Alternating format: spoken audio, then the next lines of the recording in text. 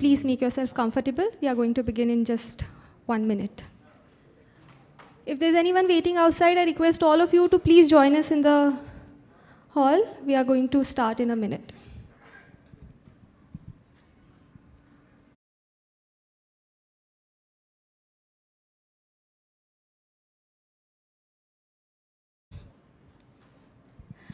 Good afternoon, namaste, hello and welcome. I'm your host Pooja Dalia, and on behalf of Yatharth Super Speciality Hospital, Greater Noida, I extend a very warm and hearty welcome to each and every one of you. Thank you so much for gracing us with your presence. Can we have a huge round of applause for all of us? Thank you. Once again, it gives me an immense pleasure to welcome each and every one of you to this super special academic gathering, Yatharth Stroke Symposium 2025, towards a stroke-free future. Thank you. So without any further ado, it's time that we kickstart this academic feast. And as we already know, every successful journey starts with a guiding force. And at Yatharth, we have one such visionary and leader. Ladies and gentlemen, he is none other than our very own Dr. N.K. Soni. Dr. N.K. Soni, sir, I request you to please join us on the stage and share a few words with us. Ladies and gentlemen, please, let's have a huge round of applause for Dr. N.K. Soni, Academic Dean and Head, Department of Internal Medicine, Yatharth Hospital.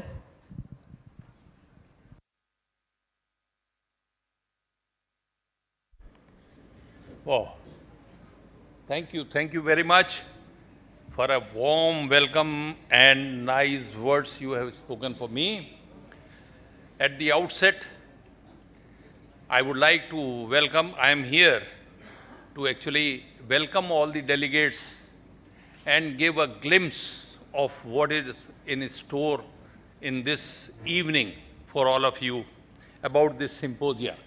Well, I, on behalf of myself and on behalf of Yatharth Group of Hospitals, welcome all of you for this stroke symposium which is being organized this evening. As far as stroke problem is concerned, if we take a global view, the data suggest that stroke is the second leading cause of mortality world over. And if we see the number, the epidemiology, about more than 12 million people, they suffer from fresh stroke every year. And out of this number of 12 million people, more than half, to be very precise, about 6.5 million deaths, it occurs because of stroke. So it's a huge problem. And the reason of this huge problem is, one of the main reasons is the aging population. We have developed our medical science to such an extent that the lifespan of a common man has increased in the last 20-30 years. When we were in the medical college, I left the medical college way back in 1987. At that time, usually the lifespan of an individual was to the tune of around 55 years or so. And today, the lifespan of an individual has increased to around 73 or 75 years.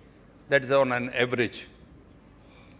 So, with the long life, with the advancing age, there are many lifestyle diseases which crop up, like diabetes, hypertension, dyslipidemia, and most important one, the obesity.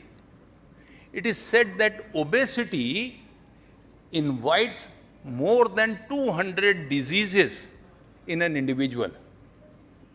And because of the longevity, in elderly population, the problem of stroke or the incidence of stroke also increases to a large extent. They suffer from the stroke, and it increases the morbidity and mortality.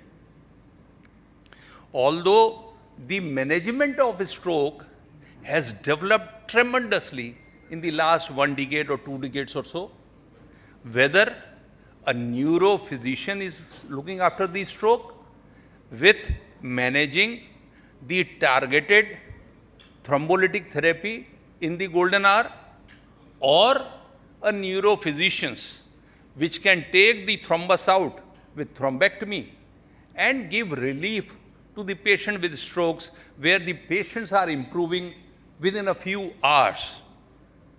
And with that dramatic recovery, it gives immense satisfaction, not only professionally to the clinicians, but personally to the family members as well as to the patients also.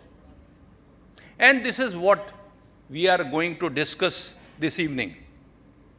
Our team of neurosciences at Yatharth Hospital, who are doing wonderful work, Dr. Sumit Goyal, his team, Dr. Sharma, even neurophysicians like Dr. Soumya Mittal, Dr. Chirag Gupta, and even Dr. Puneet Rana, they are all doing wonderful work to give a best possible results which we are seeing today. And I am sure that the deliberations which you are going to hear this evening will make not only the super specialist little more updated about their knowledge, but definitely even the clinician, the physicians will also improve their clinical acumen with the deliberation which will occur. At the end, even they have planned a grand entertainment evening where you will unwind yourself in the evening to the entertainment. Now, the whole program, I am very excited to listen, and I am sure that all of you will also be excited to listen to the deliberations, question answers, and interaction. Now, with these few words, I would like to welcome all of you once again. Thank you very much. Thank you so much, sir, for those valuable insights and setting the tone for today's session. Sir, I request you to please stay back with us. And I request Dr. Pradeep Sethi, Head Department of Dermatology, Yatharth Hospital, to please join us on the stage and felicitate Dr. N.K. Soni. Can we have a huge round of applause for both of them?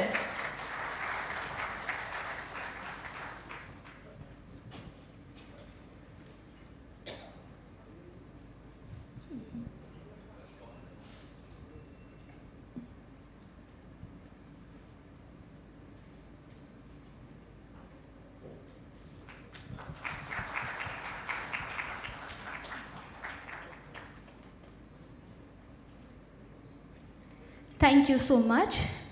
Now, without any further ado, we now begin our very first academic session, Acute Stroke, what we all should know.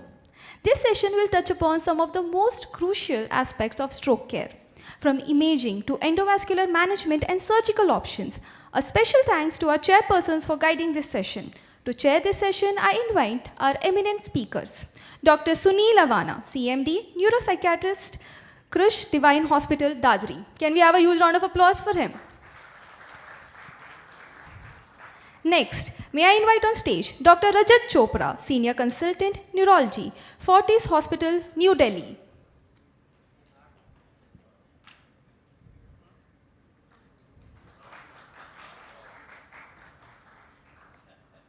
Okay.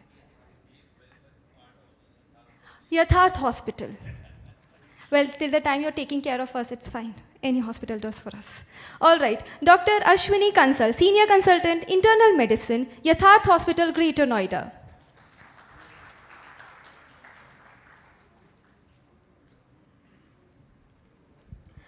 Thank you so much. And now, this session is now in your capable hands. I request all of you to please invite our speakers and take this further. Over to you.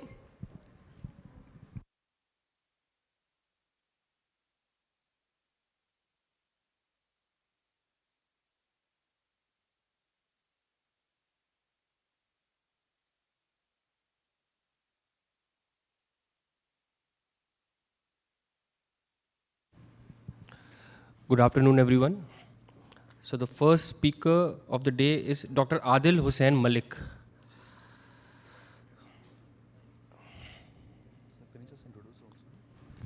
He is Consultant, Department of Radiology, Yatharth Hospital, Greater Noida. Can we have a huge round of applause for him? Allow me a minute. Apologies for the inconvenience. I would like to invite another chairperson to our session today. And for this, let's have a huge round of applause for Dr. Akshay Shirodkar, Senior Consultant Neurosurgery, Yatharth Hospital, Greater Noida. Thank you so much, sir. Over to you.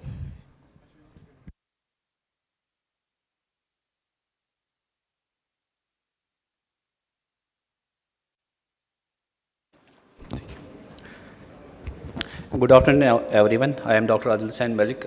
Today my topic is the eyes see what mind knows and imaging in stroke.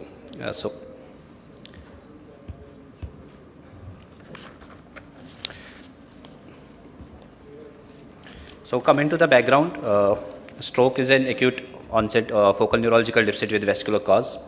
As we all know, it can be ischemic or hemorrhagic, and 80% are usually acute ischemic strokes. Now the role of imaging in acute ischemic strokes, first of all coming to the NCCT.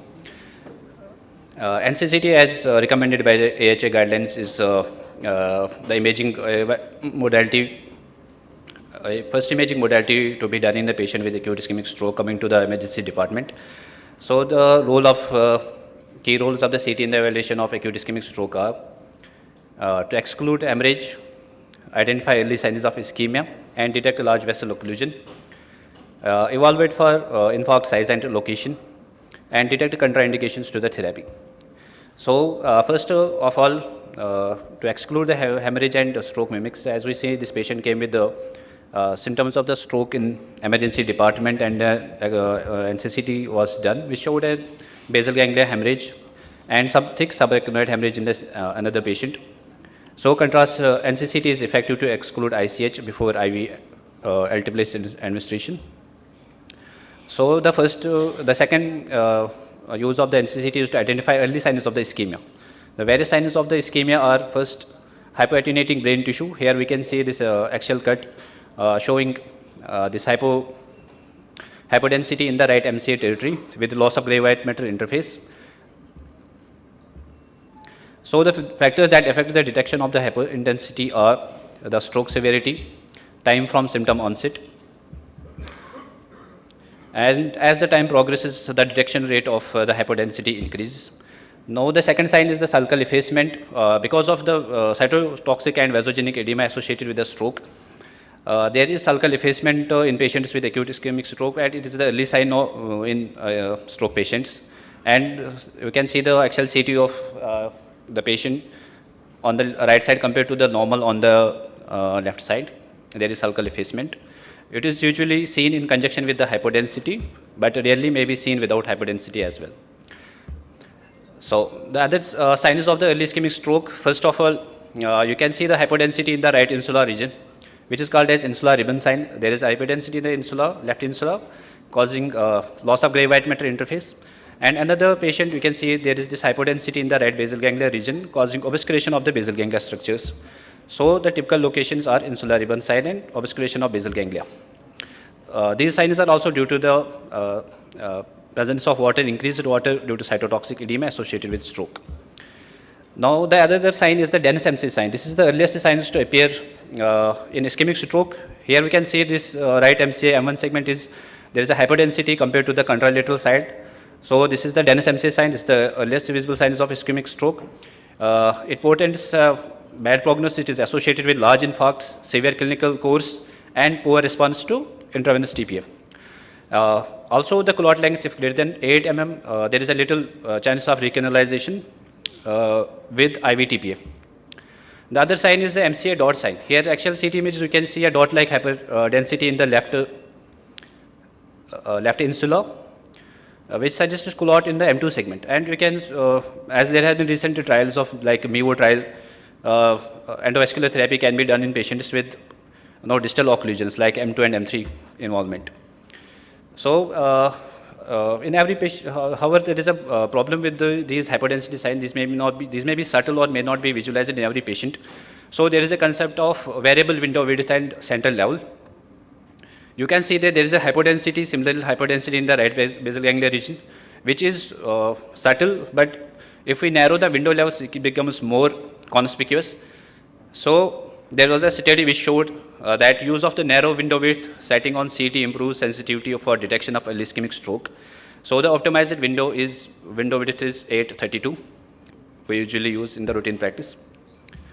And coming to the depiction of the size of the infarct and prognostication, so we use the CT aspect score, which is a 10-point topographical evaluation of the the MCA territory. So it consists of 10 sectors, so each sector is given 1 point. 4 subcortical sectors include caudate, internal capsule, lentiform nucleus and insula, followed by 6 MCA centers, 3 at the level of the basal ganglia from anterior to posterior, M1, M2, M3, and rest 3 at a level just above the basal ganglia from anterior to posterior, M4, M5 and M6. So each sector is reviewed for signs of low attenuation, low score predicting less favorable outcome. Aspect score of 7 or less has been associated with increased mortality and morbidity. Followed by this was the role of the NCCT in acute stroke. Now coming to the role of the CT angiography. CT angiography has been the study of choice for the initial evaluation of large vessel occlusion. Usually multi-phase CT angiography is preferred over single phase CT angiography for several reasons, like it has improved detection of large vessel occlusion, higher inter-rater reliability, and improved characterization of collateral stats.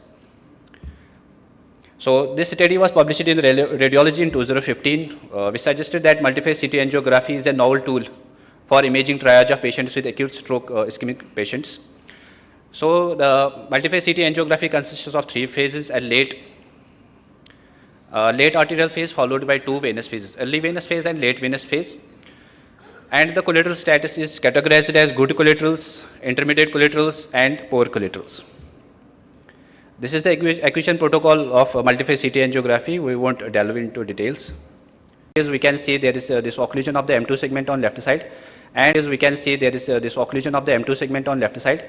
And if we see the single phase, there are poor collaterals on the affected side. However, during the late venous phase, we can see the progressive appearance of these collaterals due to retrograde filling, and as such, we can determine the site of the occlusion. There is the M2 site, length of the involvement, length of the artery involved.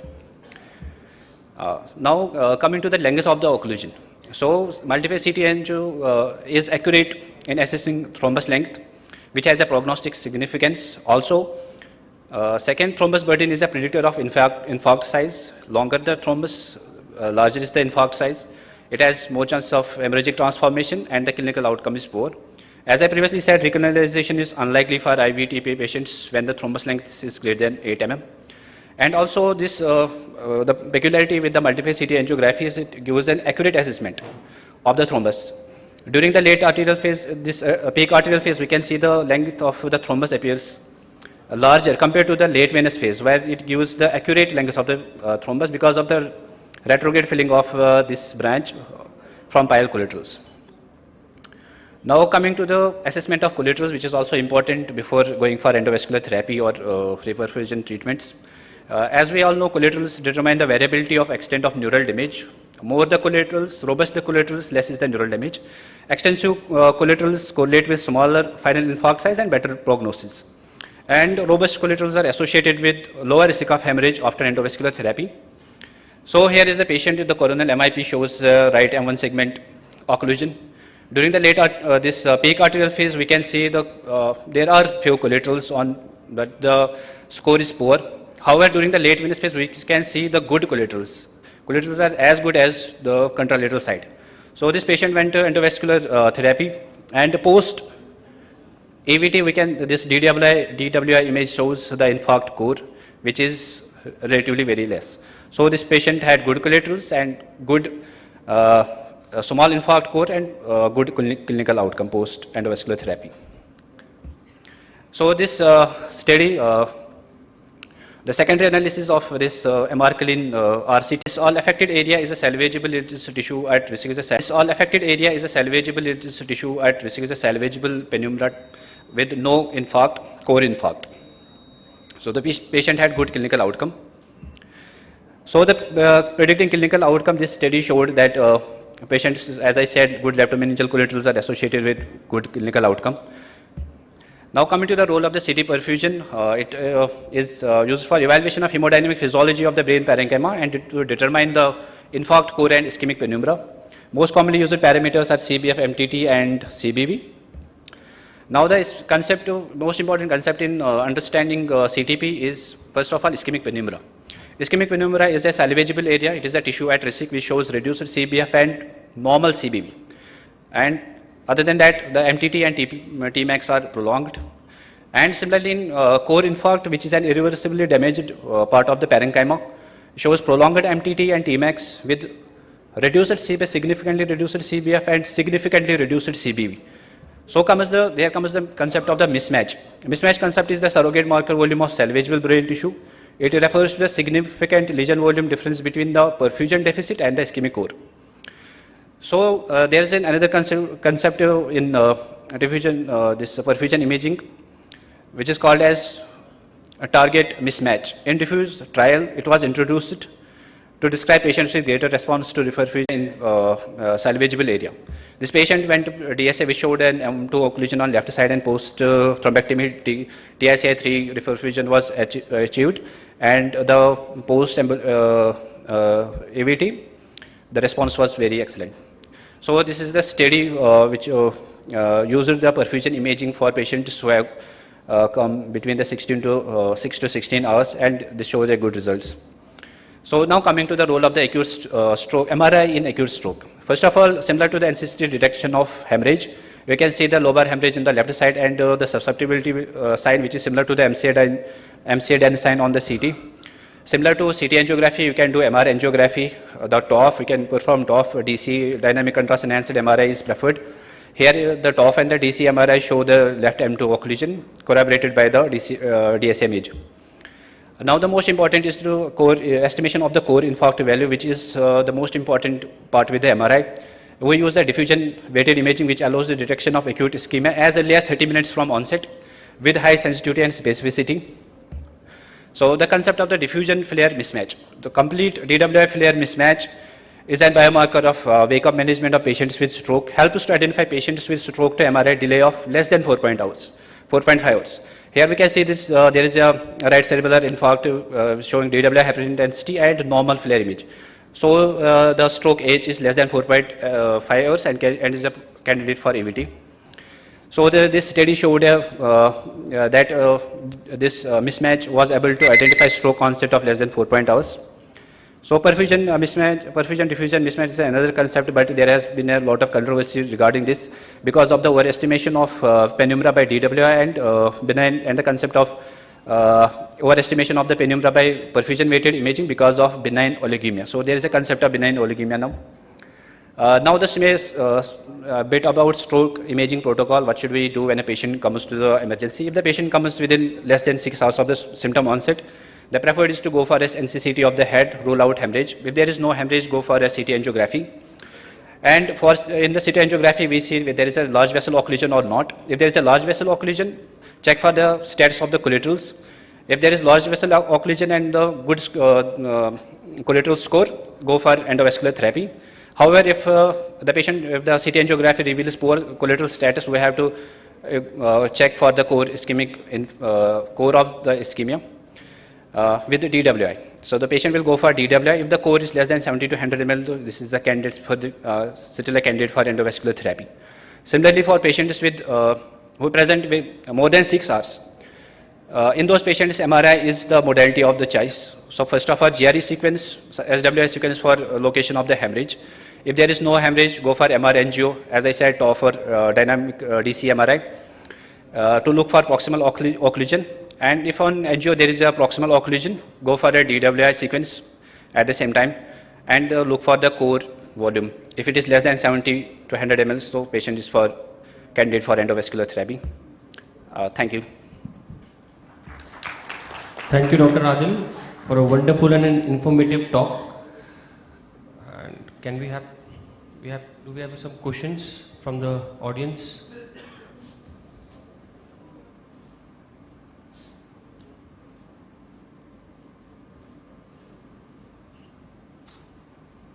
Thank you, Dr. Raj. Thank you.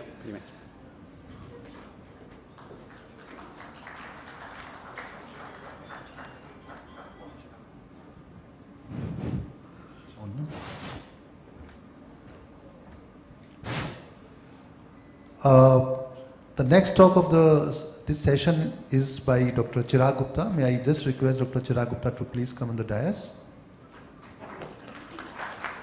Dr. Chowk Gupta is the senior consultant in the Department of Neurology, Yatharth Hospital, Greater Noida, and he'll be talking about time is brain, management of acute stroke. Dr. Chowk, sir, please. Very good afternoon. Myself, Dr. Chowk Gupta, working as a senior consultant at Yatharth Super Speciality Hospital. Today we are going to discuss about the management of acute ischemic stroke, specifically for the medical management. Right? So the stroke burden, as discussed by Dr. N.K. Soni, it is somewhere around 1.5 million strokes occurs every year in India, out of which 70% of all strokes are ischemic in nature, and it is 4th leading cause of the death. Although it is the 5th leading cause of the disability, but the thrombolysis rate is 0.5%. So every 40 seconds, one stroke occurs, and every 4 minutes, one stroke strikes. So unfortunately, many people present late because they do not recognize the signs and symptoms of the stroke. So how do we recognize this stroke? Just by simple acronym, BFAST. Sudden onset loss of balance, blurring vision, sudden onset facial drooping, arm weakness, or speech. What time to act is act fast. Why? Because with each passing minute, around 1.9 millions of the neurons are lost, which corresponds to somewhere around 3.1 weeks of accelerated aging. Similarly, with each stroke in a large vessel, it is somewhere around 1.2 million neurons are lost, and which corresponds to 36 years of accelerated aging. So, so why managing stroke is a race against time? Because with each passing minute, we lost so many neurons. So, if somebody received the IV thrombolysis in 90 minutes, the numbers, the patient numbers needed to treat is 3.6. That out of 3.6, one patient will recover fully in MRS 0 to 1 at 90 days. Similarly, with each passing half an hour and 1 hour, the number needed to treat increases from 3.6 to 4.3, and beyond 180 minutes, it goes to 5.9. So, the shorter the duration, shorter to door to needle time, they all are associated with lower cause mortality and fewer all-cause readmissions. So, the time benchmark for the IV thrombolysis and for the acute management of stroke, as soon as the patient reaches to the emergency department, the doctor should reach within 10 minutes and assess the do the physical examination and all the neurological aspects, and which should occur within 15 minutes, and the CT completion and the interpretation should occur in the next 30 minutes, with door to needle time within 60 minutes. So within 5 minutes, it is the emergency duty medical officer who attends the patient, and he should be activating the code FAST or code stroke, and should assess the time of onset of the stroke and record the do the physical examination and record the pulse, blood pressure, and temperature. But that emergency medical officer should be aware of the stroke mimickers, which is most important is the seizures, hypoglycemia, and the other hypertensive and Wernicke's encephalopathy. In the next 5 minutes, the neurologist should be informed, and the neurology or resident on call, he or she should perform the NIHS score with assessing the blood glucose and ECG, obtain an IV access, and do the primary blood test, including the CBC-INR. This is the NIHS score, which is 0 to 42 scale, and it is basically an objectively. It is basically used to objectify to quantify the impairment of the stroke. Higher the NIHS score, more severe is the stroke. So, in the next 10 to 20 minutes, the patient should be shifted to the NCCT or MRI, shifted to the neuroimaging, and should also be taking informed consent to the attendants regarding the thrombolysis. So, in the next, CT interpretation and IV thrombolysis should be done within 60 minutes of the admission, and the patient should be shifted to the ICU. So, after thrombolysis, it is all about the blood pressure monitoring, and blood pressure should be monitored within every 15 minutes for 2 hours, and then every 30 minutes for 6 hours, then hourly until 24 hours. Avoid using any antiplatelets or anticoagulants in the first 24 hours of the post IV thrombolysis, and follow-up CT scan should be done after 24 hours of the IV thrombolysis. So the principles of acute stroke management is actively timely recanalization of the occluded artery and reperfusion of the ischemic tissue, optimize the collateral flow and avoid secondary injuries. So acute reperfusion treatment should be obtained either by medical IV thrombolysis or by surgical, which is mechanical thrombectomy. So thrombolysis for the stroke therapy, where the evidence matters. This is the timeline of the Altiplace IV thrombolysis. The two landmark trials, the NINDS, through which we have approached our golden period of 3 hours. And the second is the ECAS 3, in which the golden hour has been extended from 3 to 4.5 hours of the, for thrombolysis. Similarly, for the tenecteplase, there are multiple head-to-head trials, the Australian TNK Extend and the TNK. They have reported to be TNK is an acceptable alternative to TPA and has already been approved by the DGCI to use it. So Altiplace is the only thrombolytic with class 1 recommendation in AHA-ASA guidelines, and the dosing is 0.9 milligram per kg, which is 10% to be used in the first minute in the stat dose, and the rest of the dose should be given in the 1 hour. So Altiplace, it's recommended for the selected patients who can be treated within 0 to 3 hours as well as 3 to 4.5 hours. But tenecteplase is also a reasonable alternate to use in patients without contraindications for IVT who are eligible for EVTs. So, and this Altiplace has also been included in the European Stroke Organization and the Ministry of Health and Family Welfare in the Government of India. So Altiplace has also been supported by the class 1 recommendation and the level of evidence A. But the tenecteplase, although it has a weaker class of recommendation 2B, and the level of evidence is still low, but it is an acceptable alternate to the Altiplace. So in a special situation, like somebody is having a stroke with wake-up stroke or have the unclear time of onset, as previously mentioned by Dr. Adil, the diffusion flare mismatch is very fruitful in doing the thrombolysis in that extended period. And if somebody is having a mild but disabling stroke, the IV thrombolysis is also indicated in 3 hours of the symptom onset. So what describes the disabling stroke? Anybody whose NIHS is complete anopia with the NHS score of more than 2, severe aphasia with more than 2 on NHS, visual extinction, any weakness limiting sustained effort against the gravity, or any other deficit considered potentially disabling by the patient or family members. Say for example, if somebody is a driver and lost his vision, then it's obviously a disabling for his family members too, and for him too. So any deficit that would prevent the patient from performing the ADLs is also considered as disabling. So this is a recent trial which is recently being published in August 2024. It's an extended period, Altiplace for acute ischemic stroke at 4.5 to 24 hours. It's a Chinese trial, and it has here the patient is accumulated between the 4.5 to 24 hours after the stroke in patient whose brain is still salvageable through the perfusion imaging. So what their conclusion is, this trial has showed some functional benefit despite an increase in the symptomatic ICH. So tenecteplase and Altiplace both can be used, although the tenecteplase is a higher fibrin specificity, thrombolytic potency, and the PR activity. The dosing is very comfortable with the tenecteplase. It's a stat dose, giving a dose of 0.2 milligram per kg. It's a single bolus dose. So the illustration is, if somebody is coming to the stroke with acute ischemic stroke up within 3 to 4.5 hours, get a immediate CT scan head. And if patient is eligible for the IV thrombolysis, go for it. Simultaneously at the time, you can get a CT and head angio. If there is a large vessel occlusion, and within 6 hours, there is no need of doing the advanced imaging, patient can directly go for the mechanical thrombectomy. In case of more than 6 to 24 hours, the patient is eligible for the patient is further basically evaluated for by perfusion scan. If eligible, can go for the MT. So these are the contraindications for the IV RTPS. The contraindications are severe head trauma within 3 months, ischemic traumas within 3 months, suspected SAH, aortic arc dissections.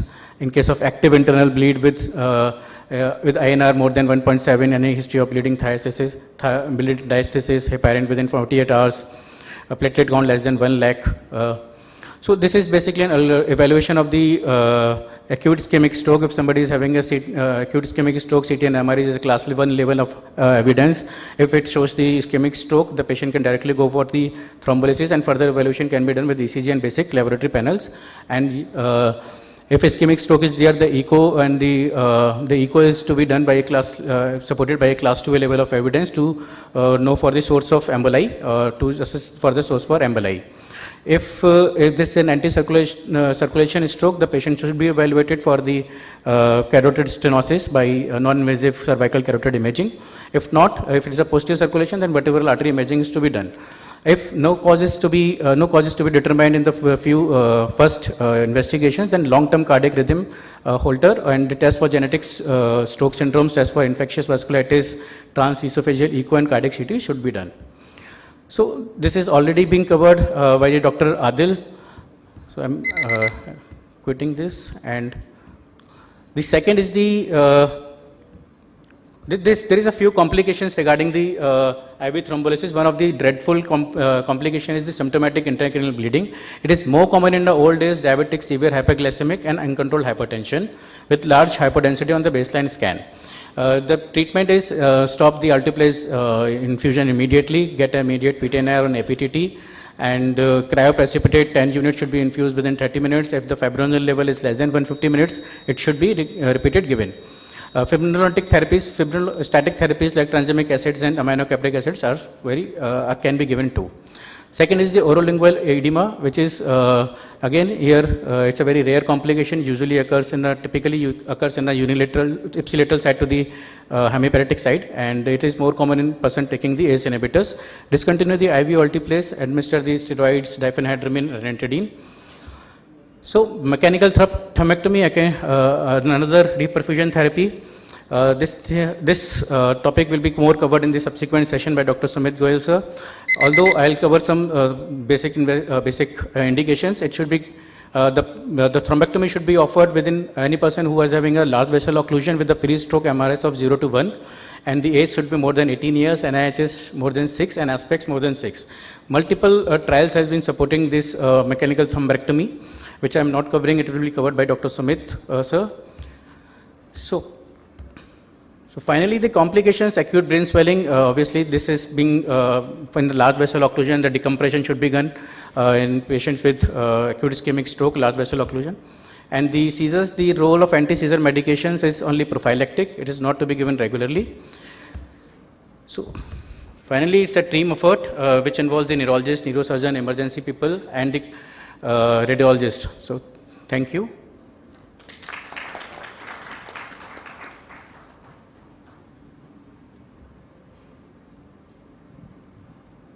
Any questions from the audiences, please?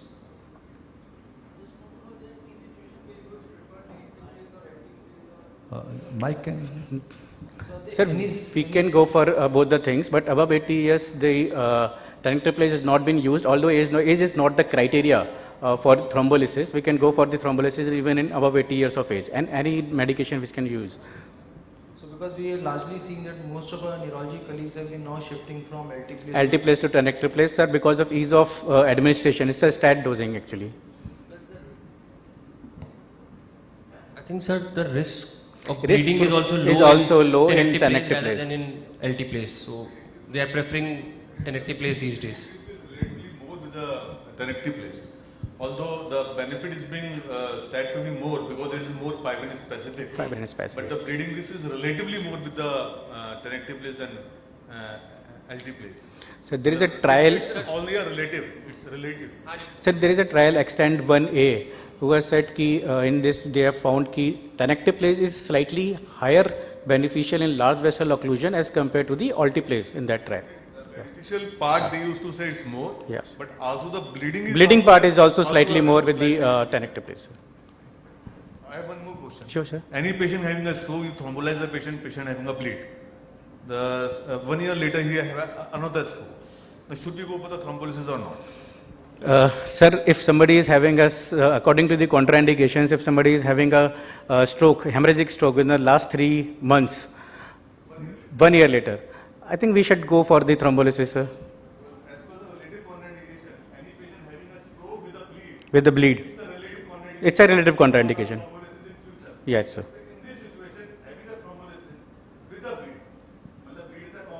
With the complication of thrombolysis.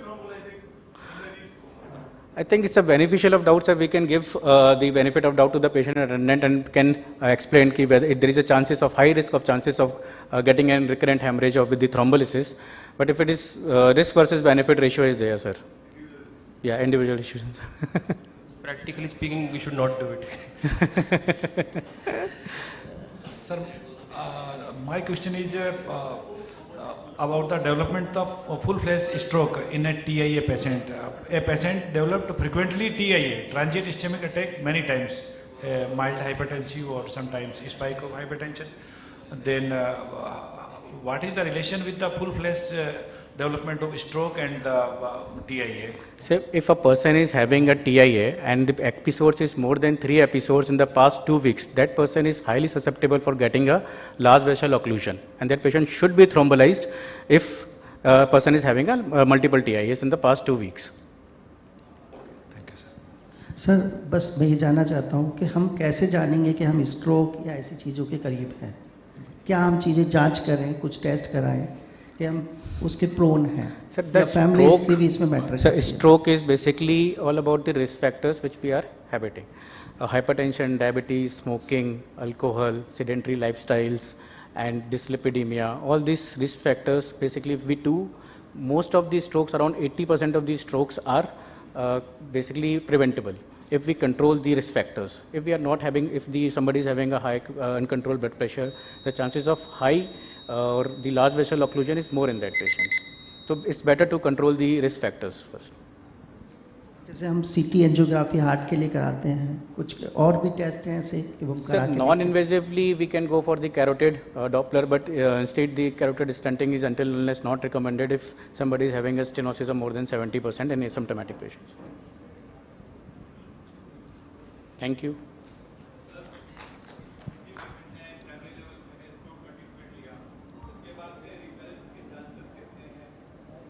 Sir, it's basically the recurrence depends upon the risk factors. If person is having a multiple risk factors and is all not controlled, the person is very likely to have a stroke recurrence.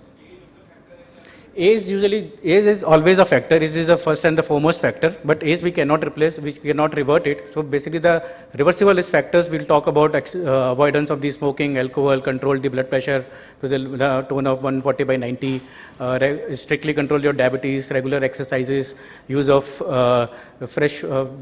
basically regular exercises for 30 minutes in a week for 5 days. All these are recommendations for reducing the stroke. किसी को TIS हुआ है, transient ischaemic stroke, उसको 2 leg में infarct पड़े बाद में मिले, उसके बाद 5 साल बाद फिर दोबारा हो गया, तो उसमें क्या करना चाहिए उसको? Sir, look for the cause of the TIA, why it is happening. It is because of the carotid stenosis or it is because of the cardiac thing, either the rhythm is not going on, why this TIA is happening, or it is because of the this accelerated hypertension or the uncontrolled diabetes. Look for the cause of the this TIAs basically. Cardiac treatment ले रहा है, cardiac stenting हो चुकी है, तो उसमें क्या करना चाहिए? Sir, cardiac stenting हो चुकी है, if somebody is already taking the Abaxis or something or dabigatran, that factor 10 inhibitors is an added contraindication for doing the IV thrombolysis.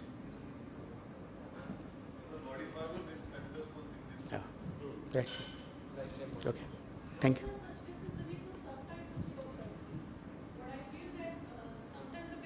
Secondary prevention, but the subtyping is not right. So suppose the patient is on ecosprin for cardiac issue, he still has a stroke because the cause of the stroke was atrial fibrillation rather than atherosclerosis.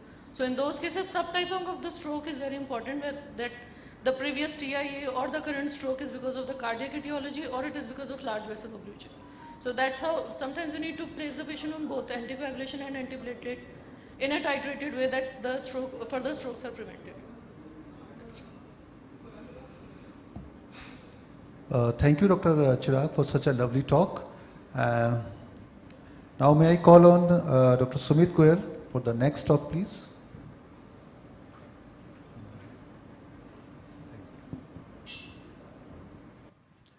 May I request the speakers to please time का जरा ध्यान रखने से, because then Thank you, respected chairperson and dear delegates, for being here. I would be already, my colleagues have already talked about basic imaging and IV thrombolysis. So I'll be talking about the situation where as a neurointerventionist we are roped in the stroke.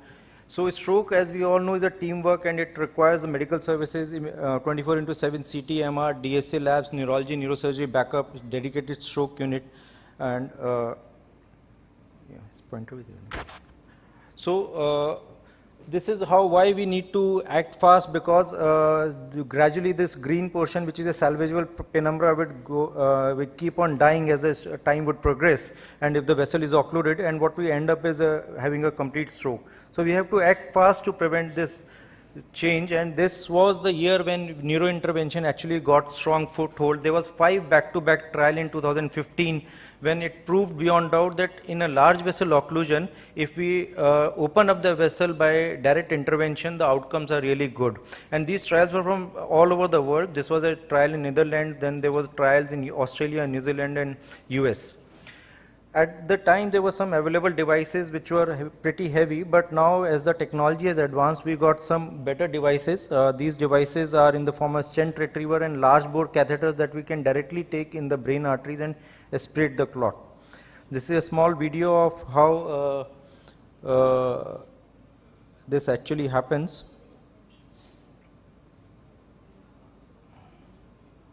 So imagine a situation where somebody is already having a stroke, and this stroke is basically because of an occlusion of one of the branch by a clot. So we do normally we do it through a femoral artery. So we do a femoral artery puncture, and like coronary angiography, we take our catheters, and these catheters are then taken into brain artery, and over this catheter under a constant fluoroscopy we cross this blindly. Basically we cannot see anything beyond this, so we cross our wire blindly through it, and the aim is to achieve grade 2C or grade 3, that is a complete reperfusion.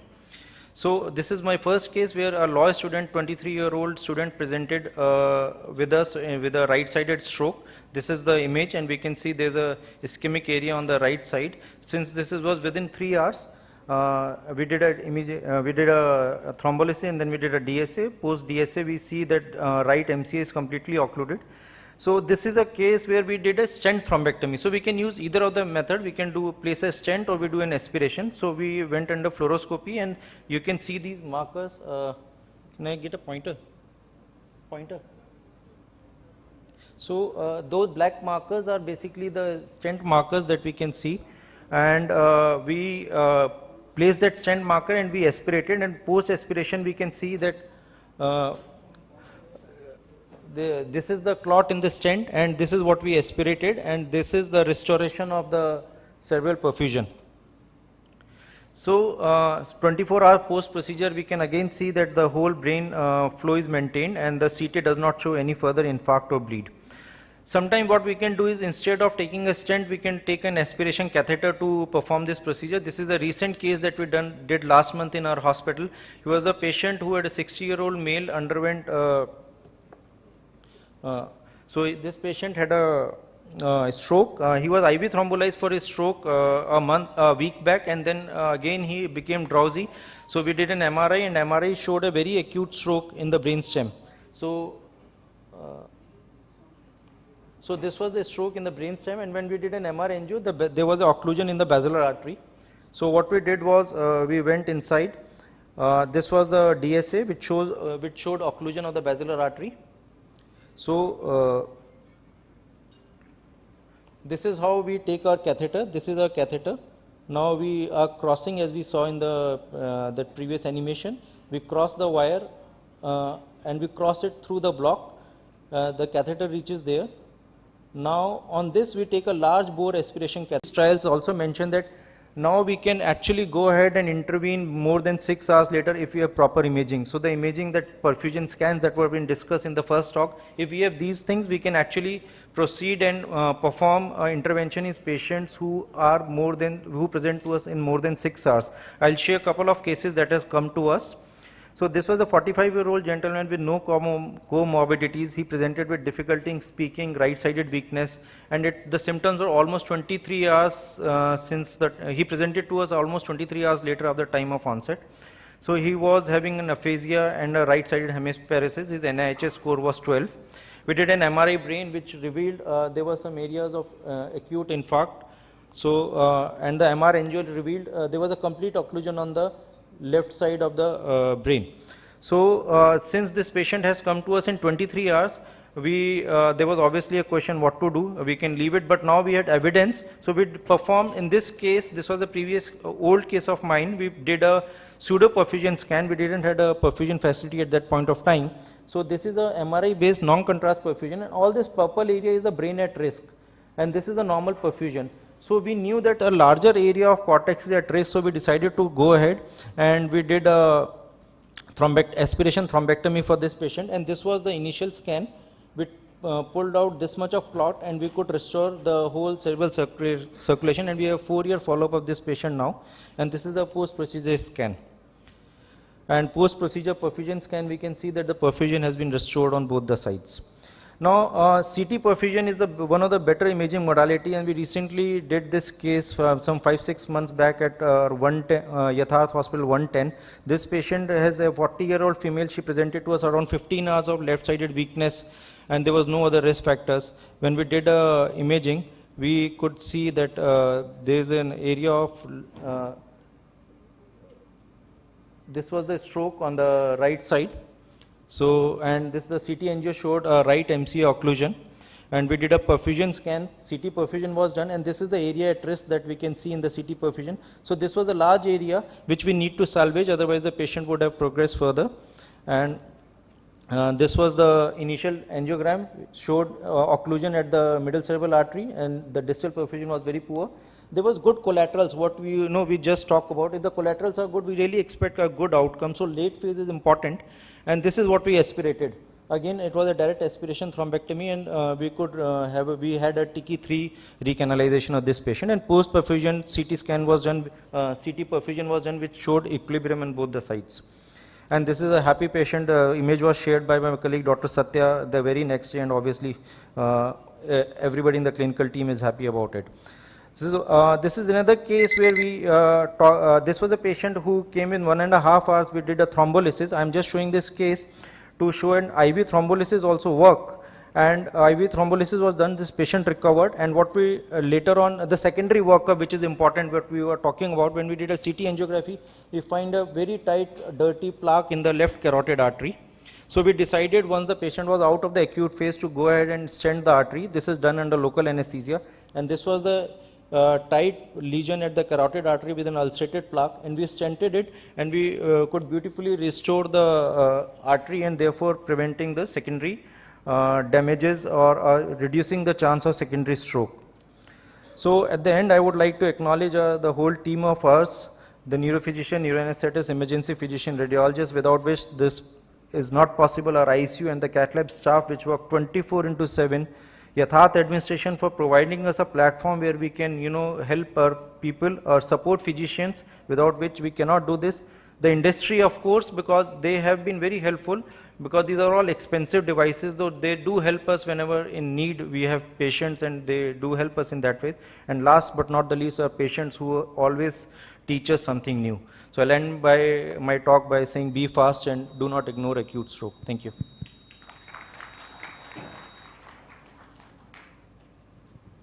Thank you, Dr. Sumit, for such a knowledgeable talk. The session is open for any questions, please, from the audiences. Hi, sir. Dr. Satyan. So, nice presentation and nice collection of cases. I just wanted to inquire whether there are any number of passes after which you deem that this clot is not extractable. Yeah. Probably it's become fibrotic now, and now we need to take a need to take a call and say that the time is up. We should not be doing any more number of passes. Yeah. So, there have been enough literature now. As the number of passes would increase, the outcome would not be good. So, it's a very difficult call as an operator, because every time you go inside, you do a aspiration, you place a stent, and you see the vessel is not opened up, you feel like repeating it. You always have a, but you have to stop at certain point of time. So, normally 3 or 4 passes would be more than enough. You are not able to open a vessel in 3 passes probably. Even if you are able to, get an angiographic result in the next pass, it may not be, relatively giving you a good clinical outcome also. And secondly, sir, have you noticed any difference between IC occlusions and basilar artery occlusions? Because your case did show that the basilar artery occlusion was also opened pretty well, and a lot of important critical tissue was salvaged. So procedure-wise, I would not say too much of a difference, except that yes, if there is a ICAD, the procedure becomes difficult in both the scenarios. Basilar, yes, we are probably, we are more aggressive, because we know if you are not able to open up the artery, we may not be able to salvage the patient. So maybe in basilar, I would go for more passes than I would go in an anterior circulation. But because of it being more fragile, does it also? No, because if I am not able to open up the basilar artery, probably we would not be able to salvage the patient. So it's better to try and open the artery than to lose the patient. Thank you. Thank you, sir.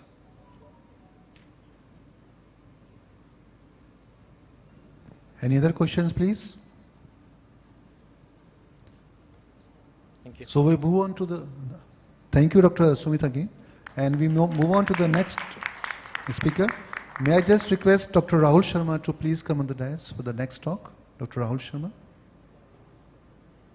Dr. Rahul Sharma is a senior consultant in Department of Neurosurgery, Yatharth Hospital, Greater Noida, and he will be talking on decompression in acute stroke, the surgical bailout. Dr. Rahul sir, please. Thank you, chairpersons, and good afternoon, everyone.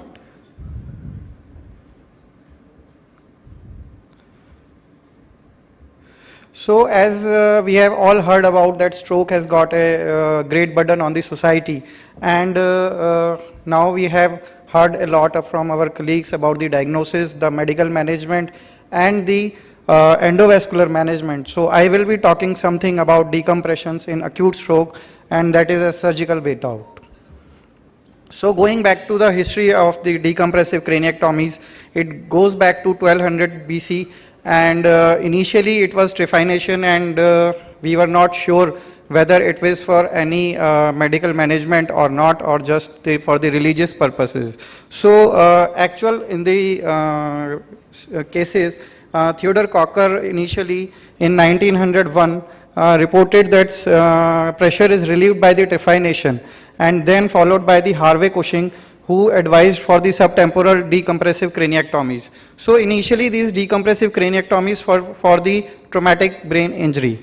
However, for the strokes later in the 1930s, it was first reported for the cerebellar stroke, and then first case for the decompressive craniectomy in ischemic stroke was reported in 1950s, and it was James Larrick which reported a case series of patients with brainstem compression leading to secondary compression to the and cerebellum, and stroke advocating early decompression and surgical treatment.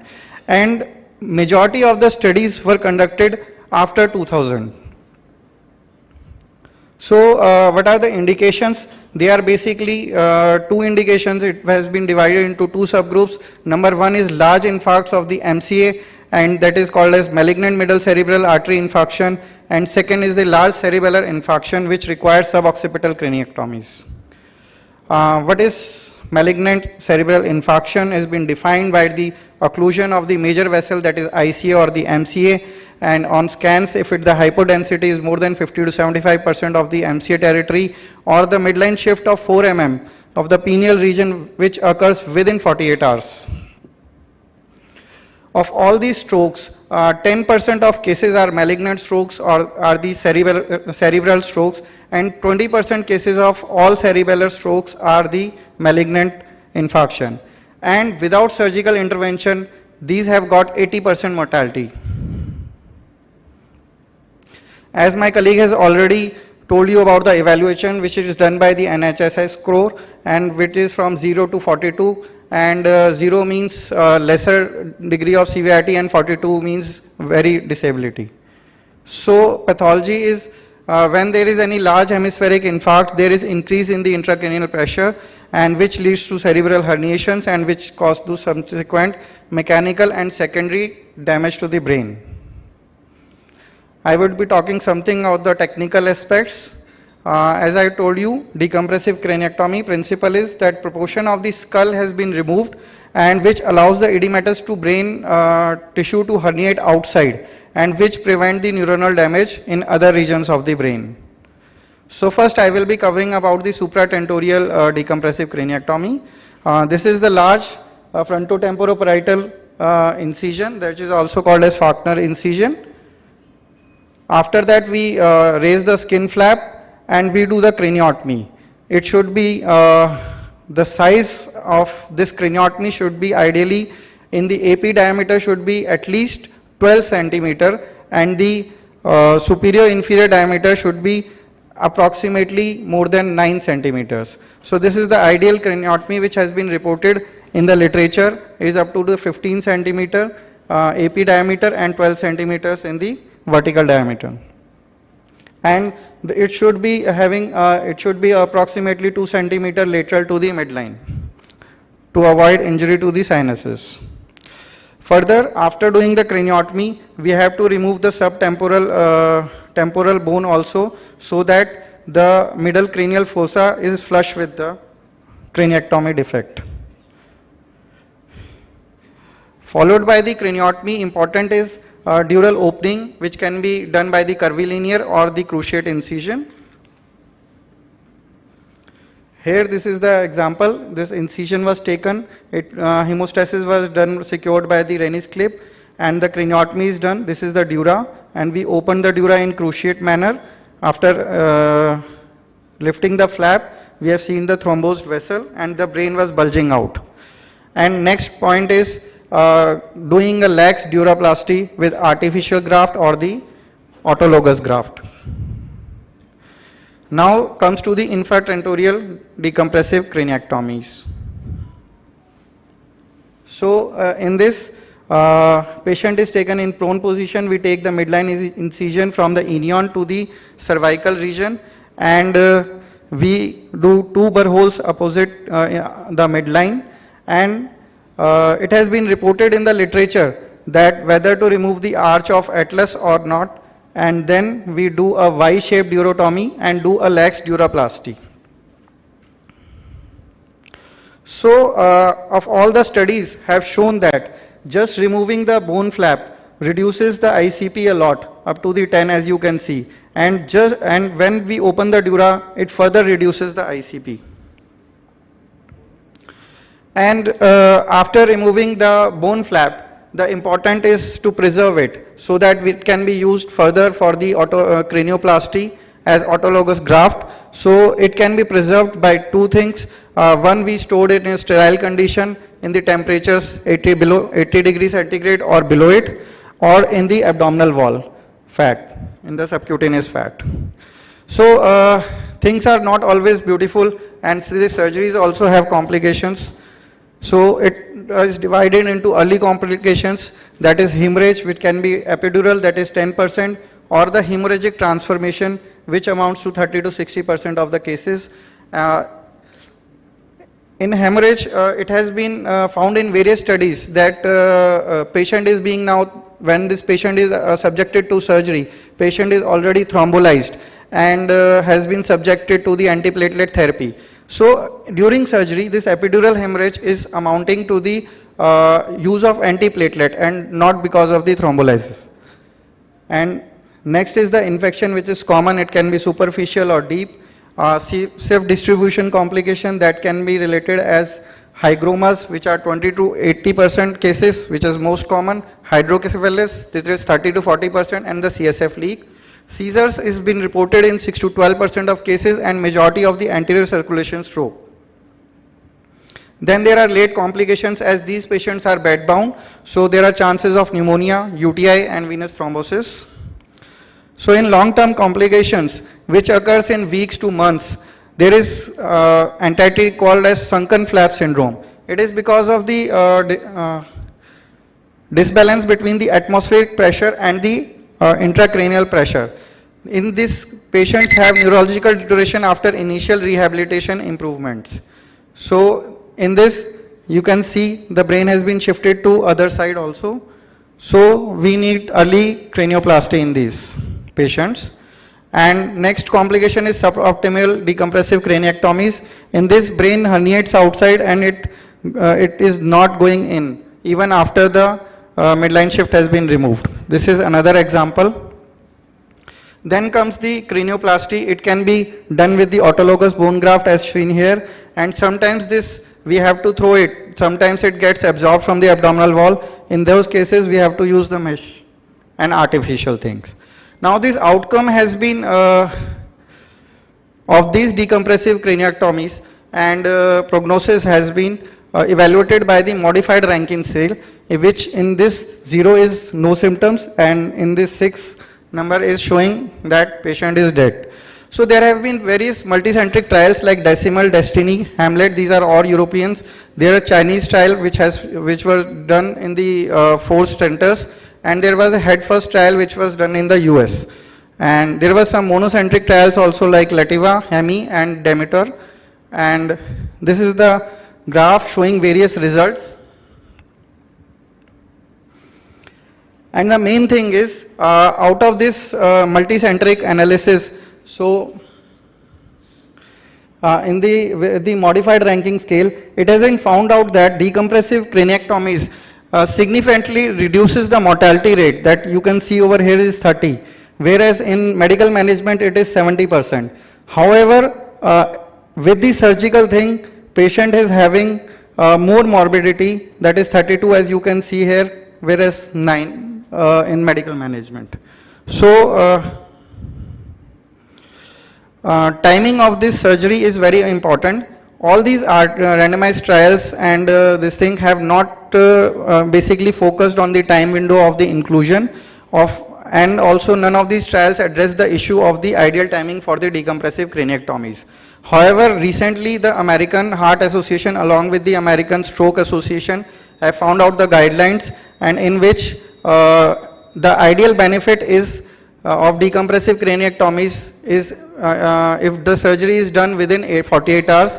However, there are worse outcome if it is done after 72 hours. So principle is, yes sir. Thank you. So principle is decompressive craniectomies improves the cerebral perfusion in the penumbra and in the residual ipsilateral parenchyma and in the contralateral hemisphere, and it significantly reduces the mortality rates. However, the question mark still occurs, which is because patient has already received the has been diagnosed with the stroke, received IV thrombolysis, mechanical thrombectomy has been done, and then the surgery, which is like bombardment to the patient. But of this, there is reduction in mortality rate, but there is significant long-term moderately severe deficits which is there, which is unacceptable to the patients and to the relatives. A patient is in the depression, psychological impairment, and the quality of life question is there, and further studies have to be there to in which there can be enhanced shared decision making with the patient and the caregiver with that of the healthcare provider, because both the persons have different aims. Thank you.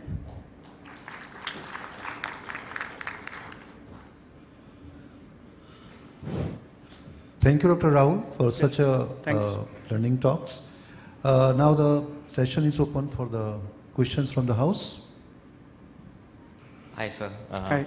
Again, I'll just suppose there's a patient whom we posterior circulation stroke, and we did take him up for basilar artery aspiration. We were able to go for basilar artery aspiration, and the clot was sucked out. And the patient was fine post-procedure. He was, suppose the GCS was E3M5, and thereafter the next day he has a sudden drop in GCS to E1M2. And we do a CT, and the CT is showing that the cerebellar infarcts have evolved, and there is a lot of edema.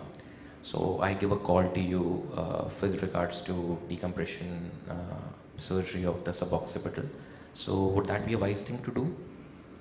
There have been in this not much of the randomized trials for the suboccipital craniectomy or the cerebellar infarction, but as we know that cerebellum has got very little space over there. So, and there is a direct compression over the brainstem. Now two things can happen. One is hydrocephalus, which will require EVD, and next thing is suboccipital craniectomy. So now recent trials have shown that it should be done as early as possible. If it is done within 24 hours of developing of this or deterioration of the patient, then it has got better outcome than done at the 48 hours and has got worse outcome if it is done after the 72 hours. So it should be done as soon as the patient deteriorates, or is there any advancement of the infarct if you find? And I think a possibility would be that we should be well aware that probably a new stroke has gone into the brainstem, and probably that has led to the GCS worsening. So that is one of the points which I just wanted to bring that is out, there. That the thrombectomy, although being successful, there may have been a new clot which must have lodged into the lower brain. Yes. So that is also a thing which we should be keeping in mind. Yeah. Thank you. Thanks a lot. Nice talk, Dr. Rahul.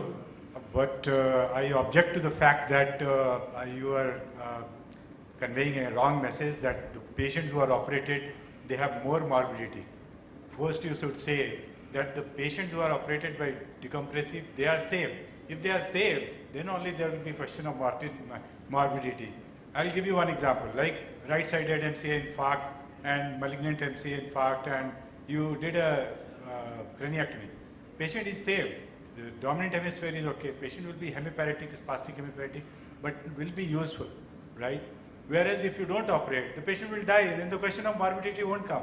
So the morbidity of 70 versus in the medical management, mortality of 70 in medical management versus 30 in surgical management, that should be emphasized. Once the patient has to live before then to decide whether it is more morbid. Definitely, sir. Actually, in my last slide, I was showing that only. There is significant reduction in mortality. However, it is leading to great morbidity. But that too at the cost of the patient which has to born with the lot of complications. And how much morbidity is dependent on the involvement of the brain parenchyma, as we all know. There is no difference between right side and the left side, as has been seen in these various studies. So we think that we also have the lot of patients which we have done the decompressive craniectomies. Now we have done the cranioplasty, patient is M6, he is being mobilized. But these are all the randomized controlled trials, meta-analysis which I have shown over here, sir. And that is the worldwide thing, sir.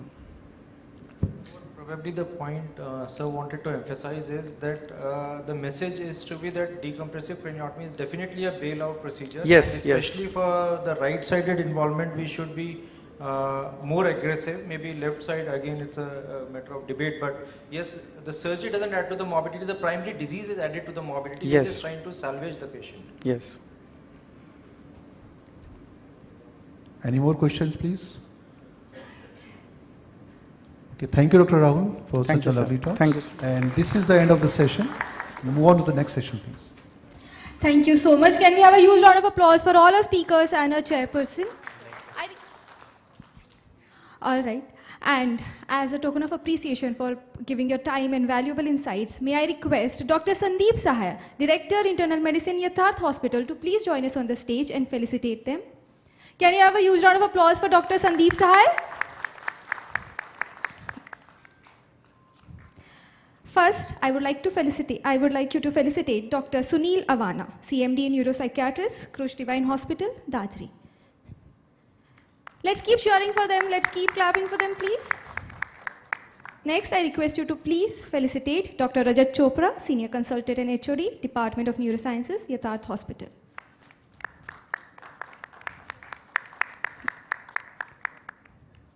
Now I request you to felicitate Dr. Ashwani Kansal, Senior Consultant, Department of Internal Medicine, Yatharth Hospital.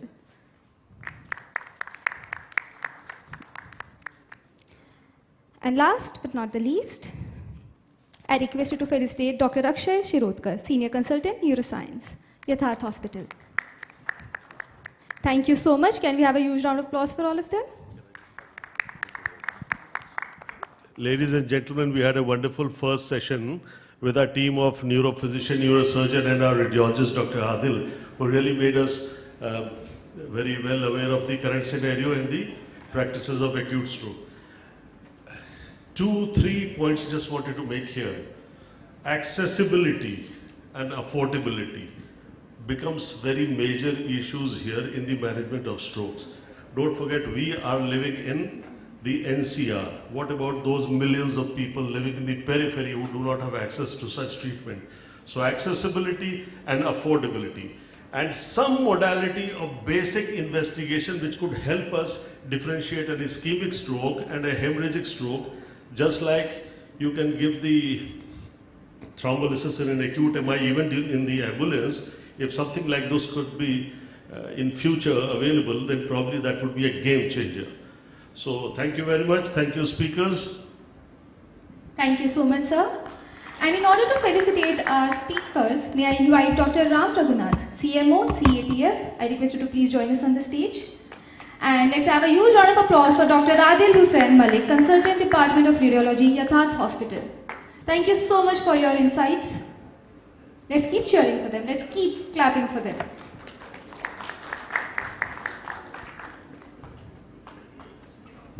Thank you so much. Next, I request you to felicitate Dr. Chowk Gupta, Senior Consultant, Department of Neurology, Yatharth Hospital, Greater Noida. Thank you so much, Chowk sir, for your insights. Now moving forward, let's have a huge round of applause for Dr. Sumit Goyal, Director and HOD of Neurosurgery. Thank you so much, sir.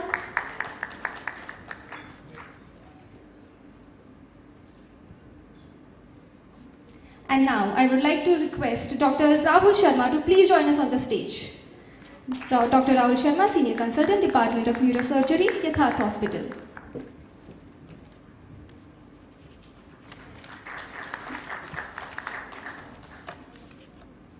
Thank you, sir. Thank you so much. Now it's time for the next session. So next session is about brain stroke, special situations.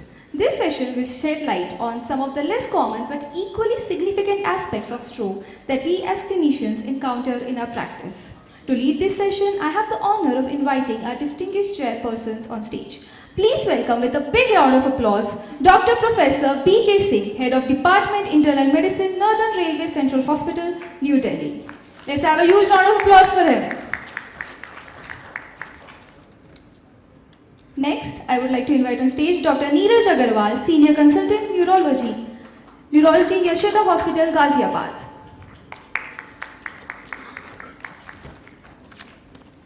Next, may I invite on stage Dr. Gunjan K. Sharma, Senior Consultant, Internal Medicine, Yatharth Hospital, Greater Noida.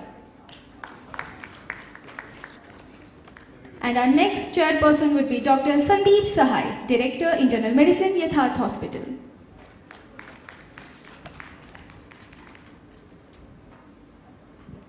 Thank you so much. Over to you. I request you to invite our speakers one by one and lead the discussion. Thank you.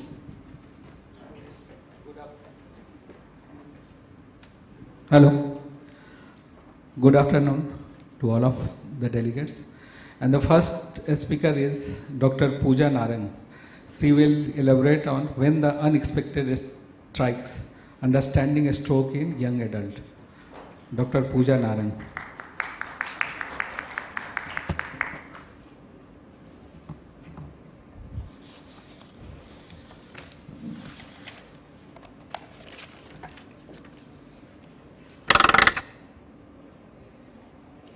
So good afternoon, everybody. I'm Dr. Pooja Narang. I'm working as a neurologist in Yatharth Hospital, Noida Extension branch. I'll be talking about stroke in young adults, which is a special subcategory which we need to discuss. I'll be discussing the topic under the following headlines. So, stroke, as we know, it has been enoughly introduced. It is the leading cause of mortality and morbidity worldwide. So as compared, if we see the age groups which are affected, stroke can affect anyone, right from neonates to the elderly population. What we need to understand is that every stage, the cause of stroke, the pathophysiology, the etiology, recovery and prognosis change. So that's why it is important to discuss the stroke according to various subcategories. So that's why we have chosen the stroke in young population for discussion. So definition of stroke in young, we need to define the young word in this terminology, which means that which age to which age should we include the population as young. So there is no uniform definition for the same. Young adults in most of the studies has been classified from up to starting from 15 or 18 years up to 50 years. In some studies, it has been extended up to 55 years, and in some studies, it narrows down to up to 45 years as well. So classification of stroke in young is no different. It is the standard classification, is the primary ischemic or it is hemorrhagic. And we know ischemic is the major component, is the major bulk is the ischemic stroke, and the hemorrhages is the less common. Is there any gender predilection when we deal with stroke in young? Yes, a meta-analysis of 19 studies in 2022, which showed that incidence of stroke in women was 44% higher than in men in age group from 18 to 35 years of age group. However, there was no difference in gender predilection for age groups from 35 to 45 years old. The reasons mentioned have been because of some hormonal changes in up to 18 to 35 years of age group, the risk of pregnancy at that time, hypercoagulable state at that time. Also other factors, that less attention given to the symptoms, especially when it comes to the female population. For example, only headaches are always ignored. So some atypical features are more seen in female population. For example, only headache as the presentation of ischemic stroke. Some non-localizing symptoms such as altered sensorium without any localization, without hemiparesis, those get missed in the female population. So what is the importance of discussing the stroke in young population? Because there is global increase in the incidence of stroke in the younger population. 10 to 15% of all the ischemic strokes occurring in a day are 10 to 15% are occurring in the young population, which contribute to social and economic burden. And also there are different long-term management needs, because if somebody is getting affected by stroke at a younger age, his financial, his social life, everything is affected. Also, we need to learn about stroke in young population because there is a delayed or misdiagnosis because of less suspicion by the doctors and by the family members also. Family members also don't think that stroke can affect the younger population. They always think that it is because of some other possibility of mimics is most commonly thought of. So we have seen this slide already by Dr. Chirag's presentation, that stroke mimics actually those symptoms which look like stroke but actually are not stroke. So they can vary from migraine with aura to seizure, demyelination disorder, brain tumors, toxic causes, CNS infection, and psychological disorders. So any atypical symptom can lead us to force us to think about the stroke mimics rather than the possibility of stroke. What I want to emphasize here is that even if it is a stroke mimic, we should always suspect stroke if we think that there is sudden onset deterioration in the neurological condition.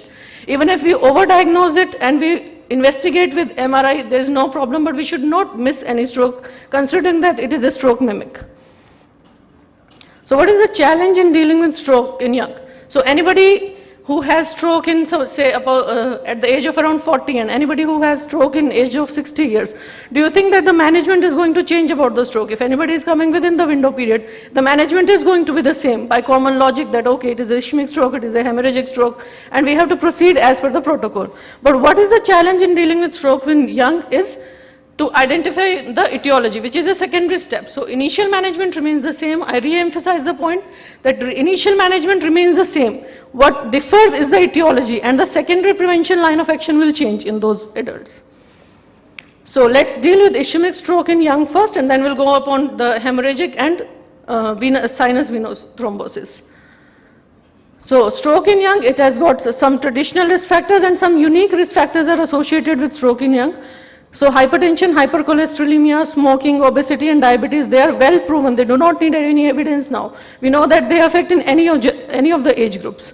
So smoking, in smokers, there is the risk of stroke is twice as compared to non-smokers who smoke up to 10 cigarettes a day, and the risk of stroke increases up to 9 times in smokers as compared to non-smokers when the smoking rate increases to more than 40 cigarettes per day.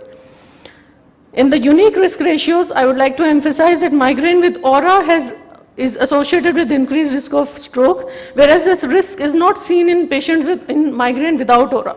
However, the mechanism is not very clear for the same. Second risk factor for stroke in young is pregnancy and postpartum patients. Because of the hypercoagulable state and peripartum cardiomyopathy are the possible reasons which are responsible for stroke in those at that time. Use of oral contraceptive pills in younger populations, in females. So progesterone pills doesn't have any increased risk. Estrogen pills increases the risk of stroke in this population.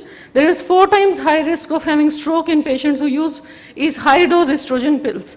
That is more than 50 microgram of estrogen if it is present. If it is low dose of estrogen, the risk is up to twice as compared to the ones who are not taking oral contraceptive pills or on the OCPs which contain only progesterone. Then the drug use is more common in young population as compared to the elderly. So drug use contributes up to 12% of young strokes. So for every young stroke, we need to ask about in the etiology when we work up, we should ask about the history. History taking is very important for the causes of stroke. So alcohol is one of the most common drug which is used, and cardiac arrhythmias, injuries and having dissection and effects on the clotting factors are the possible reasons. Other drug uses, we should always ask about the mode of administration. For example, if anybody is taking intravenous heroin or intranasally they are taking, so intravenous use increases the risk of infective endocarditis, which again is a risk factor for stroke. And last is the hypercoagulable state. In hypercoagulable state, however, the venous thrombosis is more commonly seen rather than arterial thrombosis. So it is a risk factor for basically for CVT, cerebral venous sinus thrombosis, rather than arterial thrombosis. But yes, in some syndromes, for example, antiphospholipid syndrome, arterial strokes are equally seen as commonly as venous strokes. So now coming to the etiologic subtyping of the ischemic stroke, the thing I was saying just now, that we classify the ischemic stroke in the following categories according to the cause. Like if it is a large vessel atherosclerosis, if it is a small vessel disease, cardioembolic, other determined and undetermined. So what I want to say here is that in the younger population, cardioembolic and other determined group are more common rather than large vessel atherosclerosis and small vessel disease.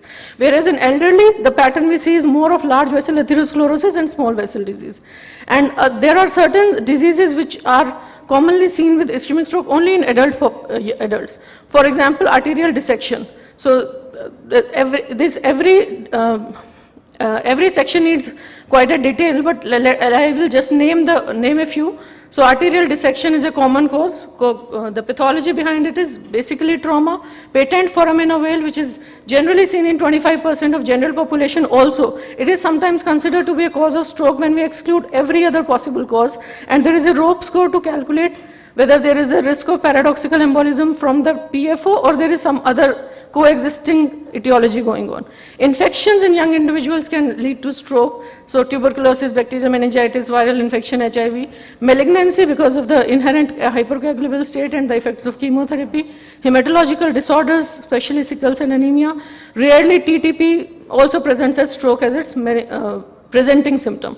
And the primary and secondary vasculitis and connective tissue disorder. So basically CNS vasculitis, primary CNS vasculitis, it is a very rare cause of presenting directly as stroke. They generally present as headache and encephalopathy.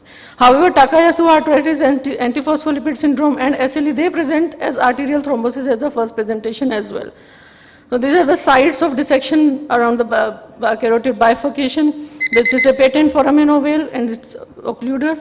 Do you think that genetics play a role in young stroke? Yes, there is. The monogenic disorders and polygenic disorders are associated, they're classified as monogenic, where a single gene produces a major effect. There can be any mode of inheritance, right from autosomal dominant recessive, X-linked and mitochondrial, and other are polygenic. So in common practice, what we see is polygenic disorder. Monogenics we rarely see, because monogenics, I'll give you example like Fabry's disease, CADASIL, MELAS, all have like different modes of inheritance, but they present very less commonly, and they are more of a syndromic complex rather than just stroke presenting, rather than just a stroke.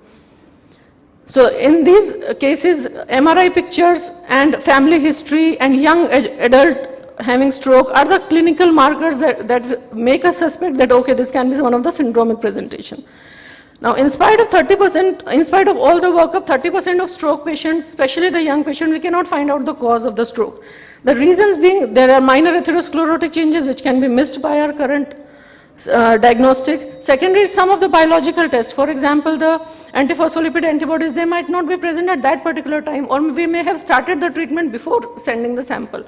So in such cases, we should repeat whatever our clinical possibility, we should repeat the sample again and we should do the extended Holter monitoring. Now, investigations, how should we proceed with the investigations for a patient of stroke in young? There are first line of investigations which include, apart from MRI, we should always do vascular imaging, be it CT angiography, MR angiography, detailed cardiac workup, ECG, transthoracic echo, Holter and blood investigation. These are the first line. Second line of investigations include vascular imaging, maybe DSA we have to consider, detailed cardiac workup, that is transesophageal echocardiography, because certain diseases like arterial dissection and mitral valve prolapse, they are better seen on transesophageal. Then extended Holter, maybe more than 24 hours, maybe up to a week or maybe longer if it is required. Then vasculitis workup and hypercoagulable workup along with HIV, VDRL, vasculitis marker, CRP, ESR need to be sent along with fundus examination. And then is the third line of investigation. When we do not find any cause, we should go ahead and we should ask for genetic testing, CSF to rule out any CNS, vasculitis, muscle biopsy in case of MELAS and mitochondrial disorders, infections, electrophoresis, and also in 5 to 6% of cases who present as first symptom of stroke and we are not finding any other cause, we should work up for any occult cancer. Hemorrhagic stroke and CVST will be dealt in the future further sections, so I am not covering them. The acute treatment, I have already re-emphasized, it is the same as in the older, there is no change. We have to do with IV thrombolysis and extravascular therapy, whatever is needed, it is the same benefit. In some conditions we do not thrombolize, we need dual antiplatelets, sometimes anticoagulation needed. So we have to subtype the stroke rightly so that we can give the treatment in the right way. For stroke mimics, there is always a fear. If we thrombolize the stroke mimic, what will happen? So for thrombolytics, intracerebral hemorrhage risk in patients who are having a stroke mimic are very low. So even if we thrombolize the stroke mimic, that should not, bleeding risk is very, very low.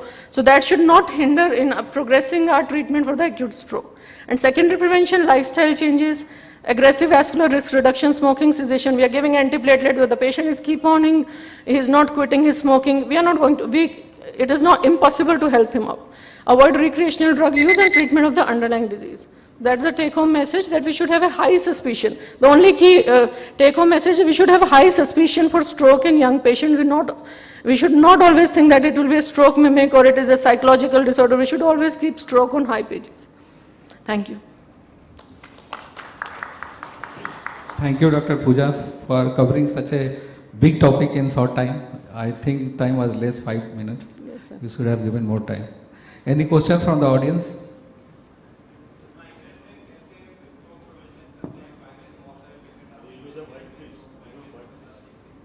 Use your mic, please. Mic दीजिए भाई उनको.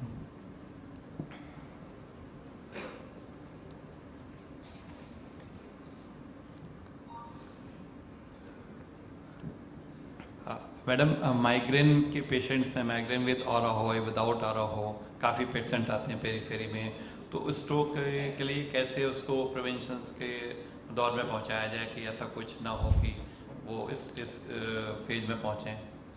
Sir उसमें ज़्यादातर ये होता है कि migraine without aura doesn't increase the risk of stroke. So it is only with migraine with aura patients who have the risk of stroke, and that population is already very less, migraine with aura, and mostly if such that is because of the hypoperfusion. So we have to immediately see, and also before labeling that it is just because of migraine with aura, we have to rule out all other causes. So because these are one of the very, very rare causes of stroke we see in young population. So migraine we see it is very frequently seen.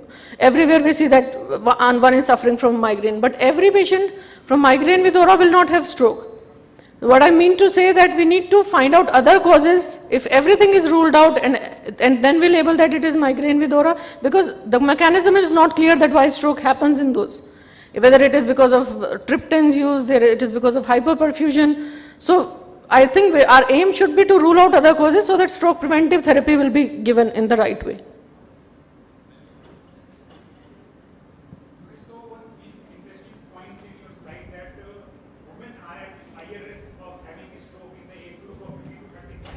Right.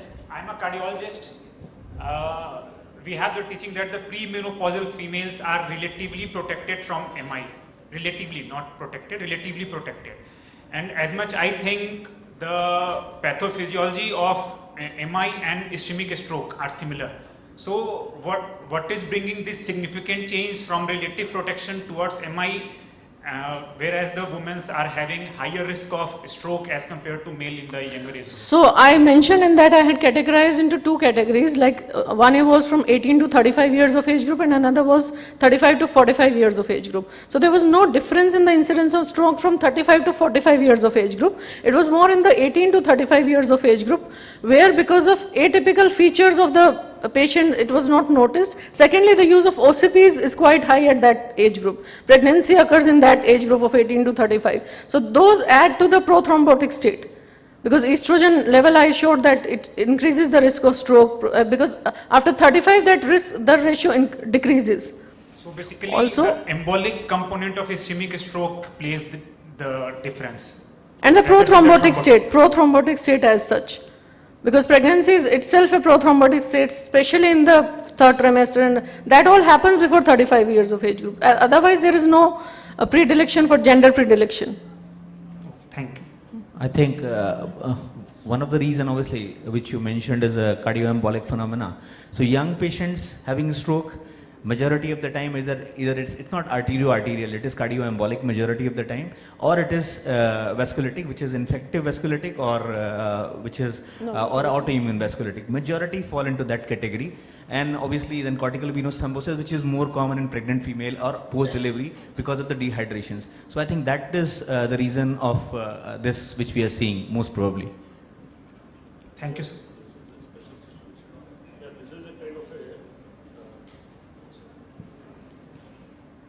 This is a kind of a special situation where a prothrombotic state and the use of estrogens and OC pills and all, and pregnancy, which is more common up to the age of 35. So it's a kind of a general guideline. Right. Nothing is absolute. Nowadays ladies become mothers even at the age of 40, 42. But then, as she said, the risks keep on increasing. So it's a take home, a normal physiology vis-a-vis the use of these agents and special situations. Dr. Sandeep, you have seen in our clinical practice that the patient, female patient especially, having rheumatic heart disease, develop severe MS and AF, they throw a stroke, cardiovascular stroke, and they are neglected patient. We have seen 3 to 4 female who develop AF, secondary to rheumatic heart disease and MS, and they were paralyzed, and now they are bedridden.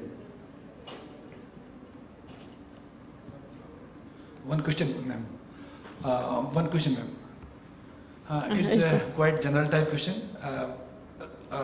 May the, in your experience, headache in females, there is headache is very common. It may be migraine, it may be general headache or severe headache, persistent headache, not responding to treatment, or analgesic or any other treatment, may be a predisposing factor for the stroke in the young adults.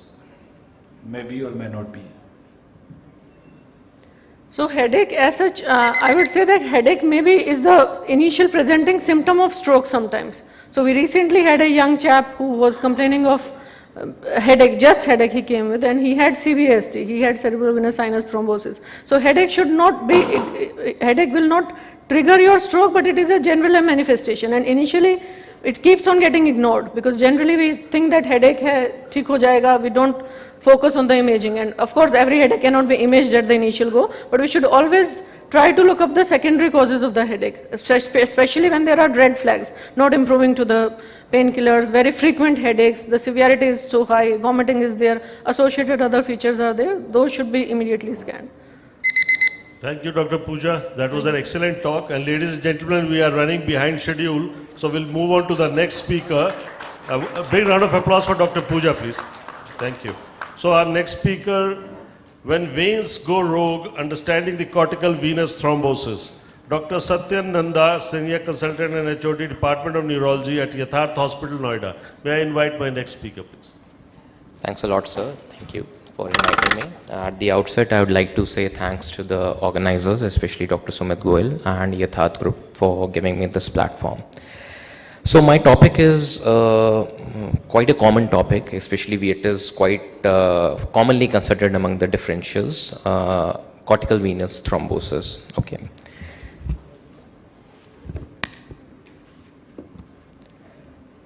So if we are to talk about epidemiology, we've already talked enough about the ischemic stroke, that is arterial stroke. So CVT is a relatively rare cause of all stroke cases, 0.5 to 3% of cases, and it affects women predominantly, and it's more often noted in individuals less than 55 years of age. And with regards to pathophysiology, there's a thrombus in the cerebral vein which leads to venous ischemia and thereafter increased intracranial pressure and ICH. So if we have to talk about the frequencies of sinus involvement, I think most of us do agree that the most frequently seen sinus which is involved in cortical venous thrombosis is the superior sagittal sinus, and thereafter the second occurrence is most commonly in the transverse sinus. With regards to risk factors, there has been a lot of research which has looked after recent emergence of risk factors. I'll try to take you through those in a brief. So there are transient and there are irreversible. So the transient risk factors are OCP use, pregnancy, as Dr. Pooja has already told, is a procoagulant condition, hormone replacement therapy, which quite often females are opting for. Most importantly, when we look for Indian patients, we are on the lookout for dehydration. Dehydration is a very, very big risk factor for cortical venous thrombosis, especially in our Indian population. Other common causes can include anemia or sepsis or head and neck infections or respiratory infections. Recently, COVID-19 has already had a lot of role to play in CVT. Other transient risk factors include neurosurgical procedures, jugular vein catheterization, a very common procedure in ICU, head trauma, certain medications like corticosteroids, thalidomide and tamoxifen.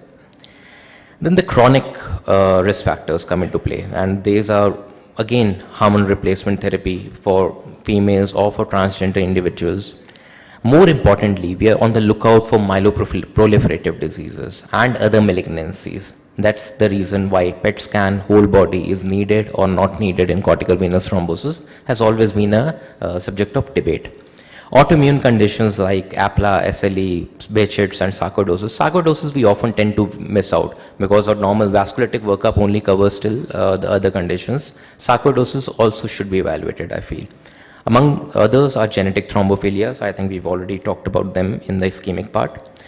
Then the other risk factors of note, which was a big eye-opener for me also, that there can be a meningioma which can cause compression of venous sinuses. I think it's a very rare possibility and which should also be looked into. And other systemic diseases like IBD, nephrotic and thyroid. Of late, recently, obesity has also been found to be a very big risk factor for cortical venous thrombosis.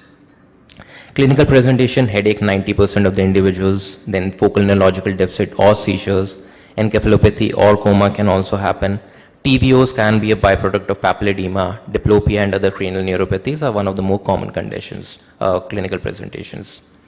The onset is insidious with presentation more than 48 hours, and rarely they can have acute presentations with thunderclap headache or SAH type of presentations.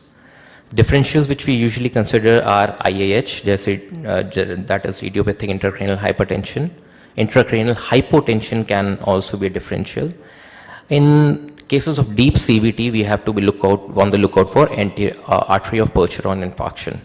Then meningoencephalitis, dural AV fistula, and radiologically, we often, these days also, we do see hypoplastic sinus being overreported as CVT.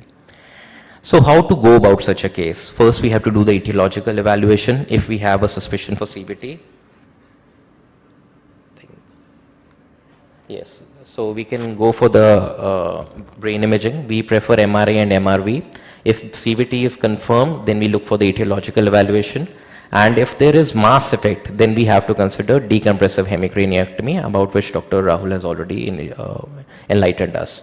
And if CVT is confirmed, we prefer low molecular weight heparin as compared to IV conventional heparin. And if clinical imaging shows stable CVT, we transition to oral anticoagulant agent for a period of 3 to 12 months. And if there is a high risk thrombophilia, then we go for indefinite oral anticoagulation. And if there is progression despite a management, then we consider endovascular therapy. So I've reported regarding the diagnostic modality of choice, that is MRI with MR venogram. So this is how the images look. Sorry. So this is the deep CVT. We can see the thalamic involvement. This is the same patient having a vein of Callan and a straight sinus involvement, that is a thrombus. And this is a parenchymal hematoma, and this is again bifrontal involvement because of the CVT. And this is the same patient who had a superior sagittal sinus thrombosis. And this is the venogram image.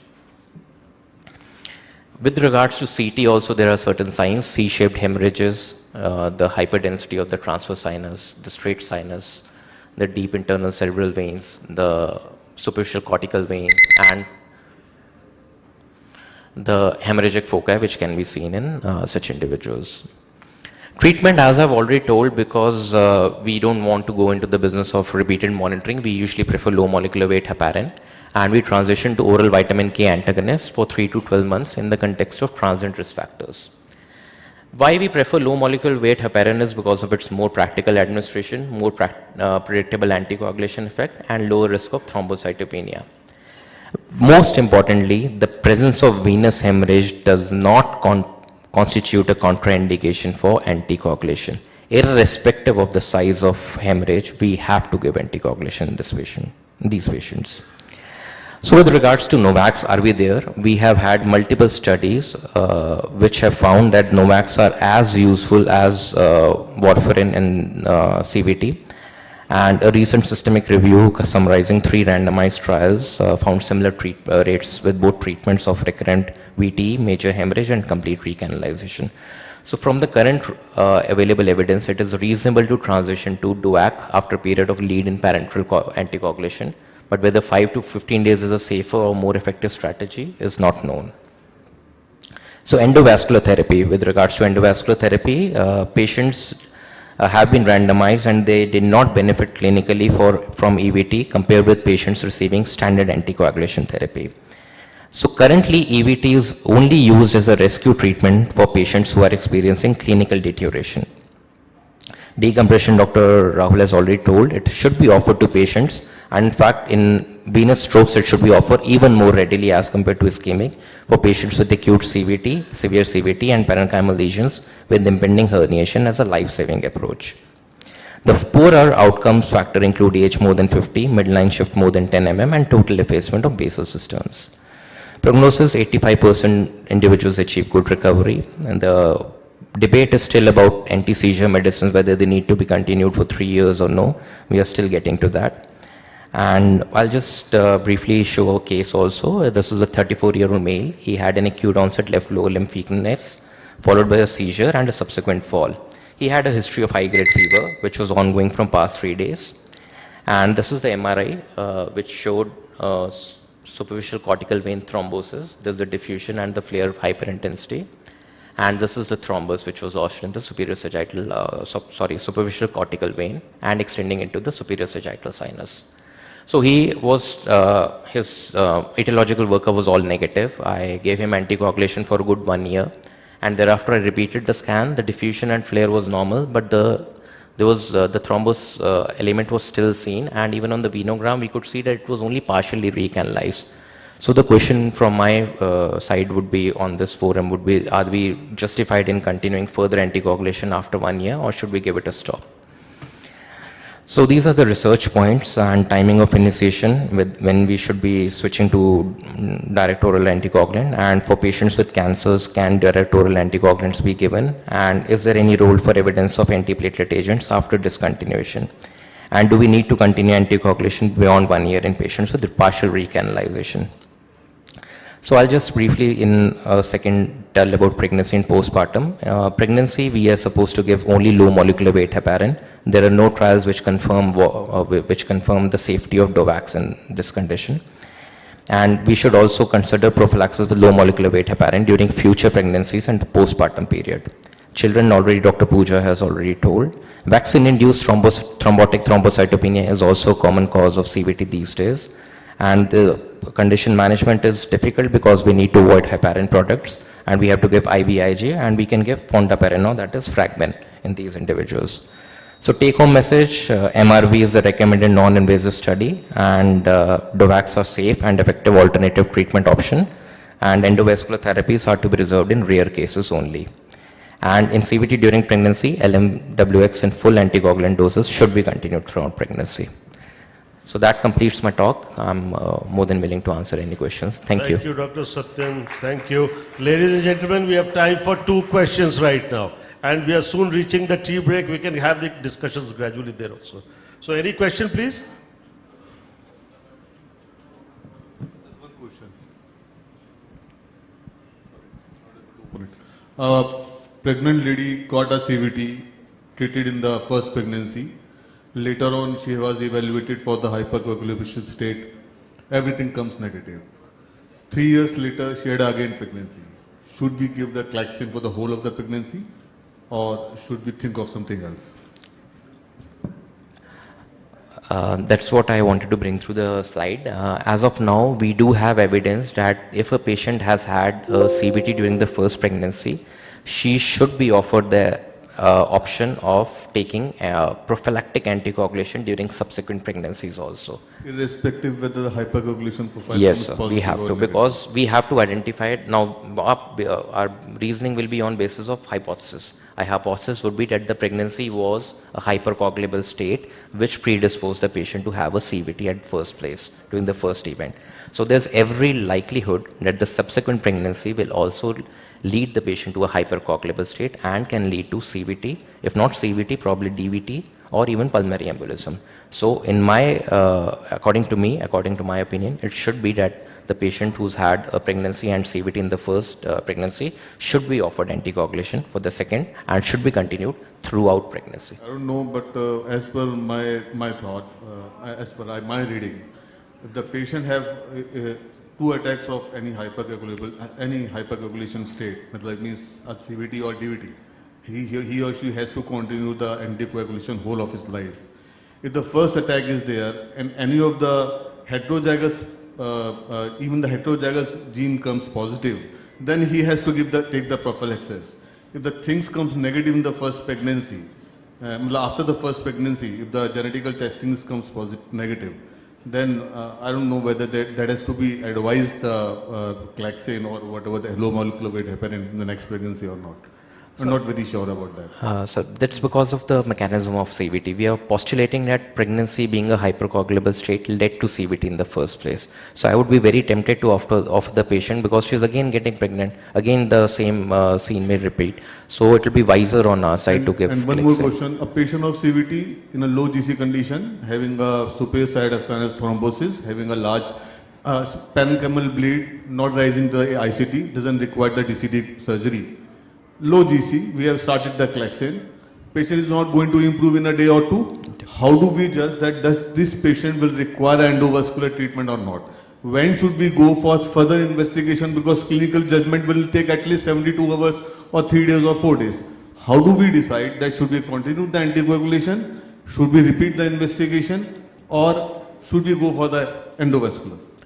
So in my opinion, I think we should be first of all looking at the patient clinically and radiologically also. Clinically, we can look by the Glasgow Coma scale. If there is a deterioration, then we should be going for endovascular treatment. That means our current treatment is failing. And in case of if we do a CT, because CT we can do probably on a routinely. That the thrombosis is not going to resolve in 2 days or 3 days. Yes. We have to wait for 3 to 5 days. Definitely. The clinical improvement is not going to come in 3 days, 4 days. Because CVT is there, bleed is there, everything is going to do some deterioration in next coming 3 to 5 days. Point well taken. So should we decide? Point well taken. I think the bottom line would be go clinically, GCS scale and the radiological follow-up. Thank you very much, Dr. Satyan. Let's move on to the next speaker. And the talk is Acute Stroke Unusual Case Scenarios. And may I welcome Dr. Soumya Mittal, Senior Consultant, Department of Neurology at our Yatharth Hospital, Greater Noida. Good evening, everyone. So today I will be giving a talk on unusual case scenario.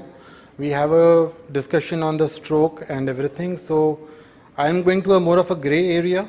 So I'll give you a case scenario. We have a lady who is 27-year-old, a primary gravida at 30 weeks of gestation, presents with left-sided hemiparesis and expressive aphasia for 2 hours, and has a past history of migraine but no hypertension or diabetes, and has a family history of early onset hypertension. On examination, BP is slightly high, 160 by 100. Now, has a right-sided gaze preference, left-sided hemiplegia, power of 2/5, aphasia, which puts an NIHS around 15, and obstructive side fetal heart rate is 140. Now, we do an investigation. The MRI shows that we have a right-sided MCA territory infarct. There is a right M1 occlusion, and MR venography shows no CVT. The labs are normal, and the fetal ultrasound is normal. So, what do we do next? Should we thrombolyze this patient? Should we take her up for mechanical thrombectomy? Would it be safe for the fetus? And would there be any uteroplacental hemorrhage? So, stroke in pregnancy. Now, as we know, so as Soni sir said in the morning, stroke is one of the second leading causes of death. In US data, that's one of the fourth leading cause of death in the women. And the incidence of stroke we know is rising. So, maternal stroke is an infrequent but debilitating complication of pregnancy. It is one of the most frequent cause of serious long-term disability in pregnancy. The incidence is almost 30 per 1 lakh, where the common stroke is 150 per 1 lakh, and most commonly occurs with postpartum period up to 6 weeks. While the incidence of stroke in general population has declined in recent years, maternal stroke might be increasing. The risk of stroke among pregnancy and postpartum women is approximately 3 times more than the non-pregnant women of the same age group. So, for maternal stroke, frequent causes of stroke include, Dr. Pooja has already said that younger females have a higher chance of stroke compared to the relatively middle-aged women. Now, the mechanism of stroke does not differ too much in the women as far as the elderly age group is concerned: cardioembolic, large artery atherosclerosis, and several small vessel diseases. In the younger women, we have further causes more detailedly informed by Dr. Pooja already. Risk factors for maternal stroke include chronic hypertension, which is one of the most preventable modifiable risk factor, obesity, smoking, and hyperlipidemia, which are increasing gradually and are an important cause of maternal stroke, and heart disease.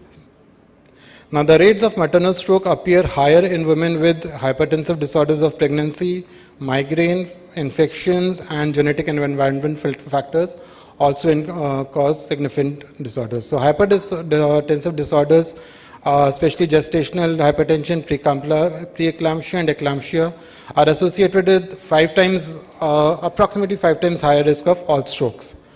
Migraine is known to be associated with strokes. Infections, especially meningitis, genitourinary tract infections, sepsis, are known to cause infections in stroke. And infections are associated with higher rates of stroke. More commonly is infarcts rather than hemorrhages. Now, pregnancy itself is a hypercoagulable state and can predispose to stroke. But then the other prothrombotic states like SLE, antiphospholipid antibodies, sickle cell anemia are also important causes. So, we include traditional risk factors and other risk factors which together can cause hemodynamic disorders. There's an increased blood volume which is already there in the maternal system. There's increased cerebral blood flow. There's a vascular dysfunction, endothelial dysfunction which is there. There's increased vascular permeability, cerebral dysfunction. Immunomodulatory, we have seen a cytokine surge, and there's a hypercoagulable state that we have already seen. So, immunomodulatory and vascular change in pregnancy themselves may cause ischemic and hemorrhagic strokes, which are seen due to a large number of causes, which include innate immunity, T cell immunity, other mechanisms. And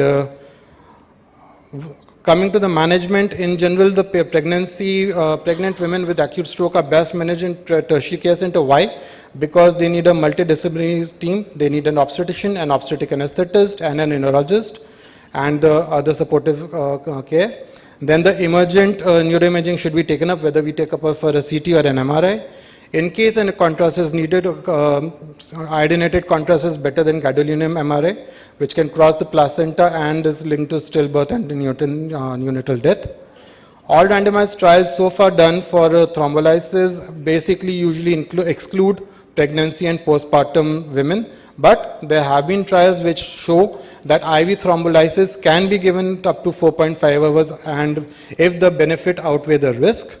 Because alteplase and tenecteplase are both large molecules, they do not cross the placental barrier. IV thrombolysis can have a favorable outcome, gives a symptomatic improvement on eventful deliveries, low incident of symptomatic ICH, And the only controversial area would be once we thrombolize, it should not be done in the early postpartum area in the first 48 hours where there's an increased risk of bleeding. Endovascular mechanical thrombectomy and stent retrievers can be taken up, and the emergent procedures for aneurysm clipping, AV malformation, embolization, and surgical resection can be done. Women with history of stroke in general are at a risk of recurrent stroke, so we need to be careful. Long-term postpartum monitoring is required for a patient of maternal stroke. Lifestyle modifications are very essential, as we already know. We should be counseling and monitoring the patient. Low molecular weight heparin thromboprophylaxis should be done during the subsequent pregnancies if we see the risk of possible stroke again. Aspirin is usually considered safer. Other antiplatelets can be given, but the data is less effective compared to aspirin. Warfarin and NOACs have a potential for teratogenicity and usually should be avoided. Timely identification and treatment of blood pressure is recommended, and screen for depression in postpartum period for all maternal stroke patients. A history of maternal stroke should not be considered as a contraindication for subsequent pregnancies, and for the ladies who need contraception, they should be avoiding estrogen containing contraceptives and HRT. The mode of deliveries, vaginal delivery is not precluded because of a stroke. In case there's an intracranial pressure rise, there should be assisted vaginal delivery.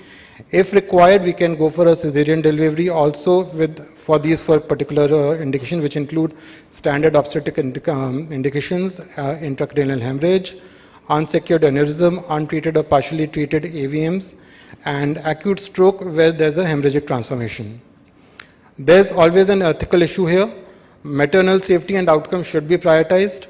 However, we should recognize that the maternal health, whatever we do, it might not be the best for the fetal health. Important factor to consider includes the viability of the fetus, the health of the mother, and the health of the fetus.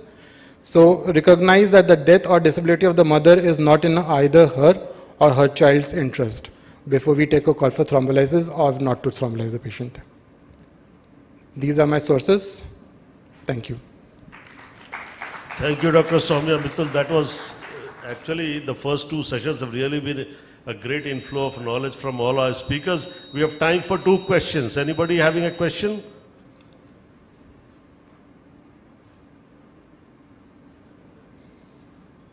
Anybody having a question?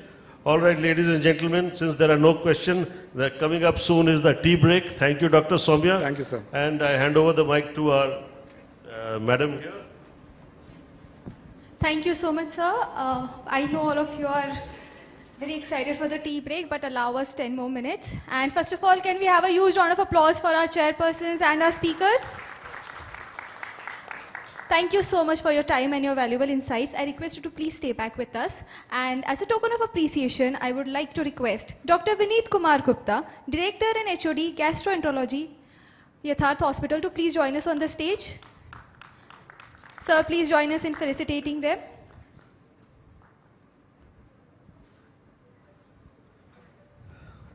देखिए तालियां जितनी धीरे बजेगी उतना delay होगा आपका tea break.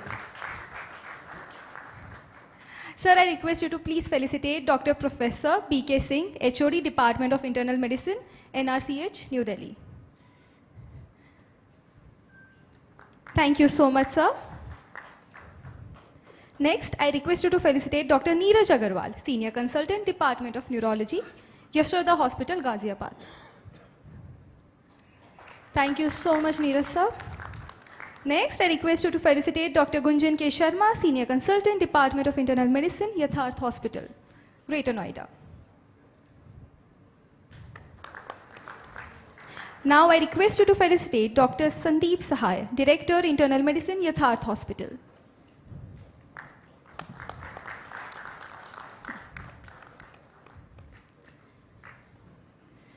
A lot of thanks to you, gratitude. Thank you so much for joining us here today and sharing your valuable insights. Sir.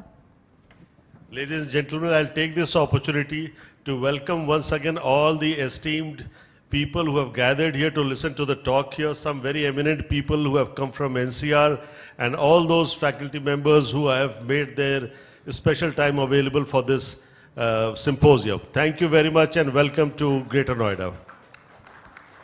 It's time to felicitate our speakers, and for this, may I invite Dr. Tushar Mittal, MD Medicine, Agra. So please join us on the stage, and let's have a huge round of applause for Dr. Tushar. I request you to felicitate Dr. Pooja Narang, Senior Consultant, Department of Neurology, Yatharth Hospital, Noida. Let's keep cheering for them, everyone. Let's have a louder round of applause for all our speakers who have put in a lot of efforts to make this presentation possible for all of you. Thank you so much. Next, I request you to felicitate Dr. Satyan Nanda, Senior Consultant and HOD, Department of Neurology, Yatharth Hospital, Noida. Thank you so much, sir. And now I request you to felicitate Dr. Soumya H. Mittal, Senior Consultant, Department of Neurology, Yatharth Hospital, Greater Noida.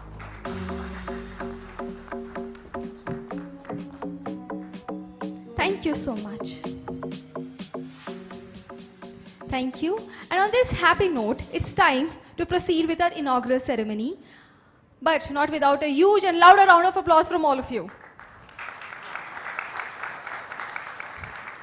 Thank you so much. And for the inaugural ceremony, may I request Dr. Kapil Tyagi, MD, Yatharth Group of Hospitals, to please join us on the stage. While he is joining us on the stage, next, I would like to invite on stage Mr. Amit Singh, CEO, Yatharth Group. Can we hear it for Mr. Amit Singh? And next, I would like to invite Dr. Ajit K. Sinha. I would like to invite Dr. Ajit K. Sinha to please join us on the stage. And I would also like to request Dr. Samchet Dwivedi to please join us on the stage.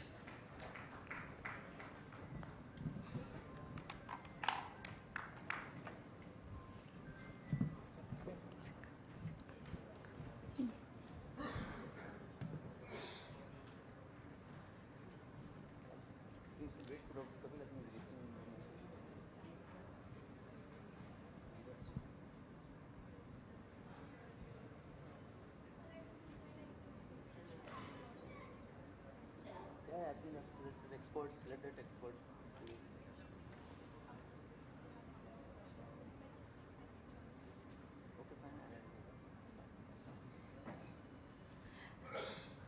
Amit sir, I request you to share a few words with us.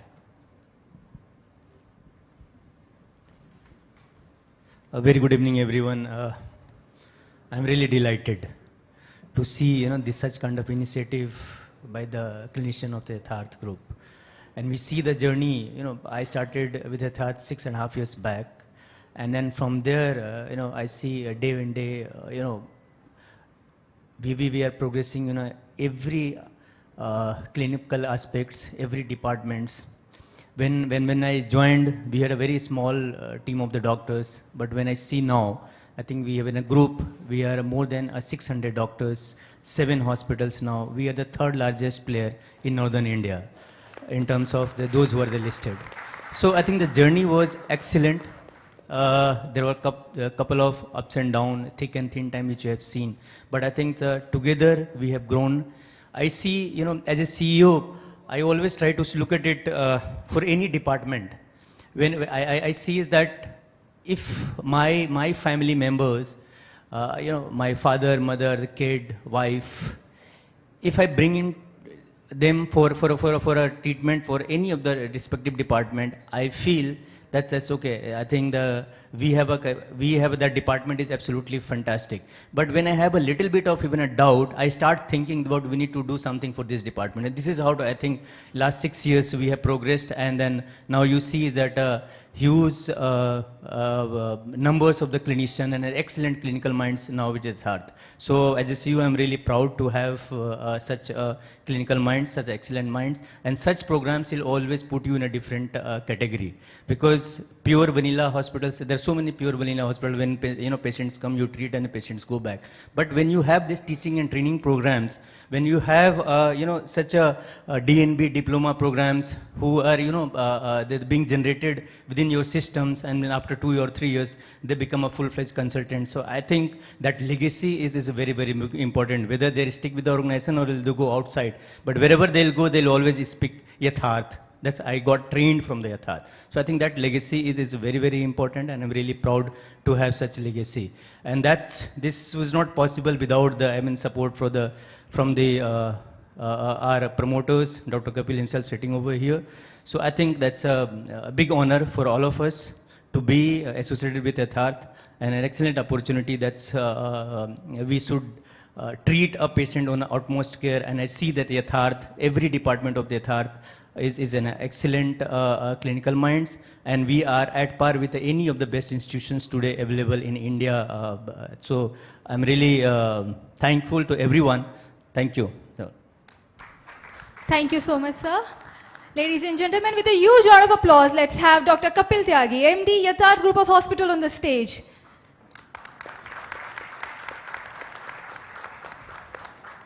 Thank you so much, sir, for joining us here today. And it's time to proceed with the lamp lighting ceremony.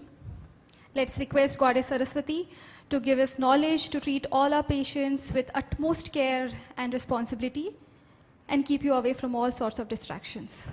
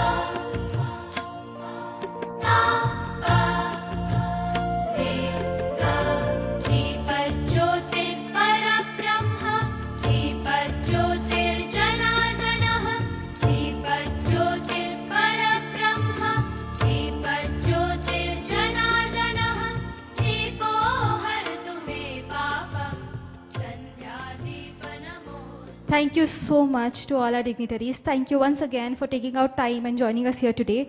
And it's such an honor that Dr. Kapil Tyagi has joined us here. Kapil sir, we request you to share a few words with us.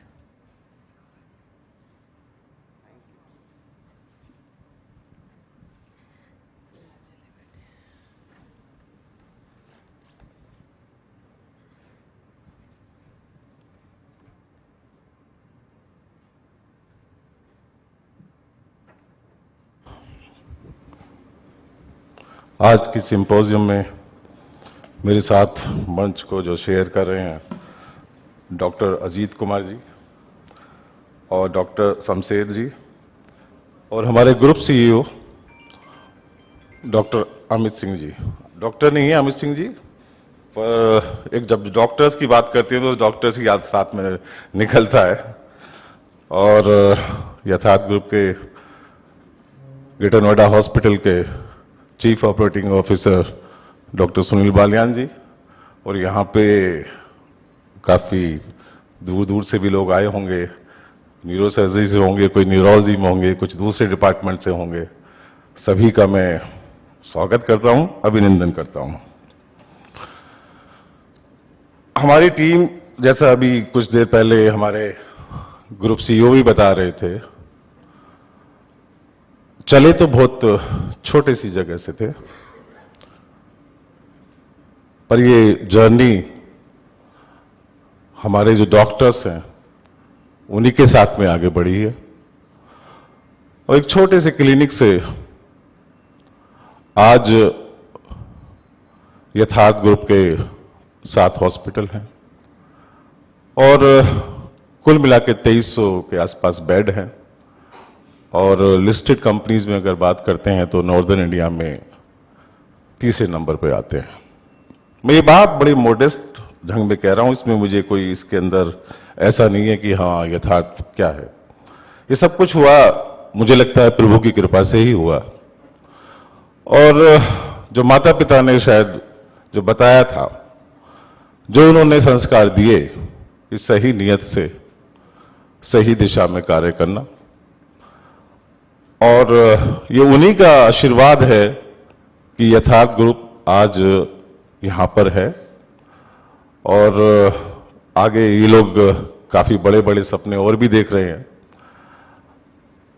वो सपने जरूर पूरे होंगे जब आपकी नीयत साफ रहे, आपका जो भी कार्य है, जो भी कर रहे हैं, वो ठीक दिशा में हो, और जो हमारे मरीज होते हैं वो मरीज एक नर सेवा नारायण सेवा एक सोसाइटी है उससे भी जुड़ा हुआ हूं, तो मुझे ऐसा ही लगता है कि हाँ, जो मरीज हैं वो हमारे भगवान हैं, और उनका इलाज अगर हम उस तरीके से करेंगे और हम सोचेंगे कि हाँ, कि हम एक तरीके से प्रभु की सेवा कर रहे हैं, तो शायद हमारा डिसीजन भी गलत नहीं होंगे और हम जो है अच्छी तरीके से आगे करेंगे।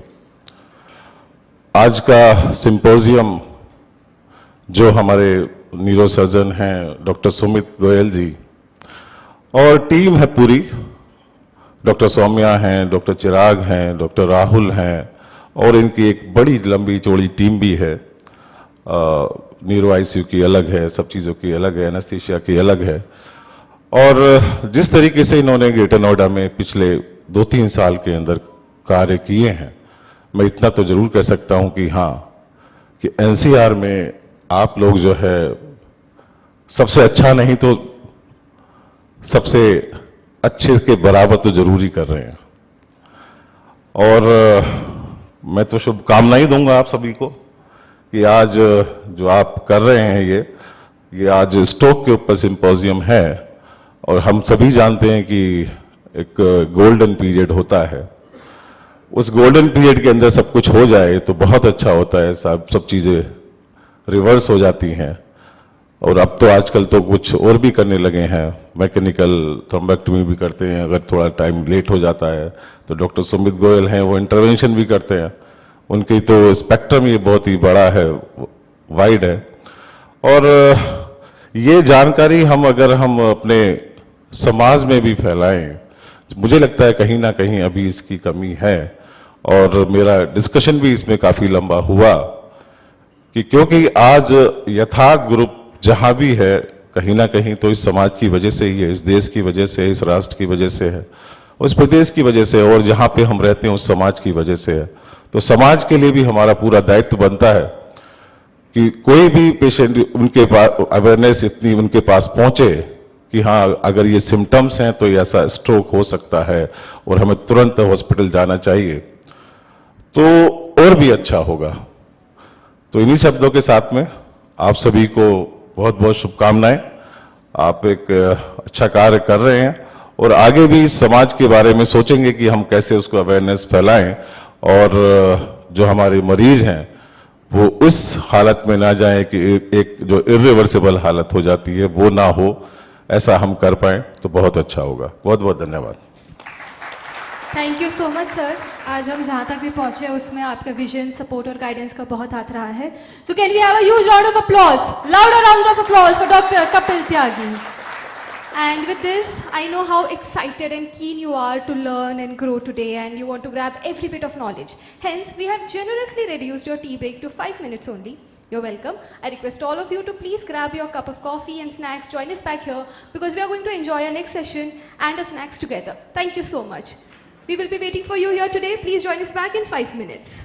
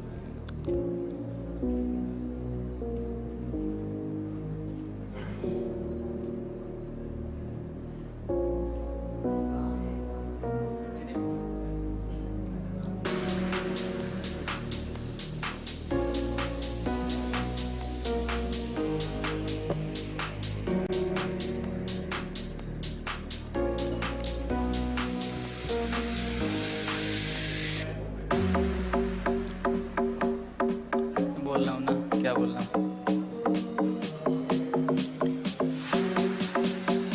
गुरुजी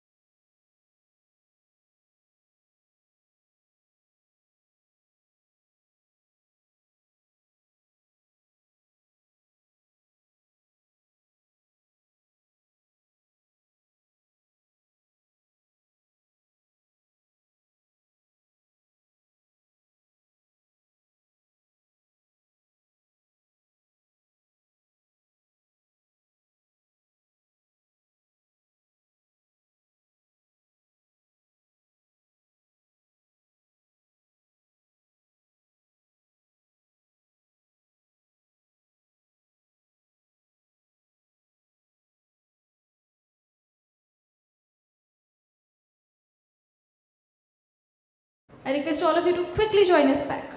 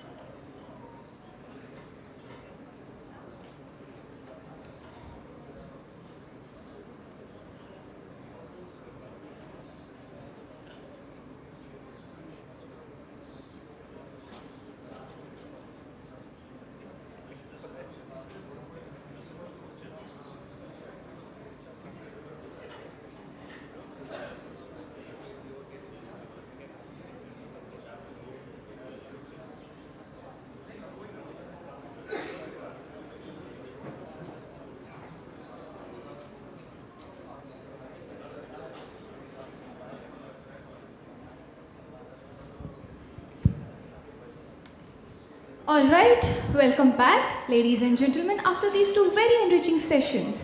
It is now time for another highlight of the day, Session 3, Invited Talks. This session promises deep insights and valuable take-home messages from our distinguished speakers. To chair this session, I have the privilege of inviting our eminent doctors. Please welcome with a big round of applause, Dr. Sanjay Chaudhary, Director, Neurosurgery, Rudra Hospital, Aligarh. Dr. Manoj Agarwal, Head of Department, Neurology, Ghaziabad. Dr. Praveen K. Tripathi, Associate Professor, Department of Neurosurgery, SRMS Hospital, Bareilly.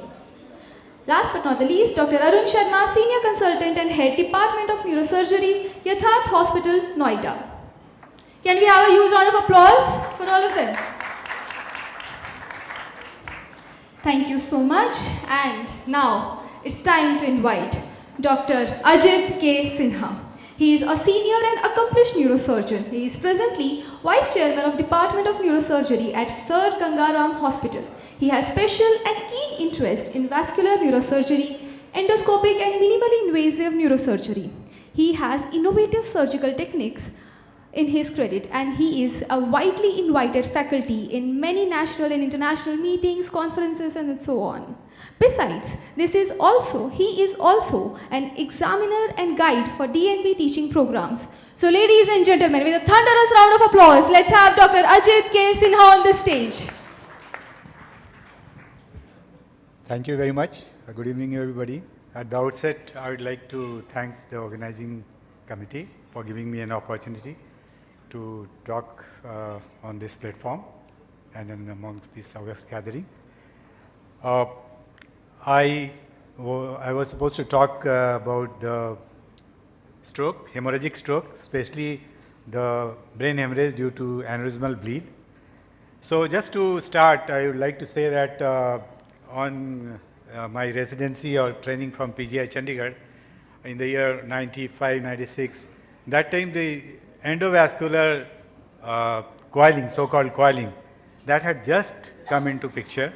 And before that, for many, many decades, the microsurgical clipping of this aneurysm was the norm.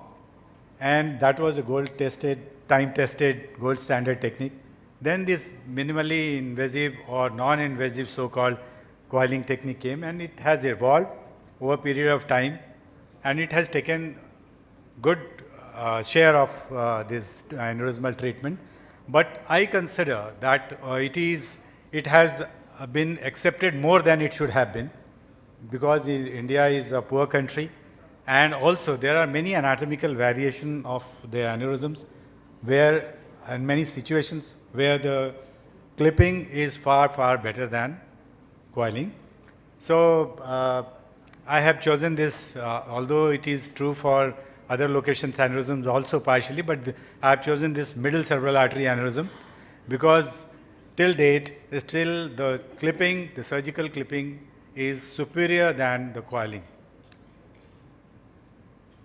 So why it is, and what is peculiar about this MCA aneurysm is that most of them are wide neck aneurysm. They have a wide anatomical variation, and we have, in this scenario, we have the multiple clip application options, like curved clip you can apply over the neck. This is the aneurysm, these are the vessels.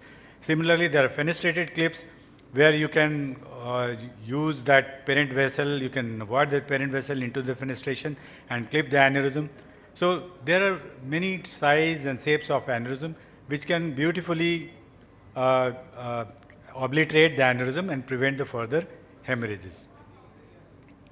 So yeah, one more point, that financial considerations are very important, because these aneurysm clips, they just cost about 15,000 to 20,000 rupees per clip, whereas the coils or the flow diverter, they are exorbitantly costly. That's what we have to remember, especially in the Indian scenario. So let's see, this is case 1. Here we can see that there are 2 aneurysms in the MCA.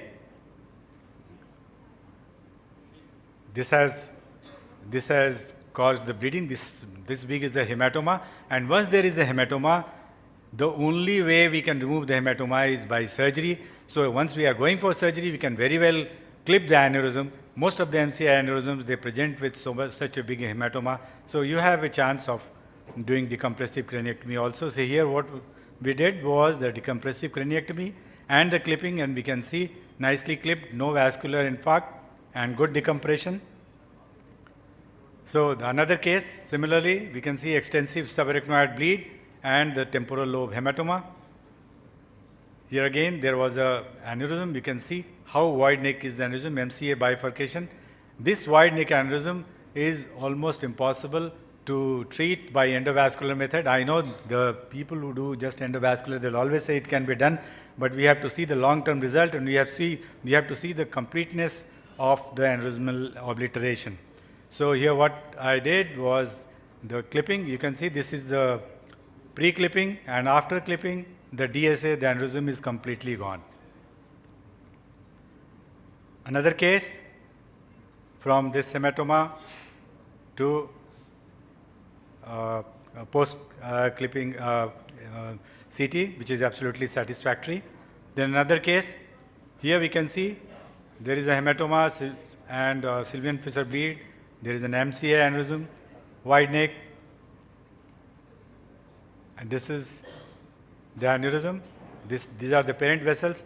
After dissection, you can see we have to just apply one single clip over here. That is just 15 to 20,000 rupees, and the work is done. So this is from the pre-op to post-clipping, pre-clipping to post-clipping, and this is the lady. And most important, you have to see that there is no forehead deformation, as usually perceived by the patient, that in surgery the whole skull will be opened. That is absolutely a myth, and we have to clear that myth to the patients, because this clipping technique costs much less than the endovascular coiling. Another patient, WFNS3, fissure 3 grade. Here there were 2 aneurysms. One was the MCA aneurysm, another was the ACOM aneurysm. Here ACOM aneurysm. Both were tackled in the same sitting.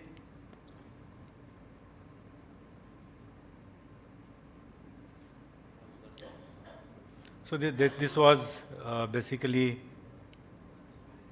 this is an intra-op ICG, which I always do after clipping. Somehow this video is not working and I cannot forward. I just wanted to forward and show in. So anyway, So next case is, as we know, what is the problem with coiling or endovascular treatment is a recurrence, and that is a real thing. This is not a hypothetical phenomena. I will like to present one interesting case. What happens in endovascular treatment, you put a flow diverter or you put a stent and then you coil it. So always the stress force are always there. Flow diverter is of course better, but it is difficult to put in the MCA aneurysms. Whereas in clipping, you can just simply apply the clip from outside and everything is done, this smooth, and there is no question of aneurysmal refilling or recurrence if it is done properly. So this is one case which presented in 2018 to some other hospital. Here we can see that there are multiple aneurysms. One is the MCA aneurysm, another is ACA aneurysm, and that was subjected to stent-assisted coiling of the MCA aneurysm, whereas the ACOM aneurysm was not treated. This was done in the other hospital. So post-coiling, there was a recurrence. We can see that there is, after coiling also, there is small filling, whereas the ACOM part of the aneurysm has not been tackled. So after 2 months of that, we can see that there is a big recurrence. These are the impacted coils at the top of the aneurysm, and there is a big recurrence. Here we can see that these are the, this is the stent, and those are the coils. So 6 months later, there was a further big recurrence, and this is the time when this patient was referred to me. And since it was a recurrence, I chose to take it for surgery. So this is after 6 months, we can see. So we can see that just in 6 months, this was the growth, and there was a gross failure of the endovascular treatment. These were the aneurysms, and this is how this MCA aneurysm was eliminated. I opened through the arterional craniotomy. This aneurysm has been clipped. Now I am opening this aneurysm with scissor. It was so hard and full of the coils. We can see the coils protruding. So I had to use the bigger scissor.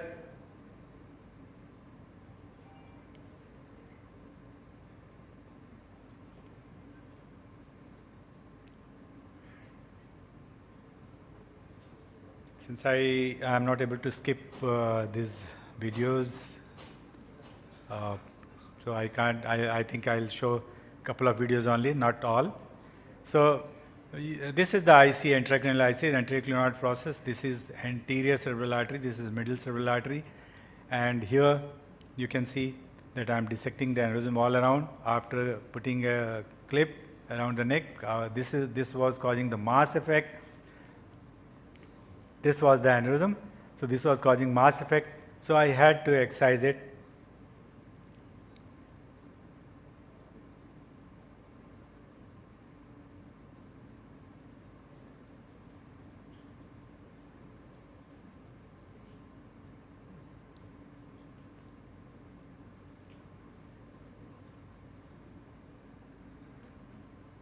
You can see the coils inside. So once the neck has been secured, I am sure that it's not going to bleed, but now I have to remove the aneurysm. So the micro scissors were not going to work, rather they'll get spoiled. So I had to cut it open and excise it.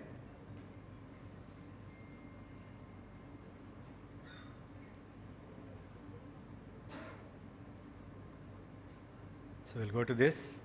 This was, and this is the intraoperative ICG angiography, indocyanine green. We can see the struts of the stent which was put initially in other hospital. This is the anterior cerebral artery. This is middle cerebral artery. This was the aneurysm which is completely gone, and we can see the distal circulation of the MCA is nicely preserved and it is patent. So I always do the intraoperative ICG angiography to check with the completeness of the aneurysm obliteration. So there is another video of the ACA, but I am not going to show it in detail because I am not able to skip. This was the ACA. which was not tackled initially at the other hospital. So I decided to treat both, obliterate both the aneurysms in the same sitting. And this is after the intracerebral artery aneurysm clipping. This was aneurysm. This is the clip. I am doing the ICG. This is the opposite side A2, ACA that is, and this is the A1, and this is A2. A little bit of neck is there. I will apply another clip. So what had happened that from this after clipping, I have cut open the aneurysm and removed it. Similarly, this was the ACA aneurysm, absolutely wide neck, as you might have appreciated in this angiogram. And after putting the clip, this is the aneurysm which has been obliterated, and these are the patent vessels as I showed in the ICG. So this is again the ICG.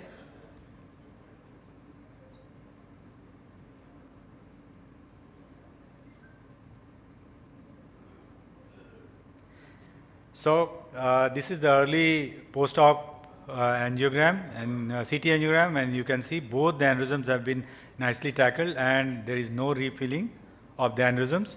10 months after surgery, I did a DSA, and both the aneurysms, this is the ICA, this is the middle cerebral artery aneurysm, both are nicely clipped and there is no recurrence. And again, after 3 years, the patient came and I repeated the DSA, absolute stable condition, and most important, you can appreciate, this is the ACA aneurysm, which was such a wide neck and horrible looking, totally untackled that time, and it is nicely clipped and the vessels are nicely filling.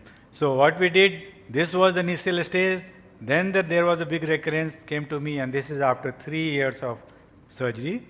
So this is the beauty of surgical clipping, and I am very sure, and this is very open to discussion, that any endovascular treating surgeon, if he wants to say that he can give a better result than this, then I will definitely accept him. So this is in short the mechanism of recurrence. Why there is a recurrence in aneurysm? There are so many streamlined flows and turbulent flows. We have to basically clip the neck of the aneurysm so that these turbulent flows are taken care of. Why all this problem came? Because there was a ISAT trial in 2005 where the result came out as 1 year result favored endovascular therapy because the mortality was less. But the risk of rebleeding was higher after the coiling that was proved in that case. Similarly, in the ISAT only, what was more important to understand was there was a significant underrepresentation of MC aneurysm. This was more, this has incorporated more of the other site aneurysms. So for the MC aneurysms, still the, I will show in other studies also, the microsurgical technique is still better. Then came the Barrow Institute study, BRAT study, in which 60 lesions were included of the MCA, 29 were assigned to clipping and 31 to coiling.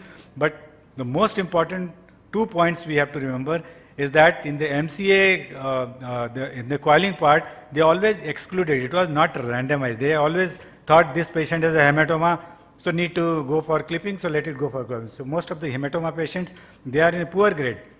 And so the outcome, initial outcome can be bad. Whereas the rate of crossover was also there from the coiling to clipping side, not from the clipping to coiling side. So these 2 points were very important. So that study also at 3 years, that showed that there was no longer any statistical difference. But what was more important to understand was that aneurysm obliteration rate and rate of recurrence was exceedingly significantly better in the clipping group.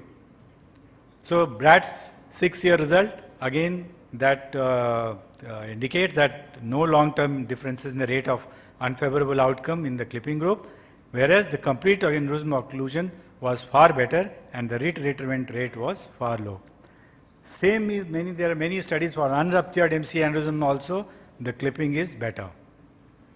So in this table we can see for unruptured ones also the thromboembolic phenomena in endovascular group is far more than in the surgical group. Rate of aneurysm occlusion is far less in the endovascular group, surgical group it is far more. Similarly residual neck and all. So there are many endovascular, those I have noticed. So what is the conclusion?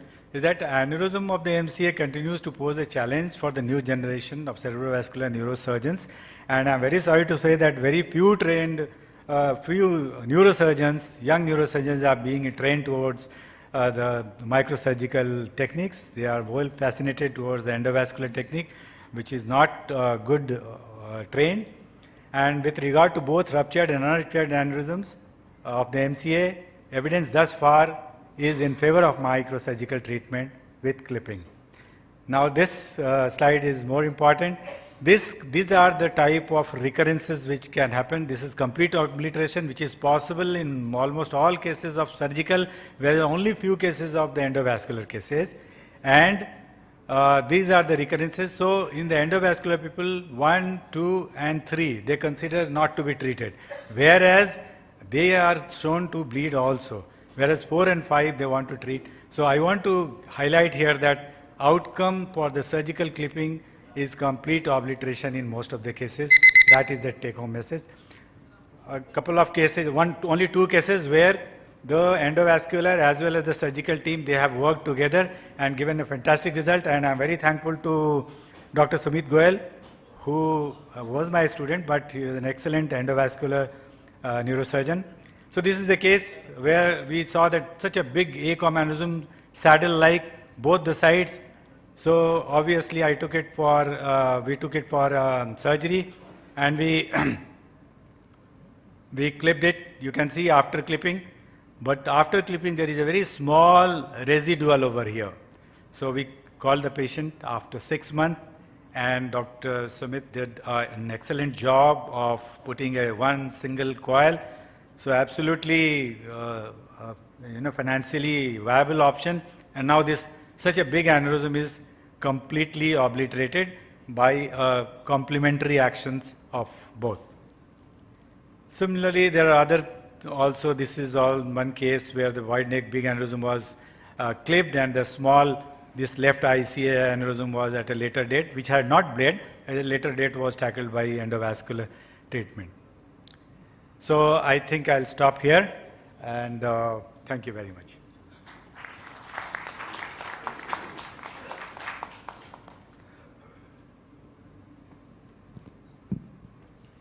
House is open for questions.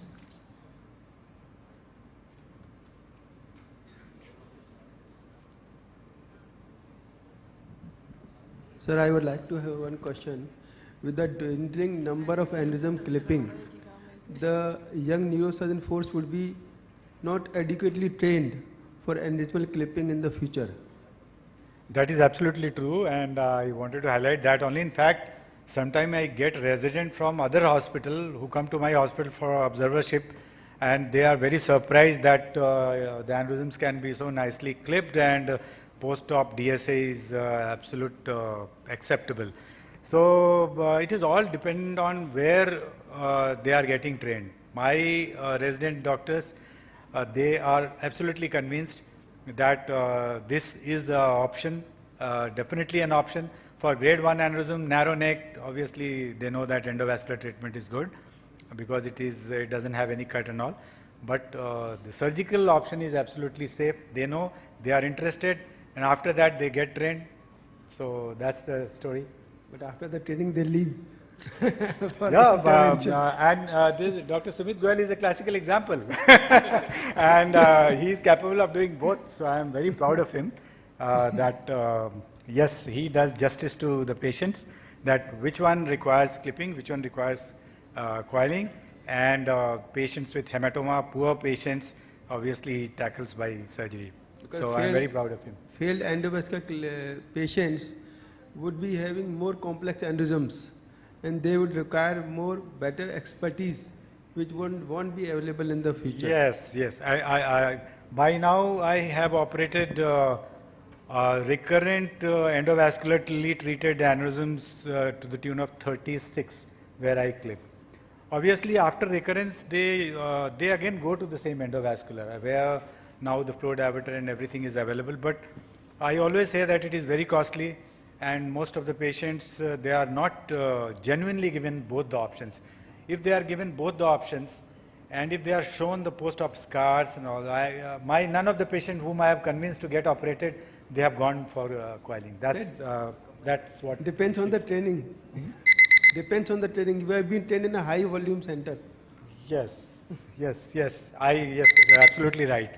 In PGI Chandigarh, in each OT, there used to be 4 or 5 aneurysm clipping every day in my time. So that time clipping was the dominant thing.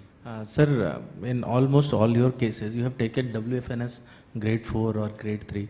And I definitely understand because it was MCA aneurysm, and most often it is associated with hematomas. So, but you are saying I am also a fan of clipping. I do this only. Yes, but in cases of WFNS 1, grade 1, coiling is also a viable option. Exactly. No. That's why I cleverly chose the MCA aneurysm. Yeah, right? I understood so that. MCA, even for grade 1, I'll always go for clipping.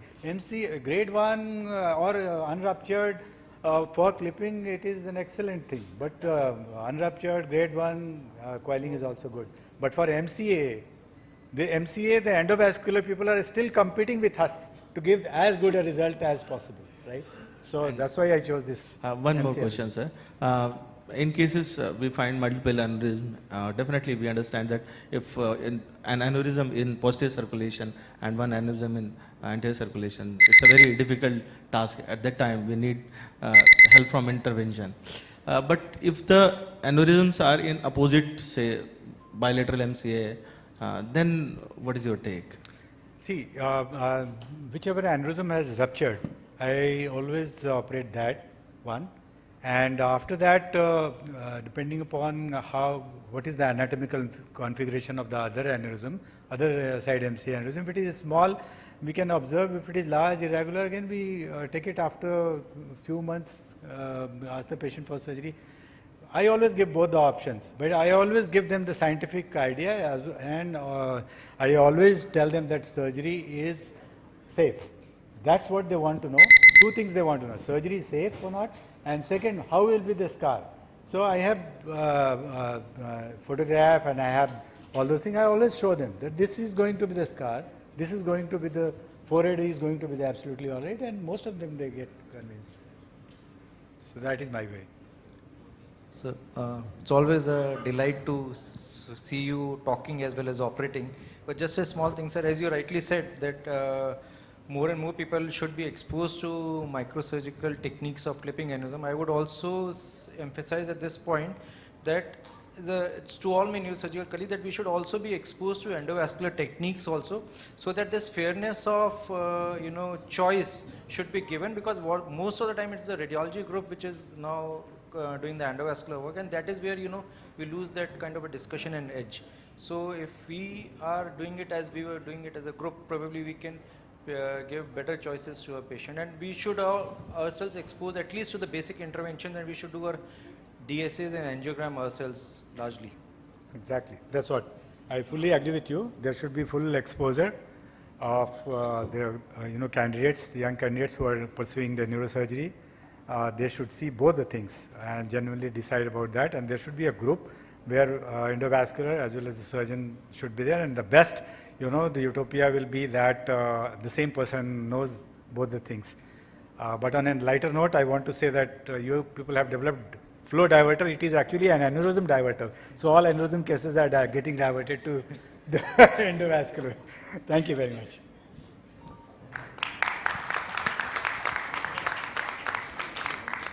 Thank you so much, sir. That was quite an insightful experience and session. Thank you so much. Now, it's time for our next speaker, Dr. Shamsher Dwivedi. Can we have a huge round of applause for him? Dr. Shamsher Dwivedi is a senior and experienced neurophysician. Currently, he is working as director in Max Institute of Neuroscience at Dehradun. Him being a neurophysician with vast clinical experience, he has been associated in largest number of clinical trials in the country. He has key interest in stroke neurology, movement disorder, and neuroimmunology. Ladies and gentlemen, with a huge round of applause, let's invite Dr. Shamsher Dwivedi on the stage. Sir, over to you.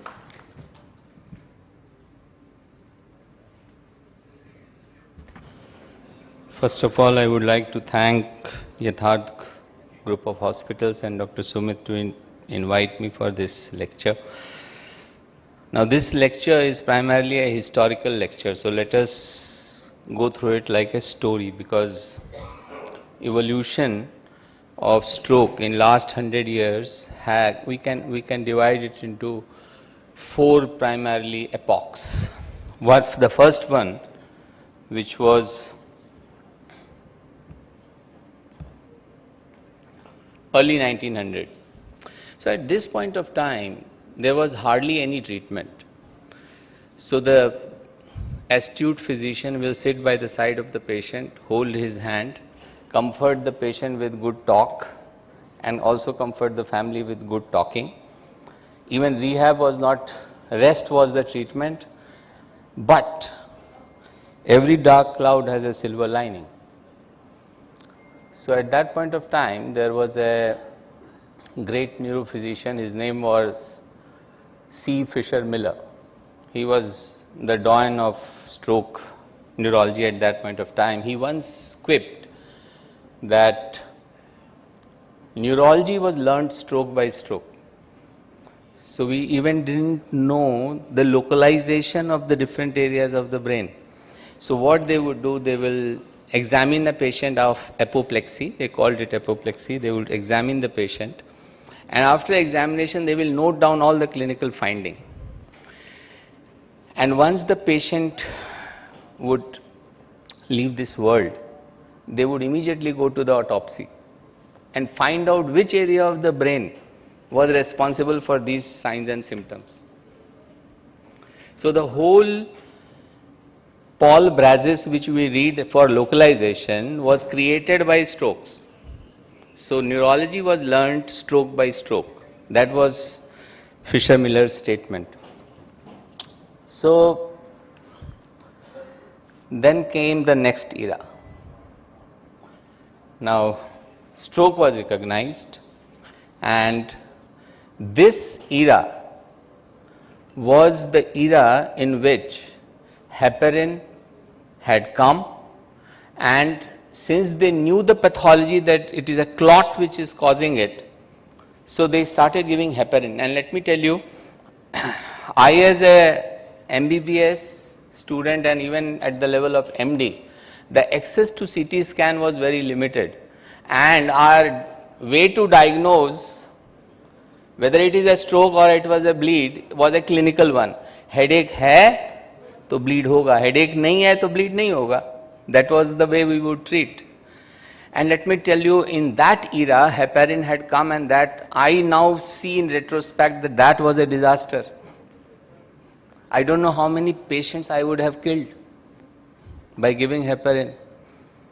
And we will see how deteriorate ho gaya, clot बढ़ गया, हो गया, खत्म हो गया, because there was no CT follow-up, and we would just decide based on clinical features that whether it is an infarct.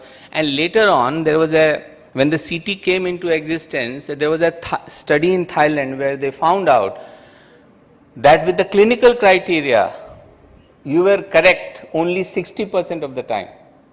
So 40% of the time you were wrong, and still you were treating with anticoagulant. Later on, heparin was proven that it is a dangerous drug in stroke unless and until there is a source of emboli. If you can document that there is a source of emboli, then it is fine. Otherwise, heparin is a disaster.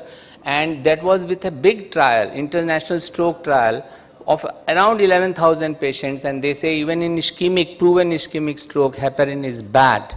So don't give us heparin. But by that time, I don't know how many patients would have received heparin, because that was the trend all over the world, and even I was giving it in my residency days. So the next era was the 60 to 80, and I would call this an era of aspirin. Aspirin had arrived, late 60s, early 70s, and the whole research was, अरे कितना aspirin देना है, 75 देना है, 81 देना है, 300 देना है, 1200 देना है, 500 देना है, and just the whole journal will be full of aspirin stories with the dose. The whole discussion was the dose. And the current status is that the US Task Force for Prevention of Diseases recommends that aspirin beyond the age of 70 might do more harm than good. That is what the current status of aspirin is. Although there is a conflict. If you go to the AHA or American Academy guideline, they will say aspirin must be given. Now the other group says that aspirin beyond 70 might cause more bleed than prevention of stroke, number one. And number two, for small peripheral infarcts, if it is not a large artery stroke where the carotid artery or the posterior cerebral artery or the vertebral artery is involved, then for the deep-seated small lacunar infarcts, they say aspirin doesn't help in preventing stroke. So again here I would not say that I don't give, I do give aspirin. But after a certain age, when the patient you are treating is in his or her 70s, you have to strategize, you have to see for the comorbidities. और क्या क्या बीमारियां हैं? GI bleed की history है, छोड़ो aspirin की उतनी ज़रूरत है नहीं, क्योंकि ऐसे भी एविडेंस बताता है कि कोई काम करता नहीं aspirin after the age of 70. So you have to stratify your patients after the age of 70 to decide aspirin देना है कि नहीं. लेकिन this was the era of aspirin. Aspirin was the hero. And by this time, Framingham's heart study had started, although it was primarily meant for heart. But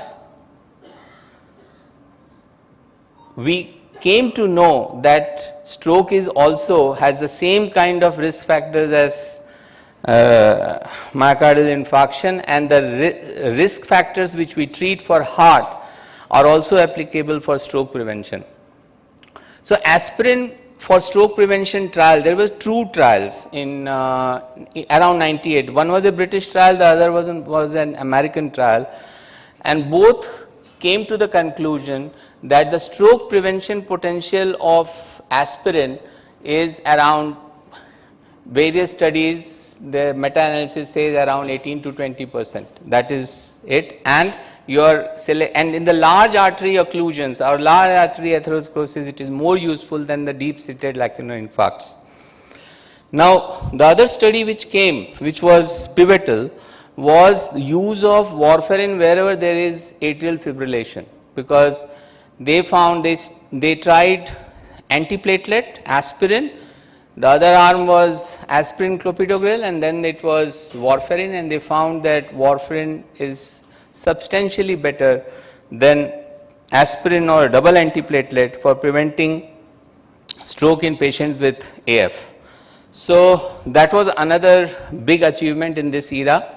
And rehabilitation, there were studies to reinforce the use of rehabilitation, because before that there was a doubt whether rehabilitation really helps or not, and this was the time when we came to know that with multiple studies on this account which suggested that it is useful. The other thing which happened was the introduction of CT scan. That revolutionized the treatment. But again, with CT scan, your diagnosis was perhaps very accurate, but you did not know what to do. And I am coming to a funny situation which we used to face in our DM residency days. One of the pivotal trials which came in during this period was the Progress trial, which was a combination of this perendropil and indipamide for prevention of stroke, and that was the study which proved that preventing or controlling high blood pressure in patients in the community leads to lesser number of strokes. So the pivotal trial for prevention of stroke by controlling or by monitoring blood pressure was based on Progress trial, and that was the drug which was used was perendropil and indipamide.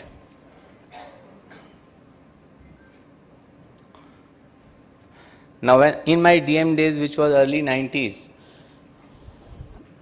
हम लोग, मैं और बाकी मेरे दोस्त, हम लोग बैठते थे, बोलते थे यार ये हमारी किताब में लिखा है जैसे ही स्ट्रोक पेशेंट आए एक्ट फास्ट, लेकिन क्या फास्ट एक्ट करें, act fast, that started even before thrombolysis.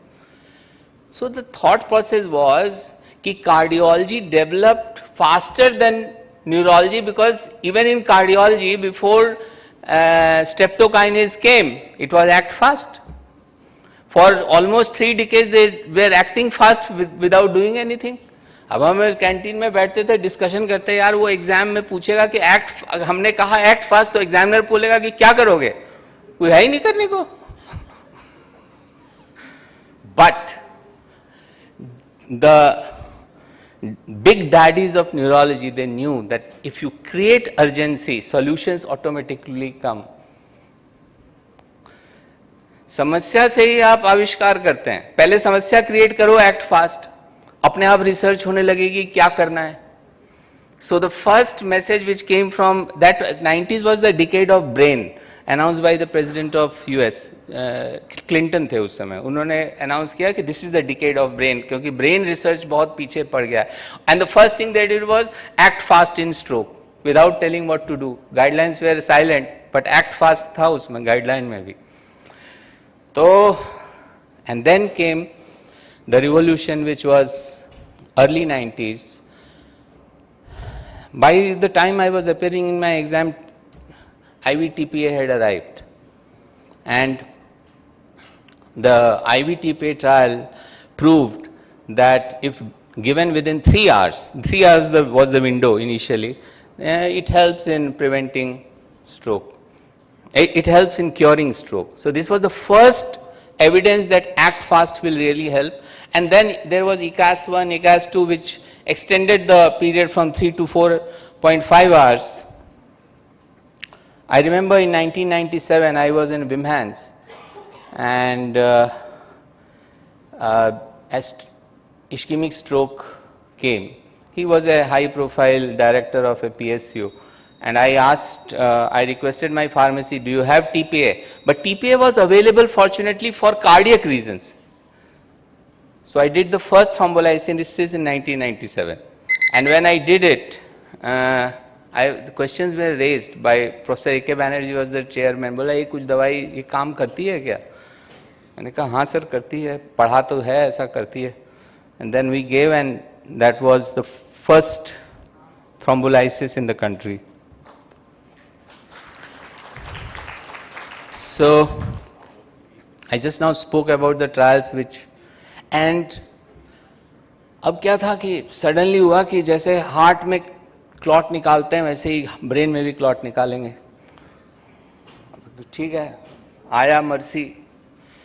अच्छा, अब क्या है ना, न्यूरोलॉजिस्ट और न्यूरोसर्जन में एक हिडन राइवलरी रहती है. वो बोले भले ही आराम से चाय कॉफी पिए, लेकिन अंदर हिडन राइवलरी रहती है. अब हम लोग बोले अच्छा मर्सी कर रहे हैं, ठीक है. अब क्या था ना, the case selection in mercy trial was not uniform. They included small stroke, large artery stroke, सब include कर दिया, posterior circulation, anterior circulation, and that led to failure of mercy. And let me tell you, ये human nature है, but negative, human being completely evolved तो है नहीं ना.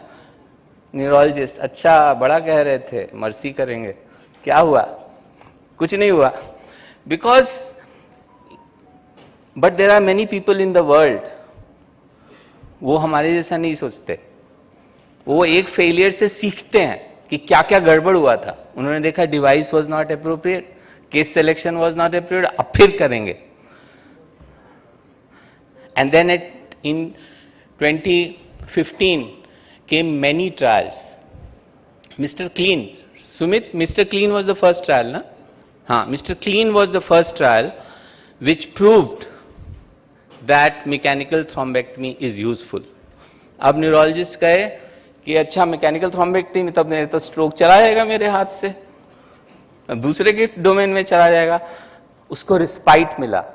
क्या कि अगर IVTPA के साथ करोगे तो आउटकम बेटर है, इसलिए मेरा भी पैर रहेगा. So then came this phase when IVTPA as well as mechanical thrombectomy was proven to be superior to either of the two alone. तो खुश हो गए फिर न्यूरोलॉजिस्ट. उसके बाद से फिर आया कि यार ये इसको टाइम बढ़ाओ, 4.5 घंटे हो गए, अब इसको और बढ़ाना है. Mechanical thrombectomy showed the way to increase it to 6 hours. That was the first development. 6 घंटे तक आप मैकेनिकल थ्रोम्बेक्टमी भी कर सकते हैं. अगर आईवी टीपीए का विंडो चला गया है तो भी कर सकते हैं. And then telemedicine started because distant areas में, today we are sitting in Greater Noida. 20 years ago, if somebody had a stroke in Greater Noida, there was no TPA, nothing. So what has happened is that in many of the countries, distant, with help of telemedicine, more people are getting at least IV TPA. अब इसमें एक चीज छूट गई मेरी. हाँ, now the defining movement for stroke treatment happened because of 2 trials. One was diffuse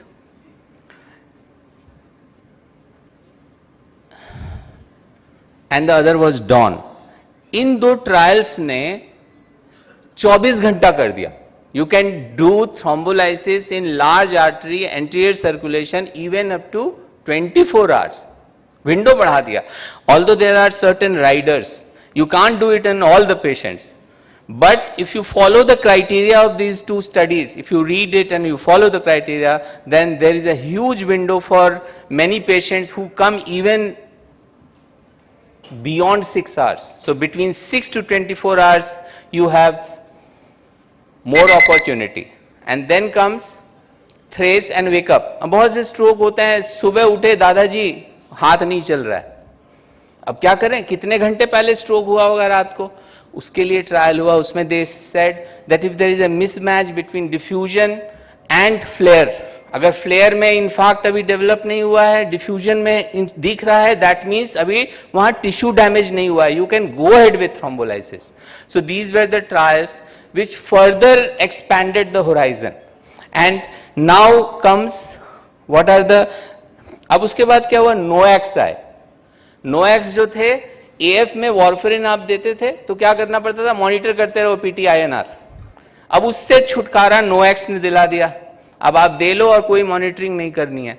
again आपको देखना पड़ेगा कि एक्सट्रीम किडनी इम्पेयरमेंट है या नहीं किडनी फंक्शन का, या हेपेटिक इम्पेयरमेंट है या नहीं, ये देख के आप नोएक्स दे सकते हो without the fear of patient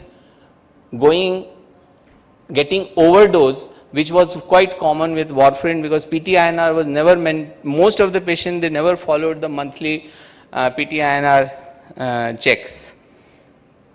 अब क्या आ गया है, अब आ गया है न्यूरो प्रोटेक्शन. अभी तक न्यूरो प्रोटेक्शन के लिस्ट में कुछ नहीं है, और जहां कुछ नहीं होता है वहां बहुत कुछ होता है. जैसे जब कोई इलाज नहीं होता है ना, तब 36 इलाज होते हैं न्यूरो प्रोटेक्शन.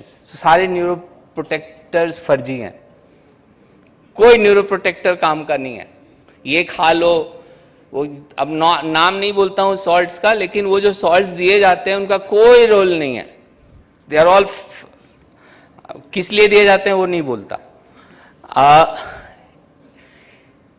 आर्टिफिशियल इंटेलिजेंस से फायदा ये हुआ है कि now decision to whether the patient should be thrombolysed और नॉट, इमेज आप डालिए, इमेज डालिए सिस्टम में. अब वो सॉफ्टवेयर आ गए हैं, you put the image, you ask the software, software will tell you whether this patient is eligible for thrombolysis or not. So even in distant areas where expertise of neurologist and radiologist is not always available, that app will tell you, and that these are now proven apps.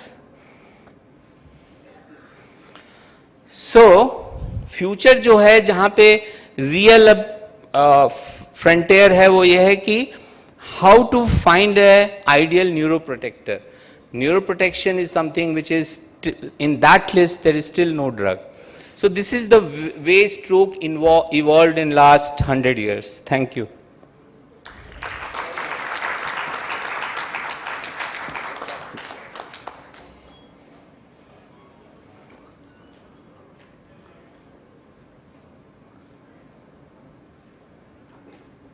Any questions? हाँ, वहाँ से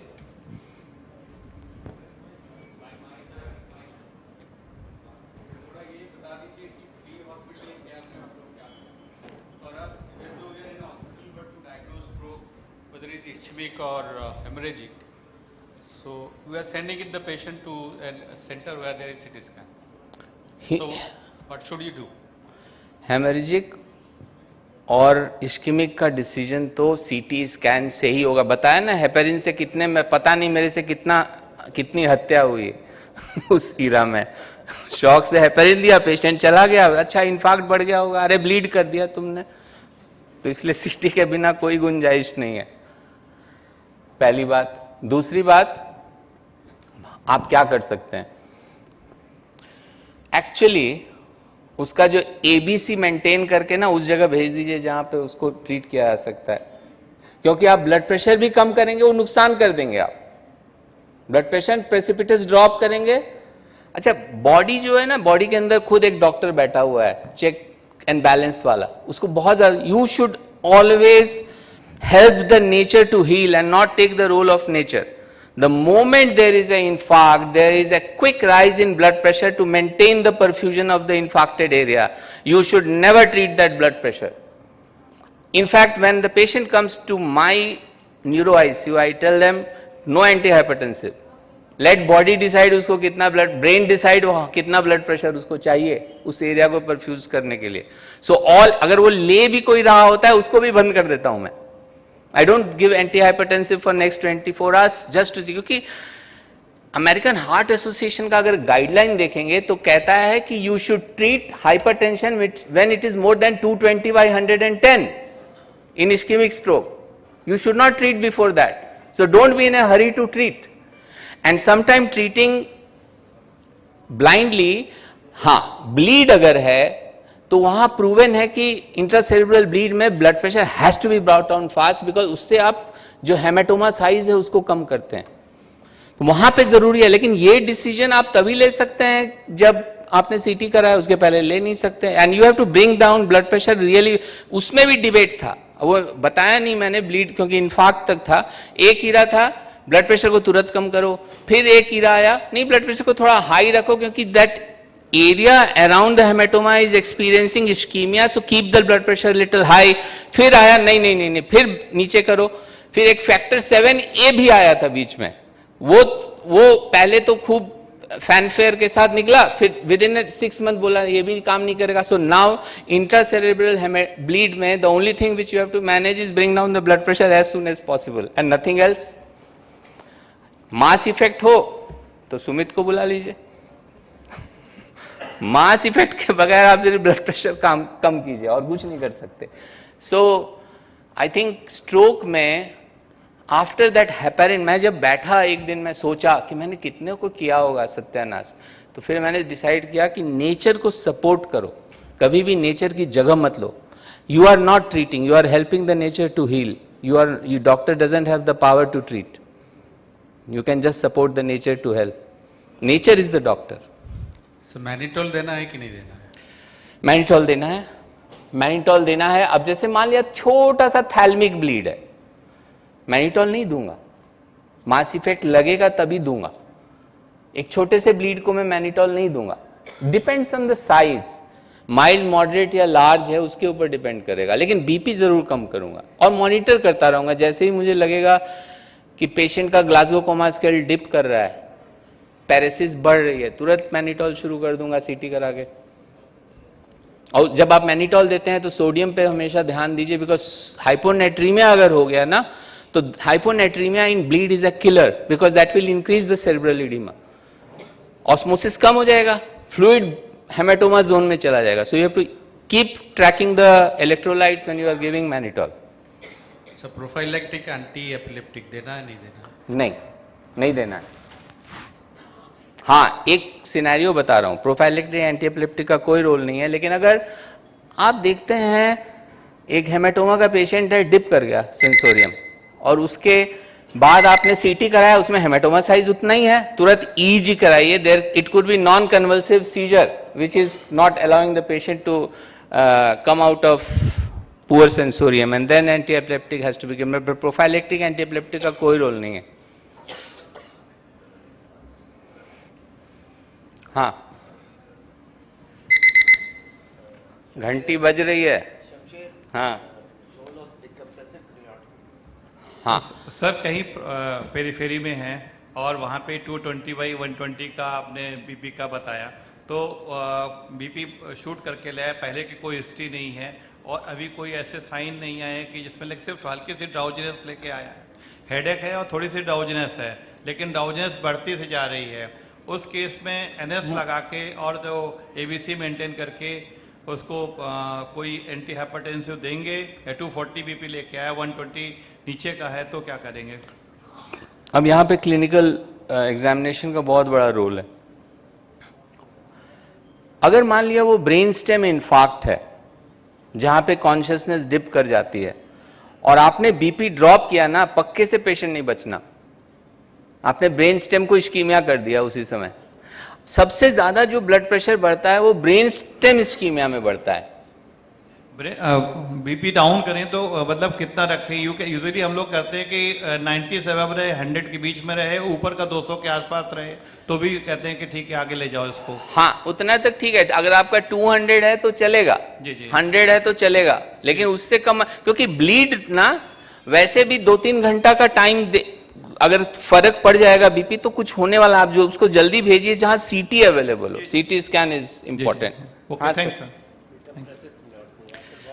हाँ तो डिकम्प्रेसिव क्रेनियोटमी का ऐसा है कि अगर मैलिग्नेंट एमसीए इन्फार्क्ट है, मैं इन्फार्क्ट तक सीमित रहूंगा, if it is a large complete MCA infarct and if it is non dominant cerebral hemisphere, मतलब कुछ पर्पसफुल लाइफ बची हुई है, बातचीत करना चाह रहा है, तो there is evidence that if you do a decompressive craniotomy in large MCA infarct, अच्छा यंग जो पेशेंट्स हैं उनमें द आउटकम्स आर बेटर। क्यों?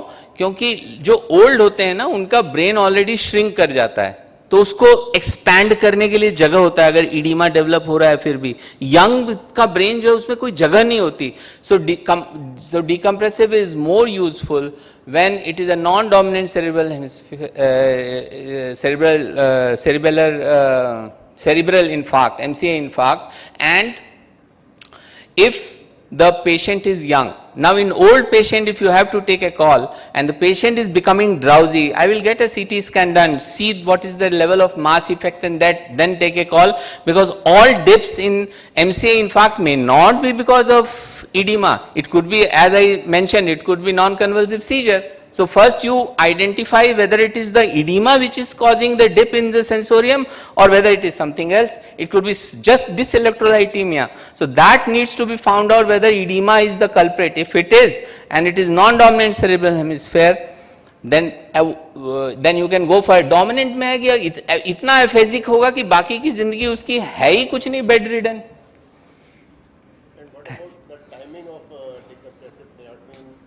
Sooner the better, sooner the better. In fact इसमें दो तरह का व्यू है। कुछ लोग कहते हैं यार जल्दी कर दो तो आउटकम बेटर होता है विद इन 24 आवर्स, बट ज्यादातर लोग जो प्रैक्टिस करते हैं they wait for any dip in the neurological status and then you have to have a very good critical care team which will, जैसे विनीत बैठे हुए हैं, तुरंत आइडेंटिफाई करके सुमित को बताया कि अरे जल्दी आ जा, पेशेंट डिटोरेट कर रहा है। That kind of coordination is very important and GCS early evaluation is mandatory and pupil and GCS. Nice, very nice. Thank you. Thank you so much, sir. I must say you're quite an effective speaker. Adding humor to such a serious topic is quite difficult. So let's hear it for sir once again. Let's have a huge round of applause for him. And thank you so much to our chairpersons and our speakers. I request you to stay back with us. And for this, I request Dr. Gaurav Mittal, MD Internal Medicine, Secretary IMA, Hapur, to please join us on the stage. I request you to felicitate all our chairpersons here. I request Dr. Gaurav to felicitate Dr. Sanjay Chaudhary, Director Neurosurgery, Rudra Hospital, Aligarh. Thank you so much, sir, for joining us here today. Next, I request you to felicitate Dr. Manoj Agarwal, Head of Department, Neurology, Ghaziabad. Moving further, now I request you to felicitate Dr. Praveen K. Tripathi, Associate Professor, Department of Neurosurgery, SRMS Hospital, Bareilly. And I request you to felicitate Dr. Arun Sharma, Senior Consultant and Head, Department of Neurosurgery, Yatharth Hospital, Noida. Thank you so much to all of you. Thank you. Now I request Dr. Amit Gupta, CMD, Yashlok Hospital, Bulandshahr. I request you to please join us on the stage to felicitate our eminent speakers today. Can we have a huge round of applause for Dr. Amit Gupta?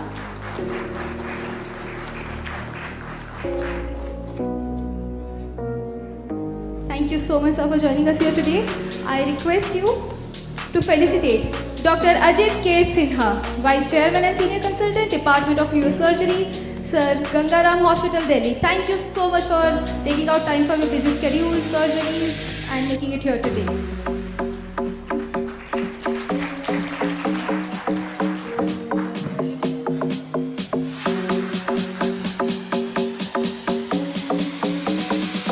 Now I request you to felicitate Dr. Samsher Dwivedi, Director, Department of Neurosciences, Max Institute of Neurological Disorder, Dehradun.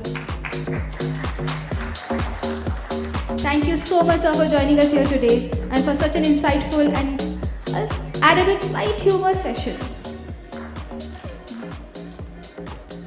Alright, thank you so much. And now it's time to proceed to session 4, Technology and Stroke. And for this, it's time to launch Rapid AI. And for this, may I invite Mr. Amit Singh, CEO, Yatharth Group of Hospitals on the stage. Amit sir, I request you to please join us on the stage and share more about the launch of Rapid AI. Can we have a huge round of applause for Amit sir?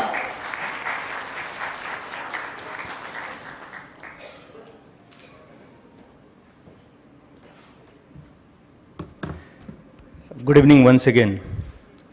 So first, I would like to have a AV first, and then I'll tell you the story why we wanted this Rapid AI. So can we have a AV first?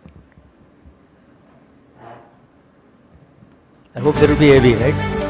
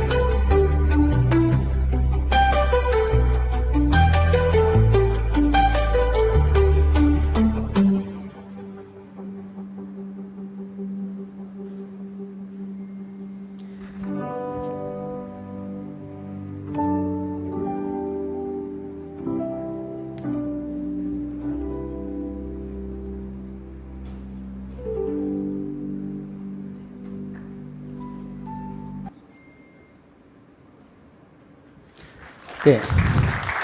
So I'm sure by seeing this, it's a fair idea must be having. That's why we wanted this Rapid AI. So I'll tell you and I'm very proud and very happy that now the Rapid AI is a part of our, clinical radio imaging, the spectrum of what Yatharth is offering.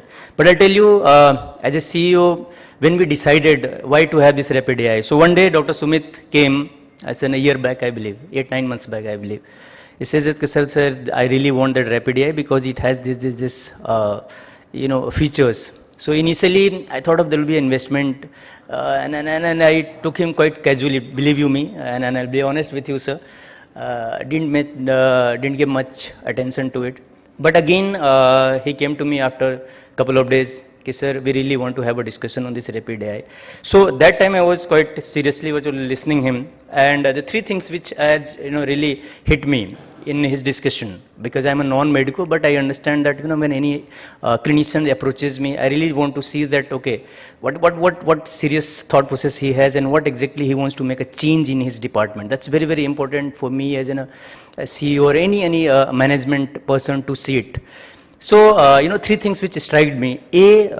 What Dr. Sumit says, कि sir, by having this, जो हमारा golden period जो होता है 4 to 6 hours, at least उस period को हम 24 hours तक extend कर सकते हैं. So, similarly, if the patients within the 4 hours, 6 hours में जो आता है, जो treatment हम दे सकते हैं, उसके beyond, I think will always compromise on this clinical outcome.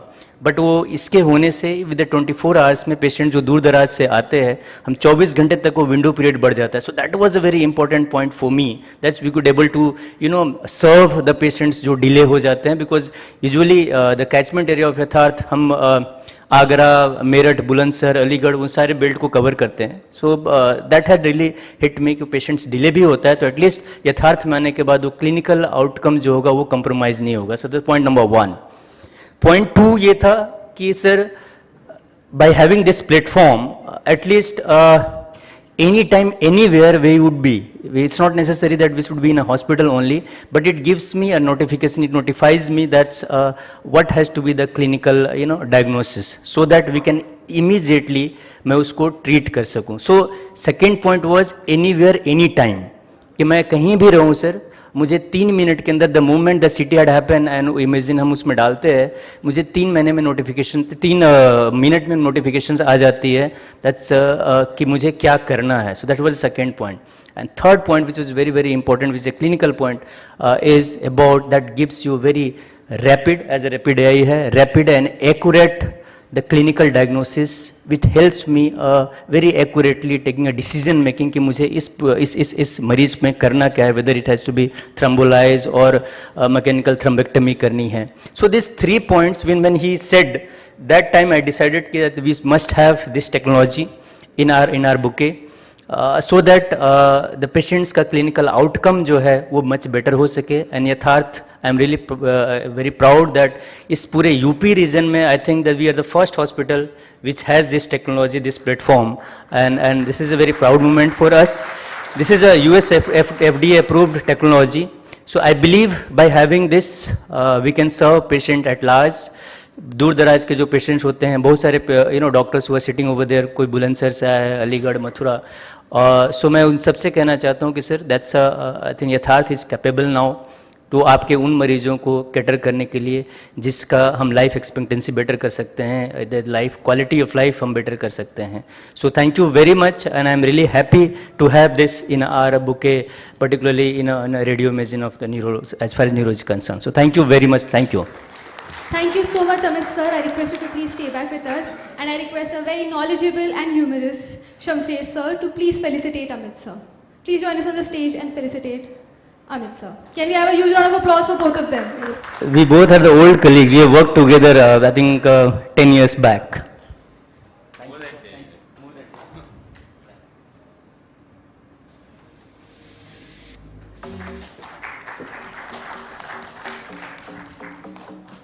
Thank you so much. Ladies and gentlemen, now let's move to a futuristic session. Session 4, Technology and Stroke. As we all know, the landscape of stroke management is rapidly evolving with artificial intelligence, advanced imaging, and navigation systems playing pivotal roles. This session will give us a glimpse into how technology is revolutionizing patient outcomes. To chair this exciting session, please join me in welcoming our esteemed chairpersons. With a huge round of applause, let's invite Dr. Sandeep Sahai, Director, Department of Internal Medicine, Yatharth Hospital, Greater Noida. Can we have a huge round of applause for him, everyone? Next, let's invite Dr. Swati Paliwal, Head, Department of Radiology, Yatharth Hospital, Greater Noida. Let's keep clapping for them. Please put your hands together for Dr. Sunil Kumar Baranwal, Director and Head, Department of Neurosurgery, Yatharth Hospital, New Delhi. Dr. Kamal Purushottam, Chief Medical Officer, Pan India, NTPC Limited. Let's have a huge round of applause for all four of our speakers. Over to you.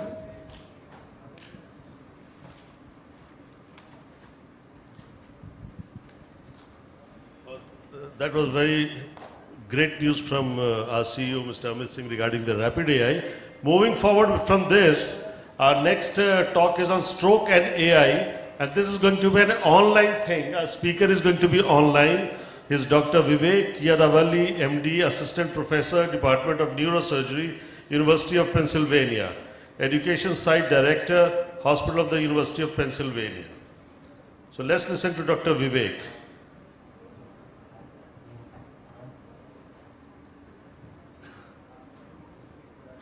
Good evening, everyone. Are you able to hear me?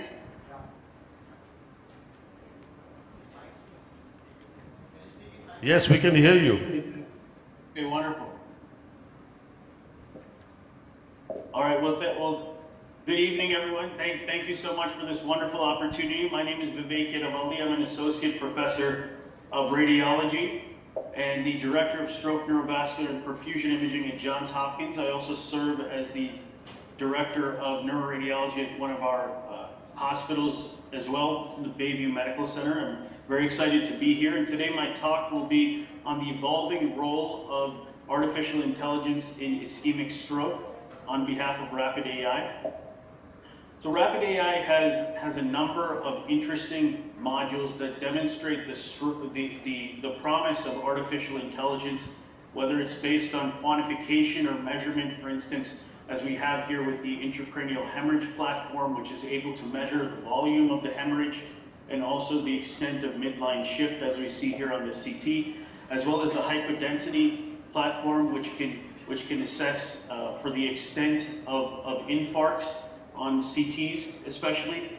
And it's particularly useful for being able to detect subacute infarcts.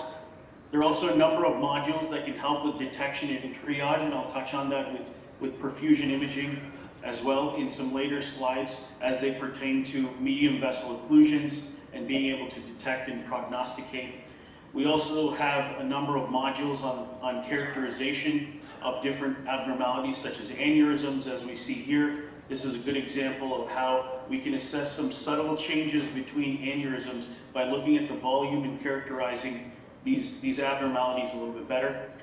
And also looking at localization and visualization, for instance, with the Illumina 3D platform that gives us these 3D rendered images that can especially help with assessing the extent of flow-limiting stenosis, for instance, within neck imaging, and also for treatment planning for endovascular thrombectomy. Now, going back to perfusion imaging, it's been a mainstay modality now, especially within the late window trials for up to 6 to 24 hours for patient selection for endovascular thrombectomy. And nearly all of the positive studies that were performed previously, both in 2015, 2018, and inclusive of the large core trials most recently within 2022, many of them used perfusion imaging. In fact, in the large core trials, a handful of them used perfusion imaging as well. Select 2 and Angel Aspects, for instance, also utilized perfusion imaging. And for that reason, perfusion imaging has been a mainstay and is especially useful for a number of different pathologies. But we'll focus on medium vessel occlusion and some stroke mimic stroke chameleons, where it can be especially useful and can change management for a lot of patients. Here, let's start out with our first example. Sometimes we're called to the ER to see a patient who may be presenting with no expressive or receptive language function. They may otherwise have normal neurological exams, a negative CT-CTA, and it's tempting to immediately call for any sort of IV thrombolysis with TPA or TNK. But this is a good example of a patient who had no verbal output, wasn't responding to commands, that we were able to get a perfusion that gave us a lot more imaging that can be easily appreciated. And what happened here was that this patient was stressed out because of current political events. So this was purely psychosomatic in this case, and the stress was manifesting as the patient not being able to see. And reperfusion therapy was thus not given in this patient. So we were able to make sure that this patient was not given reperfusion therapy unnecessarily, any sort of large vessel occlusion or any other abnormalities that could potentially cause this type of presentation. So this is a good example of where the negative predictive value of having perfusion imaging can have tremendous utility. This is another example of a mimic, a chameleon. In this case, this was an older patient who presented with severe aphasia, right-sided weakness, admission stroke scale of 19, so fairly severe. And because we were able to get the perfusion imaging, we were not only able to rule out stroke in this case, but also rule in a different diagnosis. This patient didn't end up having any sort of vessel occlusion on CT angiography, but on CT perfusion, we were able to get these blood volume, blood flow, and Tmax maps with our rapid outputs. And as you can see here, there's an area of increased blood volume, blood flow, and faster transit. If we look at the key legend here, the darker the blue, the faster the transit. And you can see that this is primarily cortical and in a non-single territorial distribution. So this patient was actually actively seizing during the time of presentation. So this was an ictal state seizure. And because we were able to get perfusion imaging, we were able to rule in the ictal state seizure and prevent this patient from getting reperfusion therapy, and also start Keppra faster for this patient to be able to treat the seizure. So that's another example of where having the additional information of perfusion imaging can add tremendous value. In our last few cases, I wanted to show one example of a chameleon that is especially dangerous. This is probably one of the most dangerous chameleons we can think of. This was a 35-year-old male, and these types of cases have led to some of the largest medical malpractice judgments, especially in the US and in history in general. And this has been increasingly common, especially over the last few years. These patients, for instance, in this case, a 35-year-old male is presenting with altered consciousness, have a history of substance abuse of some type. They may not be responsive to Narcan. Their blood alcohol levels may come back negative, and the additional brain image that may be performed is delayed until potentially the following day. And this is an example of a patient who ended up having a basilar occlusion that was delayed. The CTA was delayed until after the patient was completely unresponsive. So it was delayed until a day after, and at that point the patient was purely unresponsive, and a basilar occlusion was missed. Had the perfusion been done, which it was done thereafter, we can see that there's a large area of ischemic core with the red regions here, severely hypoperfused tissue, and large area of hypoperfusion, as we can see with the green and blue areas, which demonstrates the utility of being able to detect basilar occlusions faster. So it increases our sensitivity and specificity for one of the most dire stroke chameleons we can think of, and increasingly common. So this is another example where having that additional information with perfusion imaging can dramatically change treatment and management for these patients. Here we have another case. This was a patient who presented with acute left vision loss. The CT and CTA were called negative, and then ophthalmology, after hearing the results of the CT angiography, said that they would come by after their clinic was finished in a few hours. But we were able to get perfusion in this case, and this is what it was showing. We see that there's an area of ischemic core that is localized to the right PCA territory, but a larger perfusion deficit that's also territorial, right PCA territory, as we see here, as it involves the posterior temporal and occipital lobes. And with that, we were able to find that this patient had a right PCA occlusion that was actually initially missed on the CTA, but because we had perfusion, we were able to localize the occlusion and characterize it a little bit better, and this patient eventually ended up getting thrombectomy to be able to preserve cortical vision.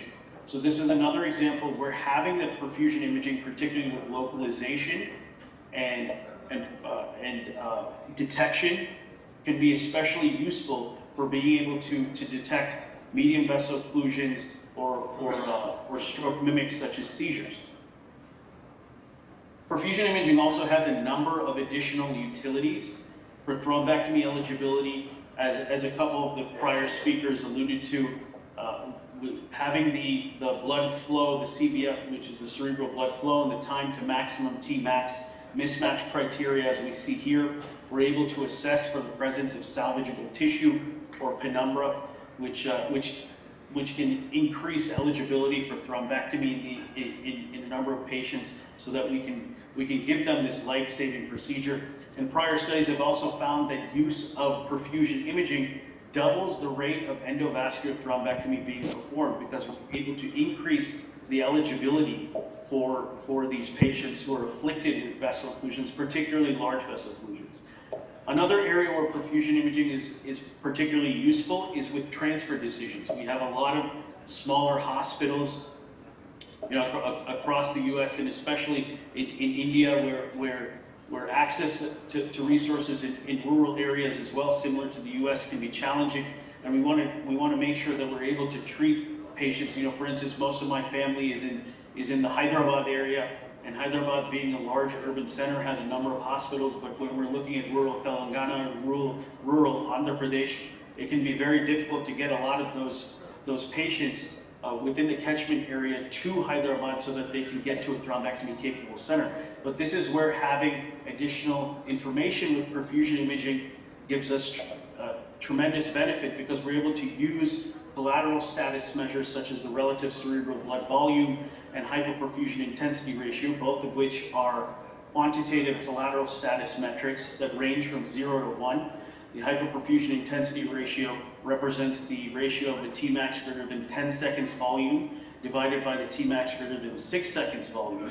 So it's the ratio of the severely to critically hypoperfused tissue. Again, ranges from 0 to 1. The higher it is, the worse the collaterals. So in this case, this patient had very poor collaterals with an HIR of 0.7. And then we have the relative cerebral blood volume, or the CBV index, which measures the blood volume within the perfusion deficit, the Tmax greater than 6 seconds perfusion deficit. So in many ways, it represents the compensatory response through collateral routes to maintain the blood volume within that hypoperfused tissue, and therefore the viability. Similar to HIR, this ranges from 0 to 1, but conversely, the higher it is, the better the collaterals. So in this case, 0.7 would be considered intermediate collaterals. But this is just some example of how having this quantification can be especially useful when we're transferring patients from rural centers to larger urban centers that are thrombectomy capable. Plus, prior studies have also found that increased relative cerebral blood flow of less than 30%, which is of course a surrogate for ischemic core volume, is associated with increased symptomatic hemorrhage. So this is another way of having the quantification and how it's especially useful for treatment decisions. Prognostication is also crucial, and this additional information has immense utility in that sense, because patients who have an HIR of less than 0.4 are thought to have robust collaterals, and that's been validated and proven to be a reliable biomarker of improved outcomes. Similarly, CBV index of equal to or greater than 0.8 also represents robust collaterals and has been associated with good clinical outcomes as well. So perfusion imaging has tremendous value for thrombectomy eligibility, increasing that for a number of patients afflicted with vessel occlusions, especially large vessel occlusions. It helps considerably with transfer decisions by giving us more information on how these patients have infarct growth, whether they're fast or slow progressors with the quantitative collateral status metrics, and also prognostication in general, which can be especially important when we're talking about eligibility for these patients and utilizing a number of resources such as endovascular thrombectomy or reperfusion therapy with IV thrombolysis in a number of patients, because we want to make sure that we're giving these life-saving therapies to the patients who benefit the most. Another area where perfusion imaging has immense value is being able to detect medium vessel occlusions. And medium vessel occlusions comprise up to 40% of all acute ischemic stroke cases. So this is a large subset of cases that we typically see within clinical practice. And MEVO detection is especially challenging on single-phase CT angiography alone. The sensitivity can be as low as 33%, and this is where having perfusion can be especially useful because it dramatically improves our sensitivity upwards of 90 to 95% for being able to detect medium vessel occlusions in different territories.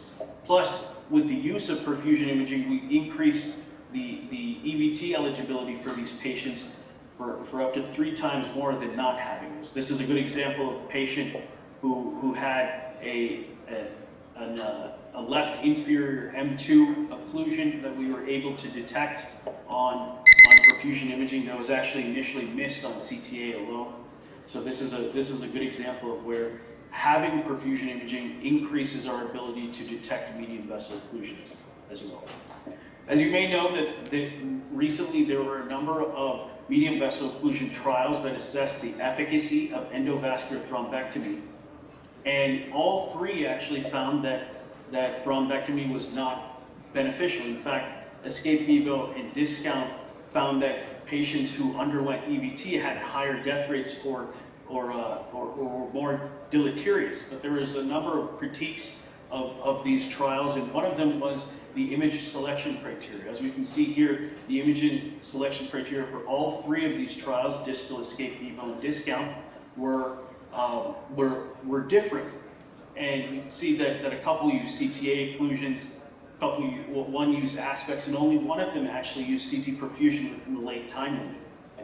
So we're still searching for that subpopulation of MEVOs that would most benefit from thrombectomy. And with that heterogeneity, this is where having more information with perfusion imaging and understanding what salvageable tissue means within MEVOs and how that can differ from LVOs is especially important.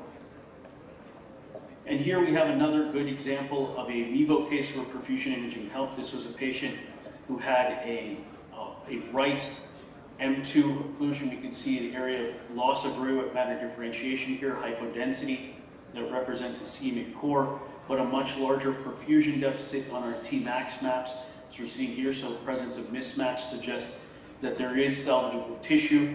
And this patient then underwent EVT, where we can see the abrupt cutoff here of that proximal M2 occlusion, and then subsequent reperfusion with TICI 2B after 3 passes.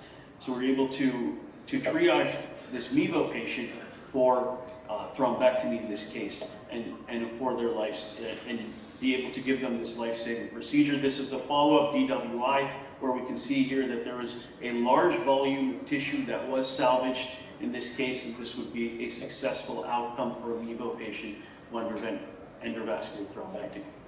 But one thing, as we were alluding to before, is what are the ideal thresholds for MEVOs? Can we translate the ones that we have that are now well established for LVOs to MEVOs? And the shorter answer is not necessarily. We really have to think of MEVOs as a distinct group, a distinct subgroup that requires separate thresholds. And prior studies have also shown that, where for detection, at least in this study of almost 800 patients, it found that Tmax greater than 8 seconds was actually the best out of all the Tmax parameters for detecting medium vessel occlusions, with Tmax 6 seconds also showing very high sensitivity. Some other studies have also found that Tmax 4 seconds, particularly with the more distal occlusions, our M3s or M4s, the Tmax 4 seconds can be more useful for being able to detect presence of those types of occlusions with these wedge-shaped perfusion deficits that we can see here, for instance. And a lot of this is thought to be due to the proximity to collaterals, which push these, which are able to maintain the blood volume within these smaller affected territories because of the shorter collateral routes. Some of our work. Sorry to interrupt, but we are already out of time. So can you please sum up? Sure. Let me just quickly summarize. These are just some additional examples of patients where we can see how perfusion imaging can be especially useful. We also have another platform that's used within Rapid called the Stroke Solution platform, a non-contrast solution that increases our ability to detect infarcts and strokes, improves our sensitivity, and this platform is actually just as good, if not better, than neuroradiologists, and has the agreement level with general radiologists compared to neuroradiologists, where it's almost equal. So it improves our accuracy and consistency with being able to detect ischemic core, and it's especially useful for increasing accuracy within that golden hour, that early time window, as we see here, where it's especially useful. And that concludes my presentation. I'm happy to take any questions. Thank you for your attention. Thank you, Dr. Vivek. That was an excellent talk. I think the message is well taken that imaging, perfusion, and more people or patients eligible for EVT. So if any of my colleagues would like to ask anything. Very insightful presentation, sir. Regarding this rapid AI, is it just related to perfusion or something more than that? Now, there are a number of different modules that we utilize at Hopkins, including the intracranial hemorrhage module. So it's useful not just for ischemic strokes, but also intracranial hemorrhage and hemorrhagic strokes. We also have the aneurysm platform to improve our ability to detect smaller aneurysms, especially those that are about 3 millimeters in size, and those can be especially difficult, for us as neuroradiologists to be able to detect. So there are a number of different platforms. A couple of the other ones that we showed briefly at the end, such as the non-contrast CT platform and hypodensity platforms that can help with being able to detect ischemic core, especially within the earlier time windows where it's especially challenging. All right, thank you very much. Is there any question? We can probably take one more question for Dr. Vivek. Anybody from the audience? All right, so that's it. Thank you, Dr. Vivek. That was an excellent presentation. Good to and hope to hear from you once again sometime later. Thank you so much. I Bye-bye. appreciate it. So, ladies and gentlemen, now we move on to our next speaker, the use of navigation to reach complex cranial vascular pathologies, Dr. Puneet Rana. May I invite you, sir, to come to the dais. He is HOD, Department of Neurosurgery, Yatharth Hospital, Noida Extension. Good evening, and it's a very vast topic, but I've just tried to be, summarizing it in as simple words as possible, as palatable as possible. So, okay. Just let me be given 1 or 2 moments to just get acquainted with this system. Okay, I can move. So, I'm Dr. Puneet Rana. I'm heading the neurosurgery in Yatharth Noida Extension, and with regards to all the sitting faculty, I would just like to speak a few words about the use of neuronavigation in the complex vascular pathology. Neuronavigation used to be a luxury, some years back in the neurosurgical OT. Now it's a necessity, and it's an adjunct and a very faithful friend when a neurosurgeon is operating, especially the complex vascular pathologies. So many surgeons over the globe, in the last 70 years, have made their mark in the hardcore microscopic neurosurgery, operating the complex neurovascular pathologies. 2 of them have left us in the last 2-3 years, Dr. Juha and Dr. Yuha, and Dr. M.G. Yasser Gill. There are some who are living legends like Dr. Lawton, and there are others. The names, there's a long list. They have made their mark in the field of microscopic hardcore neurosurgery by operating the complex vascular pathologies. So, though if a person is coming up in the field of microscopic vascular neurosurgery, though the neurosurgical landmarks, the knowledge, the intense work ethic, cadavers, mentorship under a great surgeon, experience, and ironically the failures, they help a budding neurosurgeon to exercise the surgical expertise over the time, paralleling the decrease in the complications, as well as conformity of the surgical timings. It is said that there is no, fast or slow surgery. There is a good surgery and bad surgery. And it's like sniping. Fast is slow, slow is fast. So I would not say the timing decreases, but the conformity of the surgical timing, it increases. But the variations of the anatomy and physiology, it makes it absolutely impossible to weed out the surprise during the surgery, even for the most experienced of the surgeon in the approach and defining the lines of attack and the pathology. So herein comes the role of the neuronavigation. Neuronavigation helps an upcoming as well as experienced expert surgeon to reduce or bridge the gap of forming the surgical circuitry in his mind and the learning curve. It can also be an added opinion, a faithful friend in the case of very experienced and expert surgeon, increasing his confidence further. It is said that as experienced a vascular surgeon is, he doesn't take the opinion in the OT, but ironically, he takes the opinion of the navigation without any ego involved. It can be useful in the cases of both budding surgeon as well as experienced surgeon as an adjunct or ancillary tool to be incorporated in the surgical program and not as a luxury tool. I just repeat it. When we are operating, an aneurysm, first of all, the first fold of this, presentation is about the aneurysm surgery and the use of neuronavigation in it. First and foremost, decision making when we are doing the aneurysm surgery is the approach, the craniotomy, where we are going to make the craniotomy, the line of attack. Any vessel, which is attached to the dome, small or big, finding the site for occluding the feeder and softening the aneurysm. It's very imperative to define that complex of proximal feeder, the neck, and the starting of the dome. That complex, it should be visible to you. If you are a good neurosurgeon, you can operate primarily or secondarily, but that complex has to be seen to you. If you are not defining that complex, whether you are doing the primary or secondary clipping, it's not a good surgery. So neuronavigation helps you to find out that complex very accurately and defining the craniotomy where you can attack that complex. It also may give the information about any clot or plaque in the aneurysm along with its location, the sizable aneurysm. If you are having an aneurysm 6 millimeter or above, and you are having on the neck there is a plaque or there is a clot which is hanging loosely above that, if you try to clot that, clip that, especially without clipping the proximal feeder, you will see that you will be slicing. There is a high chances that you will be slicing through that neck, and when you open that clip, secondary clip, you will be seeing that there is you are just sitting in the pool of blood. So if you know that there is a plaque over there, you can clip above or below that. It's much better than having to do an aneurysmography during the surgery. It's very important in some site-specific aneurysms, especially the paraclinoidal aneurysms, posterior circulation aneurysm, and the distal AC and the PC aneurysm. So just to talk about it in some detail. For example, if you are having an aneurysm, let us say like this, in the distal A2 and A3, I'll be making a craniotomy, let us say just above the frontal sinus here, and I'll be seeing the dome. I'll be seeing the distal A2, A3, right? A3, distal A3. So if I make the craniotomy here, I'll be able to see the dome, I'll be able to see the neck, I'll be able to see the proximal, A2, A3 junction. I'll be able to see, the site where I can apply my clip to soften the aneurysm, which is ideal. So neuronavigation will be helping me to fashion my craniotomy.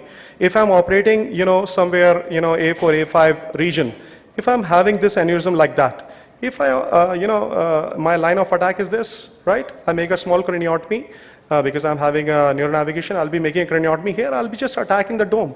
I'll be seeing the distal, ACA, distal to the aneurysm. I'll not be able to see the proximal one. So I'll be making a craniotomy here. I'll be able to see the proximal feeder. I'll be able to see that neck. I'll be able to see the dome.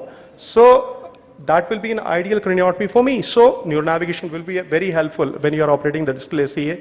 When we are talking about especially the distal, PCA aneurysms, P2, P3, and early P4. So using the navigation, I'll be fashioning my cut into the tent, distal to the fourth nerve. I'll be finding out the complex of the basilar and the basilar top and the early start of the P1 towards the ipsilateral side. I'll be having a control ipsilaterally.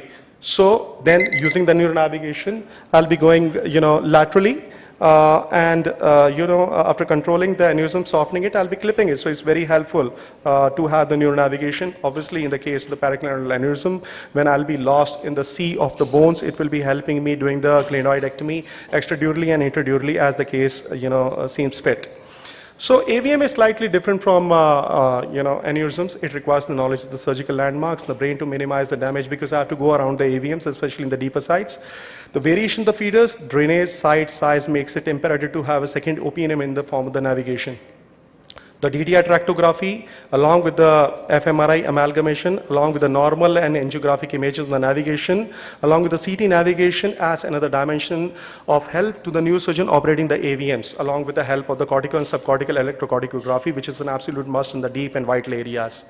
AVMs are unable to shift during the surgery, especially when you are coagulating it. During the surgery, they'll be shifting their size. They're just like, floating in the cortex. As you keep coagulating it, they'll be shifting. So if you are having a navigation which is having the shift software, which is synced to the ultrasonography, which is giving feeding to the microscope, you will be having, luxury of having the intraoperative MRI each second of your surgery.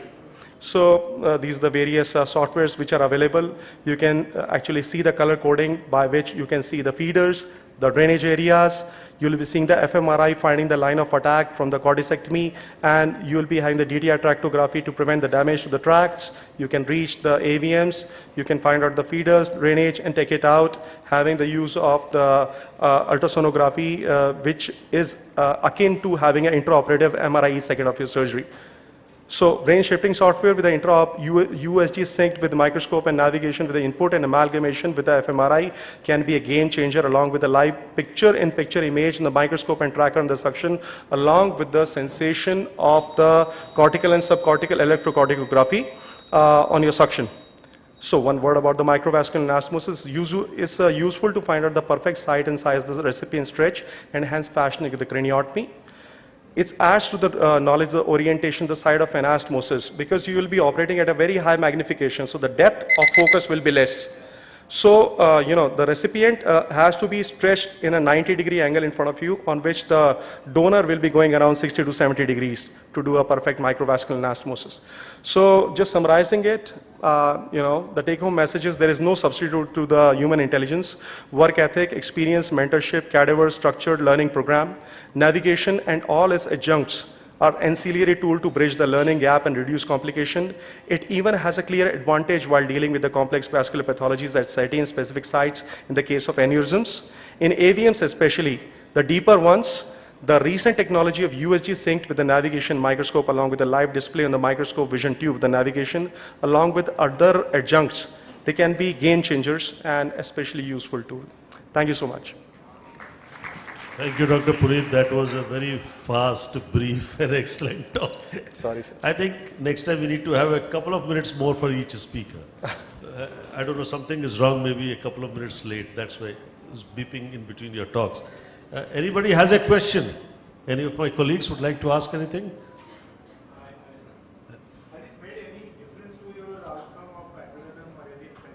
Mike, please. Sir, I couldn't hear your question fully.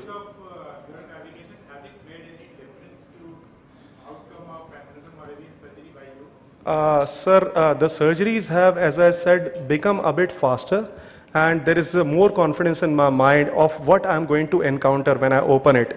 As I told you, the complex of the proximal feeder, that neck region and the dome region. I'm sure that I'll be attacking that region, making a smaller craniotomy. I'll be able to fashion my craniotomies, and I know what to expect. So that gives me slight more confidence while dealing with these pathologies. But overall, apart from the timing, I think the prognosis has remained okay, sir, with both the things, without or with the navigations. But I think having that angiographic images, amalgamated in the navigation, they are helpful. I was very fortunate that I had the navigation from the first case I did, so I cannot compare without and with it. But it is an absolute must to have the angiographic images at least. Not the other adjuncts, but angiographic images. They make a difference, sir, to fashion the craniotomy and reach that complex. Obviously, you are senior to me, so.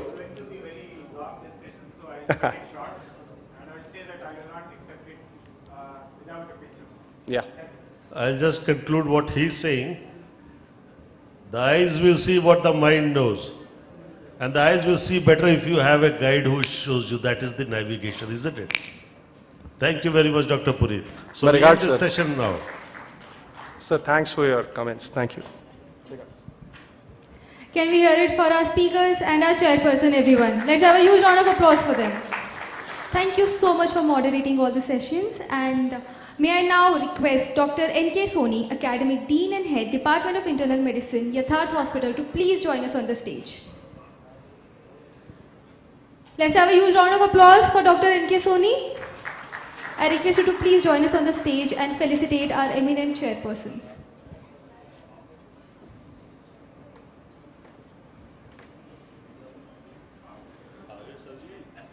First, I request you to felicitate Dr. Sandeep Sahai, Director, Department of Internal Medicine, Yatharth Hospital, Greater Noida.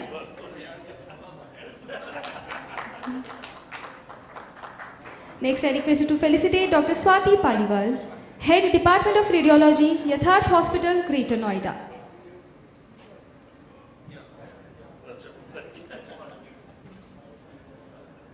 Thank you so much, ma'am. I request you to now felicitate Dr. Sunil Kumar Baranwal, Director and HOD, Department of Neurosurgery, Yatharth Hospital, New Delhi. Now I request you to felicitate Dr. Kamal Purushottam, Chief Medical Officer, Pan India, NTPC Limited. Thank you so much.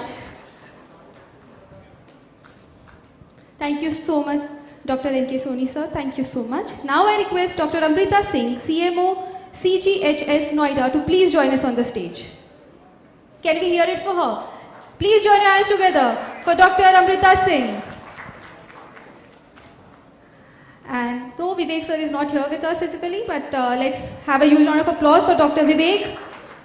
And now, ma'am, I request you to please felicitate Dr. Puneet Rana, HOD, Department of Neurosurgery, Yatharth Hospital, Noida Extension.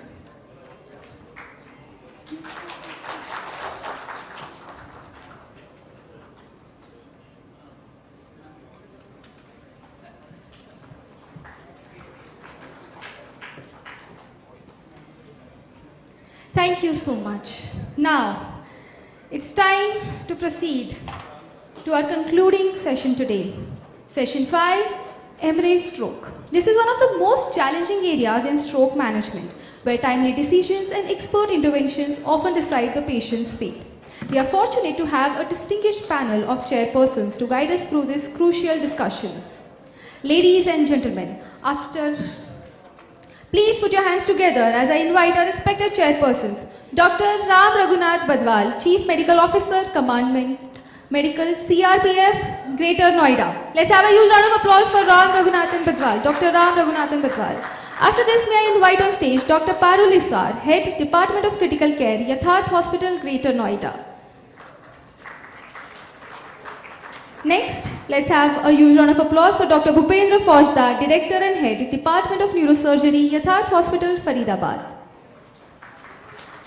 And lastly, I would request Dr. Anshuman Mishra, HOD, Anesthesiology and Pain Medicine, MBBS MD, Yatharth Hospital, to please join us on the stage. Can we have a huge, thunderous round of applause for all our chairpersons? Thank you so much. Over to you. I request you to please felicitate the last session. Facilitate the last session.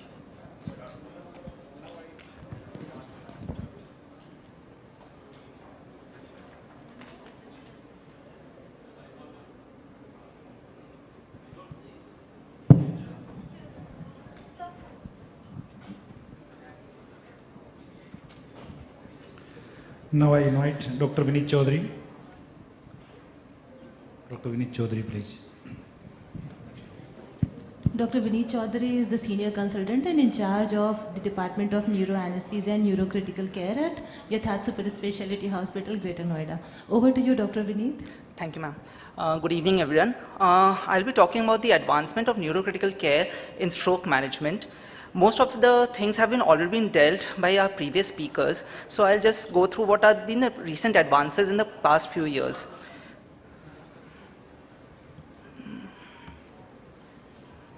Yeah, a neurocritical care for patients with ischemic stroke requires a dedicated neurocritical care or advanced stroke unit to optimize patient care and the subsequent outcomes.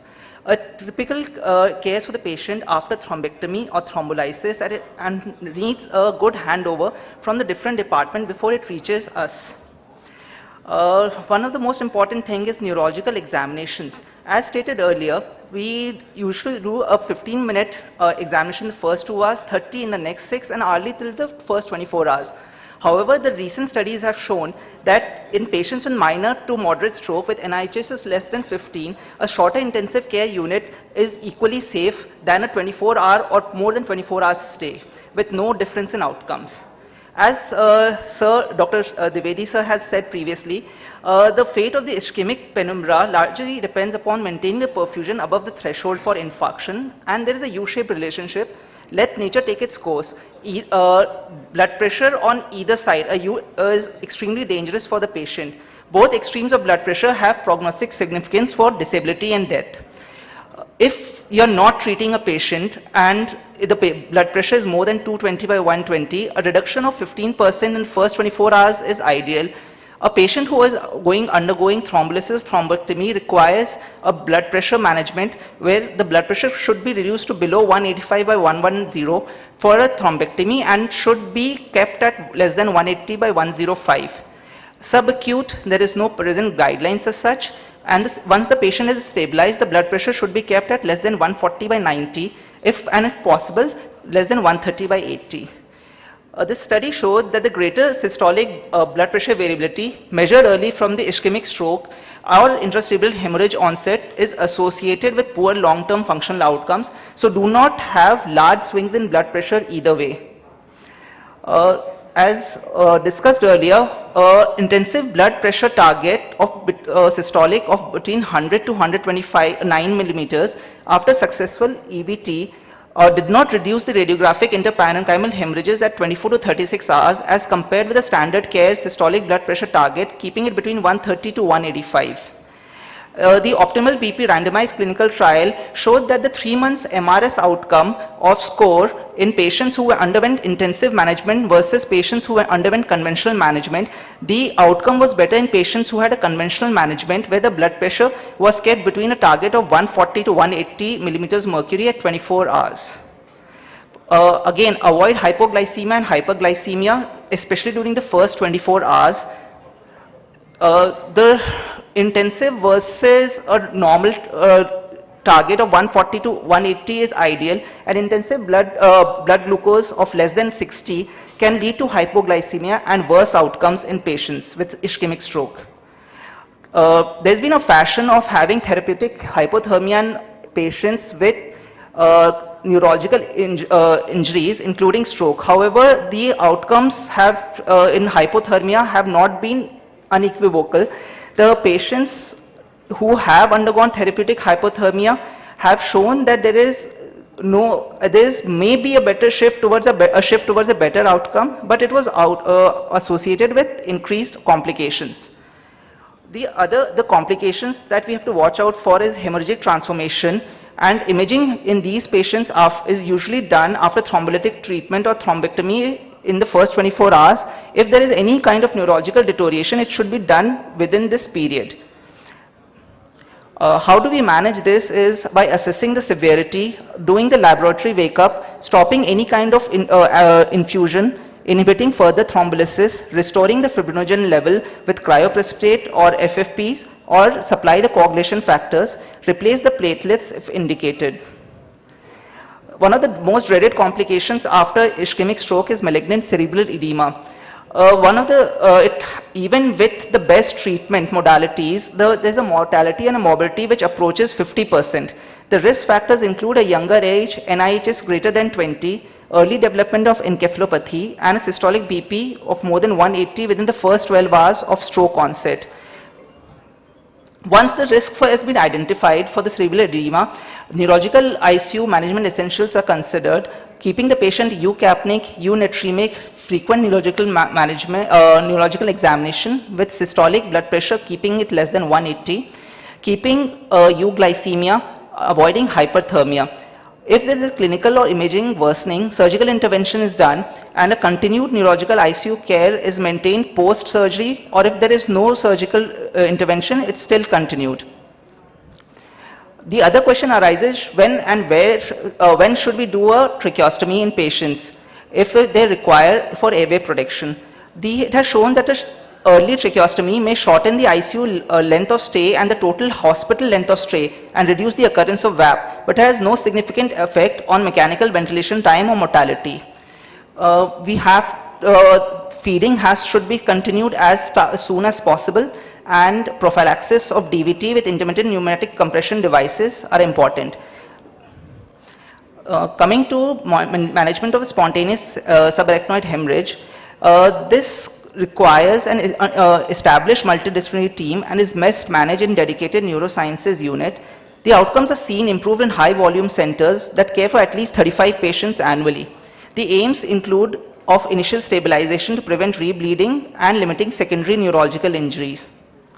The management can be divided into before and after securing the aneurysm. The before securing the aneurysm, once the imaging is done, ABCDE approach is maintained, airway and ventilation is secured, prevention of rebleeding through BP management, avoiding any factors which can raise the ICP, and initial resuscitation.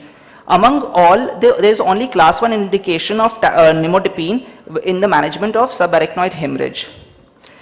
There was a fashion of starting ultra-early tranexamic acid after subarachnoid hemorrhage, but it has been proved that it has possibly no benefit and probable harm due to development of delayed cerebral ischemia. Once the aneurysm has been secured, we have to continue the neuromonitoring, prevent DCI, treat the delayed cerebral ischemia, look for other systemic involvement, control intracranial pressure, and general medical support. One of the most dreaded complications of subarachnoid hemorrhage is the delayed cerebral ischemia. It includes focal neurological impairment or a decrease of 2 points or greater on the GCS for at least 1 hour that is not present immediately after aneurysm securement, and is usually seen in the most in the day 4 to day 11 of the ictus. It can be detected by neurological changes and by ruling out other causes. One of the most important armamentarium that we have is a transcranial Doppler in our ICU, CT perfusion imaging, continuous EEG monitoring, and there are other multimodality monitoring for this same. The treatment includes, among the triple H that was there, now only induced hypertension possibly has a role in this. So hypertension induction seems an effective strategy for preventing DCI related cerebral infarcts. The other modalities include intraarterial delivery of vasodilators, milrinone, stellate ganglion block, and intrathecal nimodipine. We have in our ICU transcranial Doppler. It is aptly called the doctor's stethoscope of the brain, and we use a small 2 Hz low frequency transducer. It was first described in 1982, and this uses the Bernoulli principle and the Doppler shift effect to give us a measurement of the cerebral blood flow. By allowing us to interpret the different parameters, it allows us to diagnose multiple conditions in various settings. There are 2 types which are traditionally available. One is a non-duplex and the non-imaging type, and the second which gives you a duplex imaging along with the pulse wave Doppler. There are 4 windows in which we insonate. The first is the transtemporal, which is the most important and gives us a view of the anterior circulation. The second is the submandibular. The third is a transorbital, and the fourth is the suboccipital window for posterior circulation. There are multiple values, of which the most important is, for our interest, is the mean flow velocity, because it has the least variation. Increased mean flow velocity is seen in cerebral vasospasm and hyperemia, while a decreased mean flow velocity would be seen in raised ICP, severe hypertension, and brainstem death. The pulsatility index is another very important factor which provides information on the downstream cerebral vascular resistance, and it positively correlates with ICP. The higher the PI, the higher the ICP. Any condition which increases the distal vascular resistance causes an increase in PI, which includes increased ICP, hypocapnia, or a severe stenosis and cerebral circulatory arrest, and anything which decreases a distal vascular resistance caused by hypercapnia or hyperemia will decrease the PI values. The other index which is very important is the Lindegaard ratio, which helps us to differentiate between the hyperdynamic flow, that is hyperemia, and vasospasm. A less than 3 is a hyperdynamic flow and more than 3 is a vasospasm. By using the degree of flow of the mean flow velocity and the Lindegaard ratio, we can classify the vasospasm into mild, moderate, and severe. And the guiding principles, how do we detect the arteries, is through the windows that we insonate, through the depth, the direction, and the mean flow velocities. So these are the how the waveforms look. The positive waveforms are usually seen in the middle cerebral and the posterior cerebral artery, while the anterior cerebral artery is usually has a negative flow. The major clinical uses include vasospasm, ischemic cerebrovascular disease, raised ICP, head injury, and cerebral circulatory arrest. In subarachnoid hemorrhage, the delayed vasospasm usually occurs after 4 to 21 days, and angiography is considered the gold standard, but it's invasive and not a dynamic monitor. So in TCD, the middle cerebral artery and the basilar artery vasospasm has a high sensitivity and high specificity. However, this is not seen with AC and PCA. The detection of angiographic vasospasm in the mean flow velocity is less than 120 has a high negative predictive value, while more than 200 has a high positive predictive value. While the increase by 50 centimeters or 25% in 24 hours is more important. This was a patient that we had in our ICU she was a 32-year-old female who presented. Sorry to interrupt you, your time is up.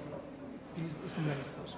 Okay, so in summary, including, we have a number of uses for this, including the acute ischemic stroke for subarachnoid hemorrhage, where by seeing the flow, we have often came to a conclusion if the patient is improving or is deteriorating.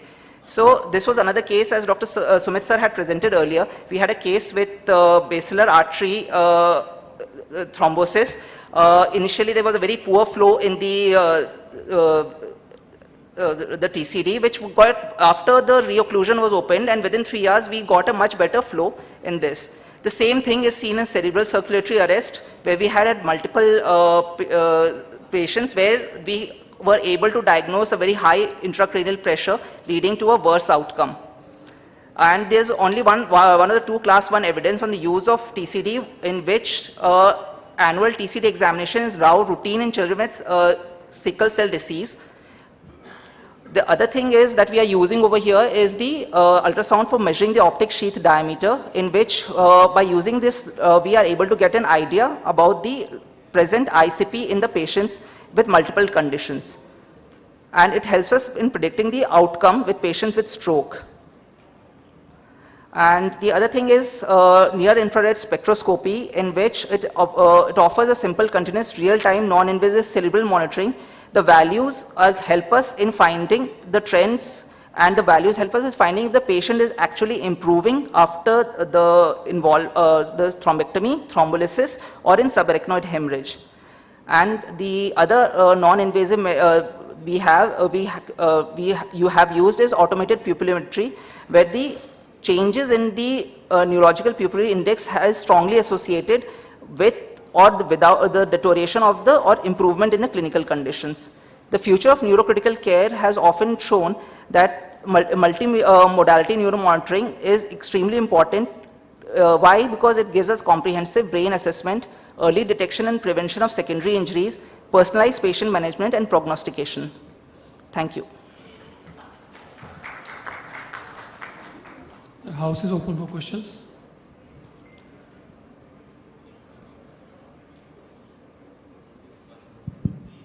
Dr. Vineet, that was a very brief, crisp, and yet informative presentation. Just two questions. Sure. Is there a difference in the range of blood sugar levels which we maintain in diabetic versus non-diabetic patients? Ma'am, the NICE sugar trial had discussed about this. In this, basically the event is that even in patients who are diabetic and patients who are non-diabetic, a tight control is very harmful for the brain.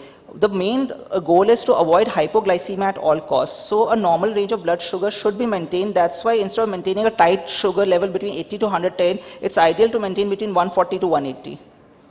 And any particular agents of choice for controlling the blood pressure? In any for blood pressure control? Yes. As AHA guidelines have in ischemic stroke have talked about the use of labetalol, clevidipine, and but since we don't have clevidipine, most of the time we use labetalol, and in certain cases we often end up using nitroglycerine as an IV infusion to reduce the blood pressure during that time. Thank you. Thank you. Any questions from the audience? Thank you, Dr. Vineet.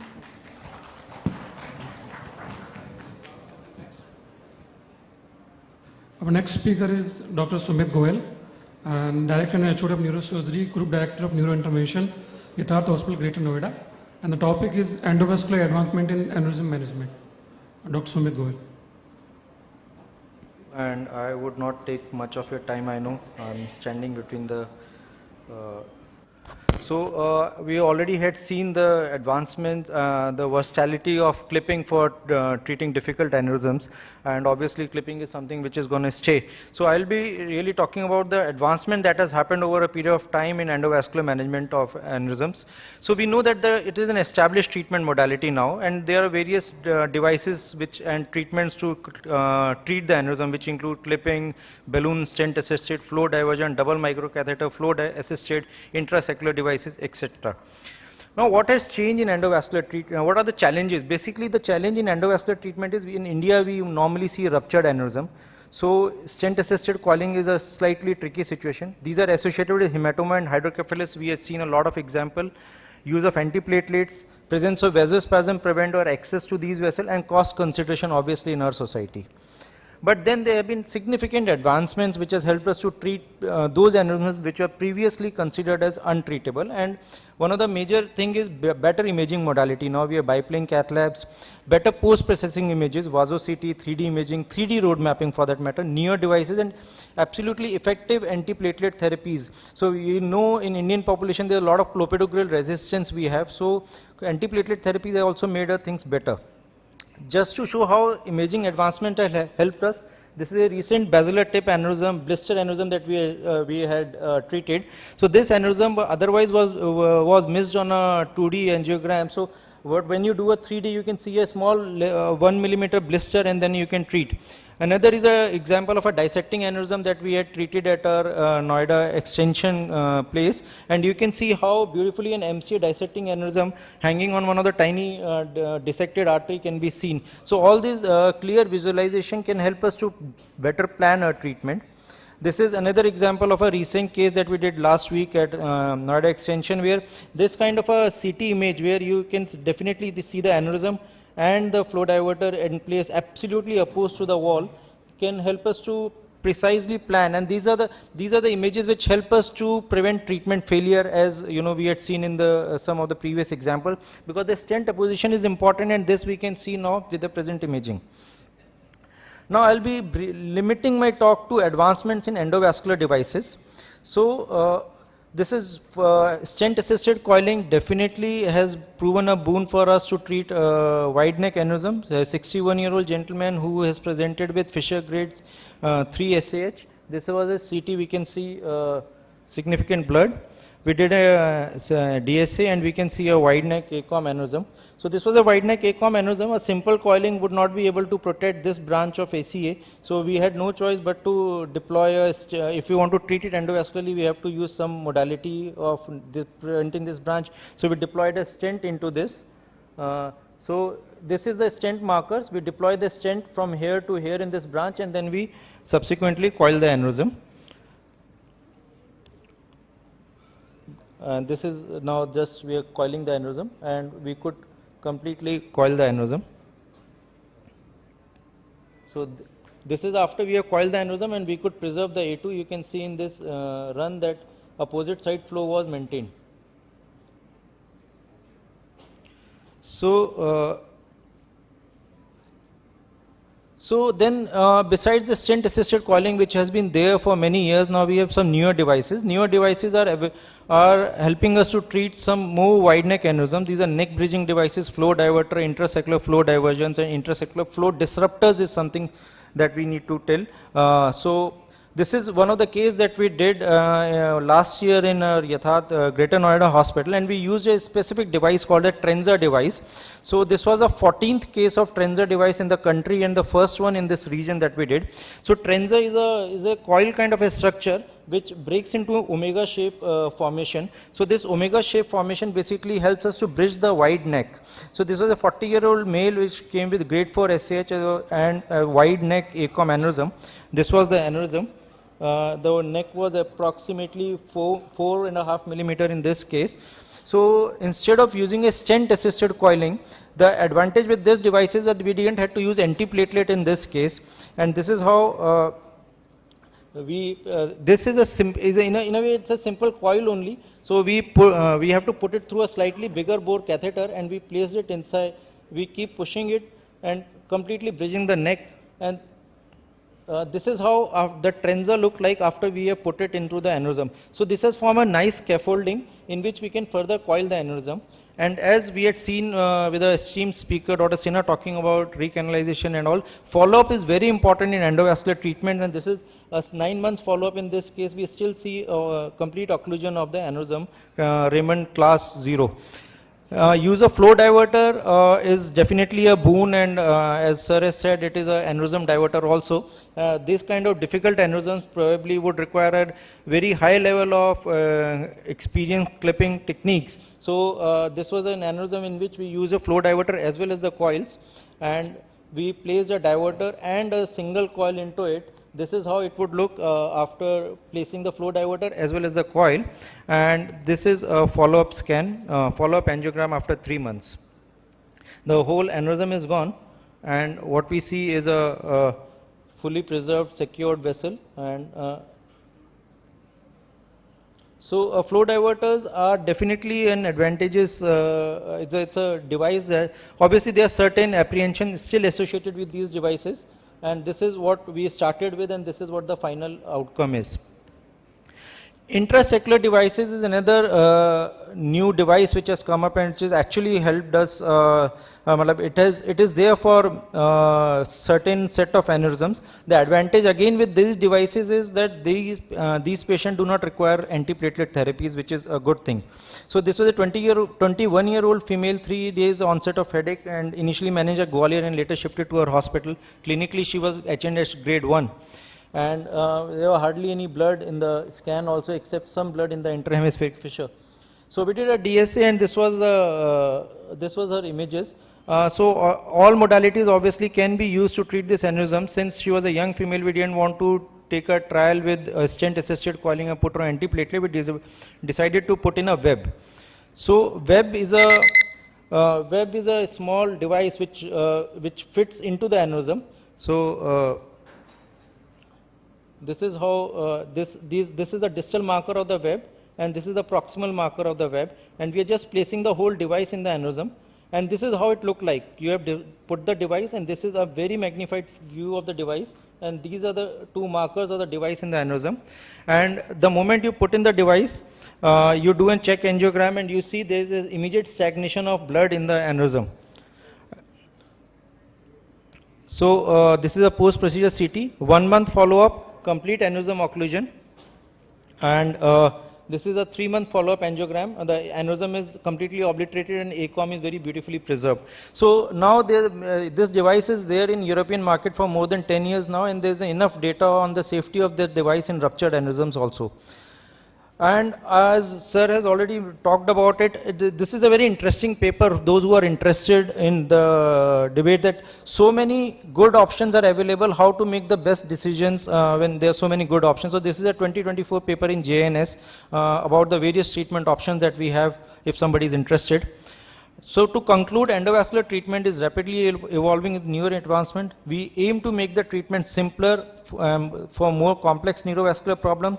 But again, with a word of caution and pinch of salt, that long-term follow-up and larger control studies are needed, and we should not get just fascinated by the devices. We have to choose a device very carefully. And obviously, the options have become very wide, from standard clipping, stent-assisted coiling, flow diversions, to intracerebral devices like web and contour. So I'd like to end my talk by the Hippocratic thing, the primum non nocere, and we should not do any harm, and we should treat and design our plans properly. Thank you. Thank you, Dr. Sumit, for such a wonderful talk. The house is open for questions.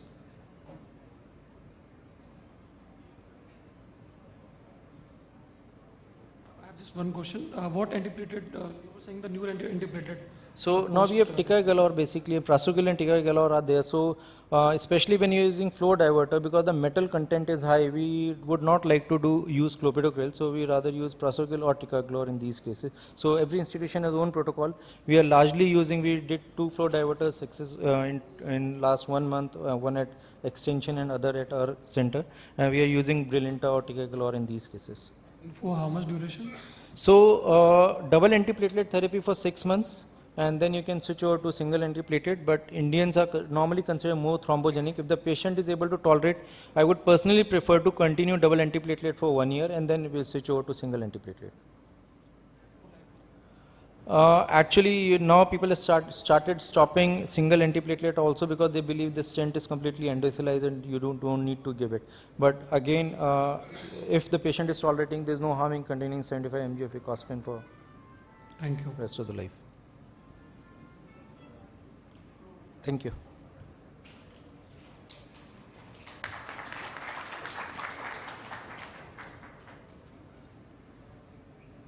So our last speaker is Dr. Ankit Agrawal, Consultant Department Neurosurgery, Yatharth Hospital, Noida Extension. And the topic is surgical management of intracranial bleed. Dr. Ankit Agrawal.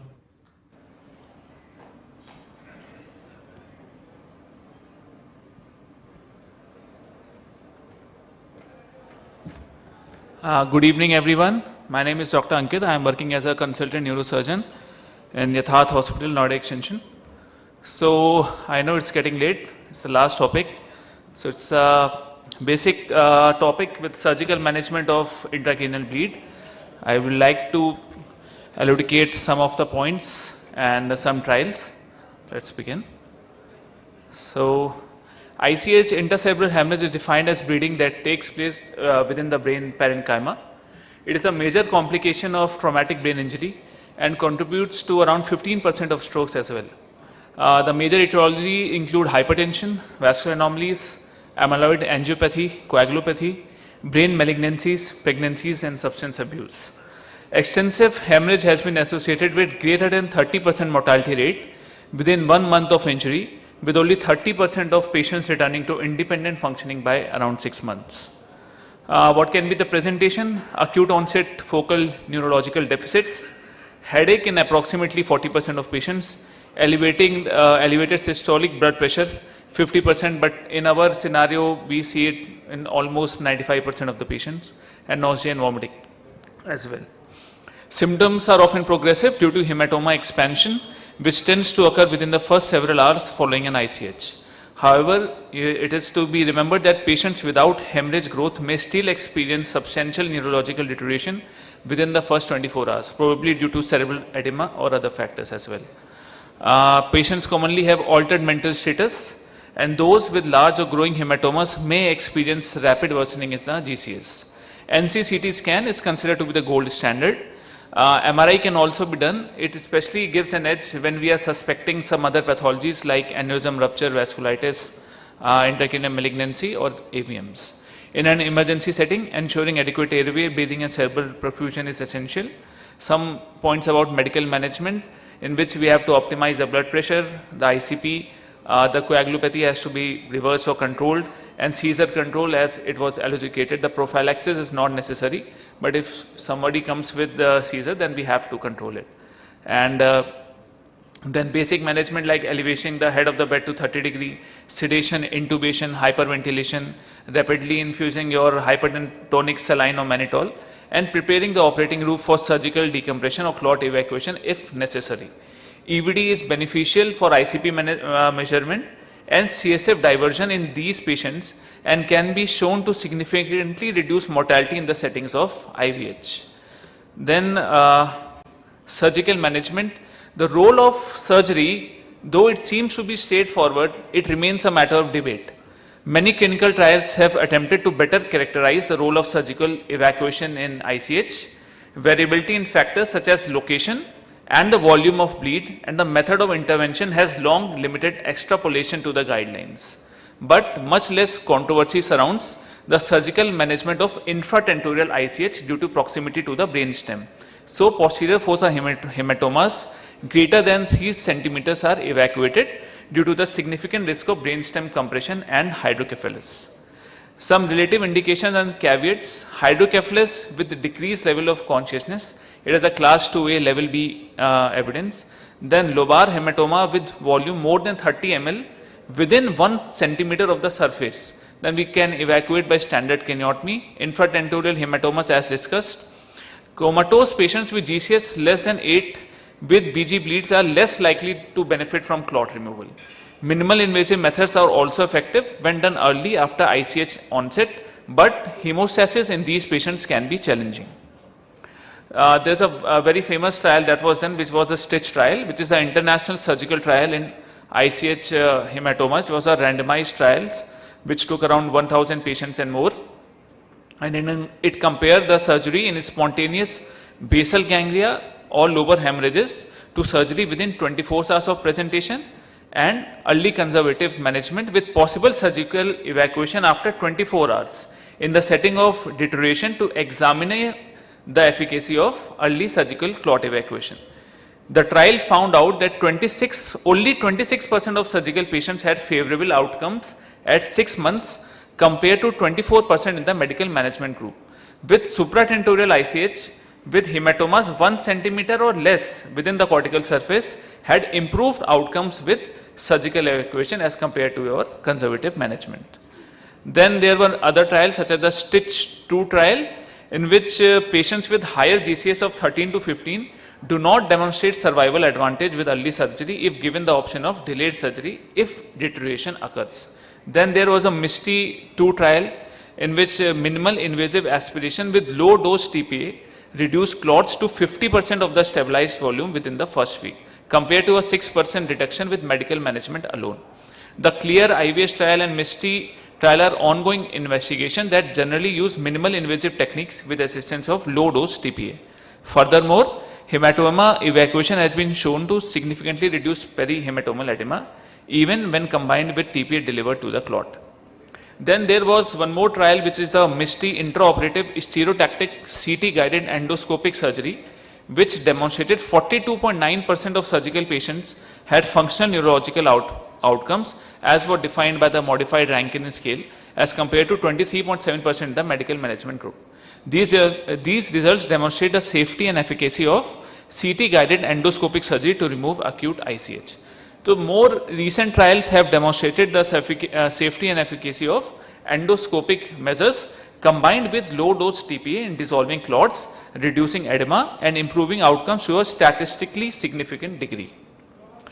This is a slide which shows a pre-op MRI with the intercerebral right-sided hematoma with interventricular extension, and here you can see the endoscopic procedure of removing it and the post-op CT scan. Then stereotactic ICH aspiration is also a topic in which we can use ultrasonic aspiration, high pressure fluid irrigation, endoscopic aspiration, modified nucleotome and catheter aspiration with injection of TPA. The potential advantage seems to be accessible to deep putaminal and thalamic areas and less damage to overlying brain. Some studies show 77% reduction in ICH volume at 48 hours with no bleeding, especially in the saline irrigation and aspiration of this. Then there were some cases that we did. So this was a case of extensive left-sided ICH with interventricular extension. The patient came in the GCS of M2 on arrival. He was intubated and further workup was done. An extensive craniotomy was done, and we also placed an EVD in this. So the patient was on ventilator for quite a days. He improved up till M4 and is still with us in the hospital. Then this was another case in which bleed was there and the post-op CT which showed a good result. And this is a particular case which I need to discuss. In this, the patient came with a small left-sided GC bleed. He has a GCS of 14/15 with an IM score of 5. But due to uncontrolled BP for the next day, the patient bleeding increased. It also extended into the ventricles and the GCS deteriorated. So in this patient, we did a small craniotomy, removed the blood and kept the bone back. Though the patient ICU stay was a little longer than as could have been in a decompressive craniotomy, but the patient was discharged with no need of another cranioplasty over there. Then post-operative management is appropriate BP control has to be done with less than 130 systolic BP is recommended. The frequent neurological examination. DVT prophylaxis is a thing that we, low molecular weight heparin can be used in stable hematoma and 24 hours after craniotomy. Then rehabilitation, tracheostomy in poor GCS cases as well. So take home message is that ICH remains a serious complication. It is associated with trauma and a consequent of hemorrhagic stroke. Appropriate diagnosis and management of intercerebral pressures and ventilation preoperatively remains an important opportunity to improve patient outcomes. While surgical intervention for large infratentorial ICH is clearly beneficial, the role of supratentorial ICH remains controversial given the diversity of ICH location, depth of bleed, and technique used to evacuate the hemorrhagic clot. Superficial cortical ICH can have improved outcomes with surgical evacuation compared to the medical management.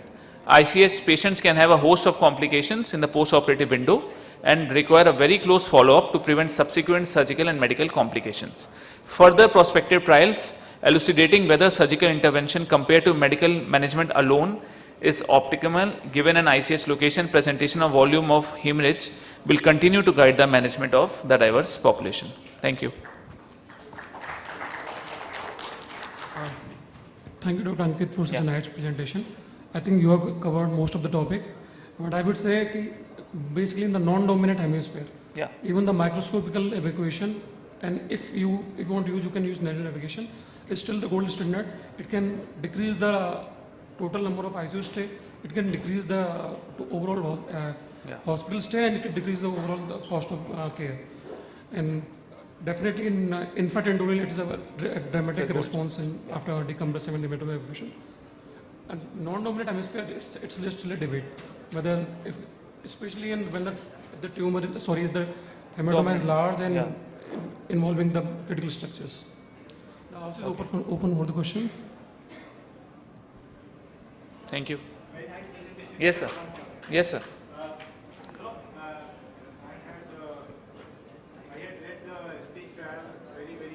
Yes, sir. And I think speech trial misguides you more than guides you. Yes, sir, exactly. I'll give you one example. Like, what was the conclusion? Speech trial in Delhi was also part of speech trial. And what was the conclusion of in Delhi? That hematoma in deep seated should be operated. The problem of this speech trial was so many centers were involved and the surgical technique was not advocated.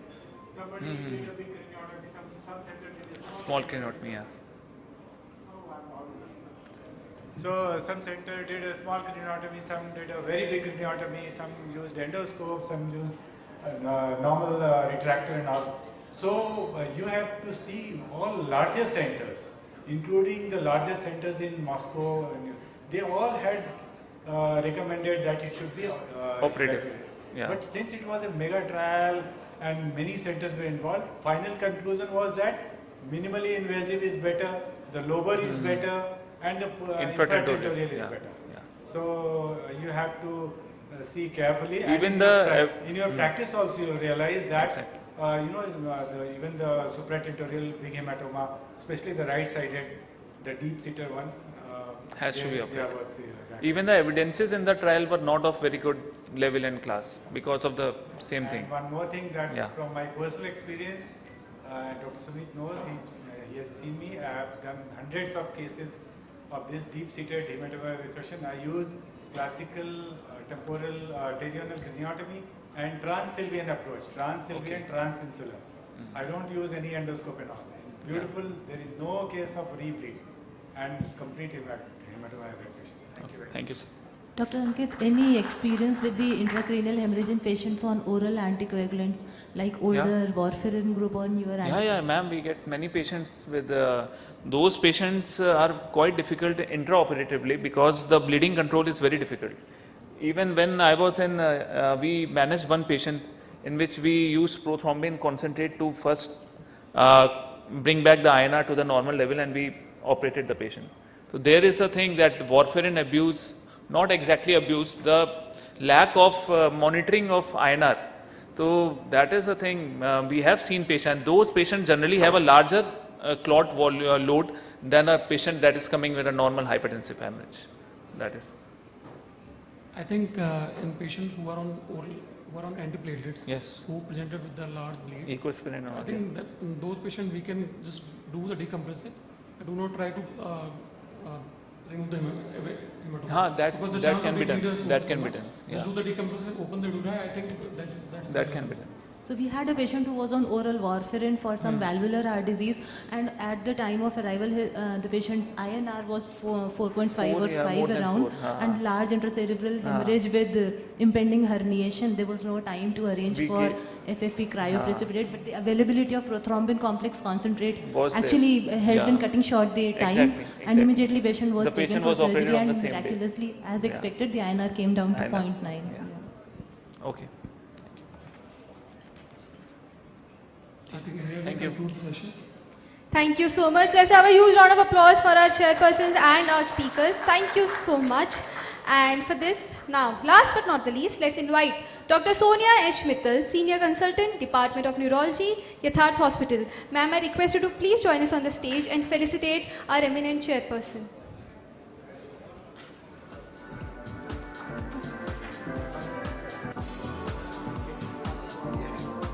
Sir, I request you to felicitate Dr. Raghunath Padwal, Chief Medical Officer, Commandant Medical, CVRPF, Greater Noida. Thank you so much, sir, for joining us here today. Next, I request you to felicitate Dr. Paro Lisar, Head Department of Critical Care, Yatharth Hospital, Greater Noida. Thank you so much, ma'am. Next, I would like to request you to felicitate Dr. Bhupendra Faujdar, Director, Department of Neurosurgery, Yatharth Hospital, Faridabad. Thank you, sir, for taking out your valuable time. Now, I request you to felicitate Dr. Anshuman Mishra, Director, Anesthesiology and Pain Medicine, Yatharth Hospital. Thank you so much, sir. Thank you so much. Now, I request Dr. Vipin Sisodia, Senior Consultant, Department of Urology, Yatharth Hospital, to please join us on the stage. I request you to please join us on the stage and felicitate our fabulous speakers today. Thank you. First, I request you to felicitate Dr. Vineet Chaudhary, Senior Consultant and in charge, Department of Neuroanesthesia and Neurocritical Care.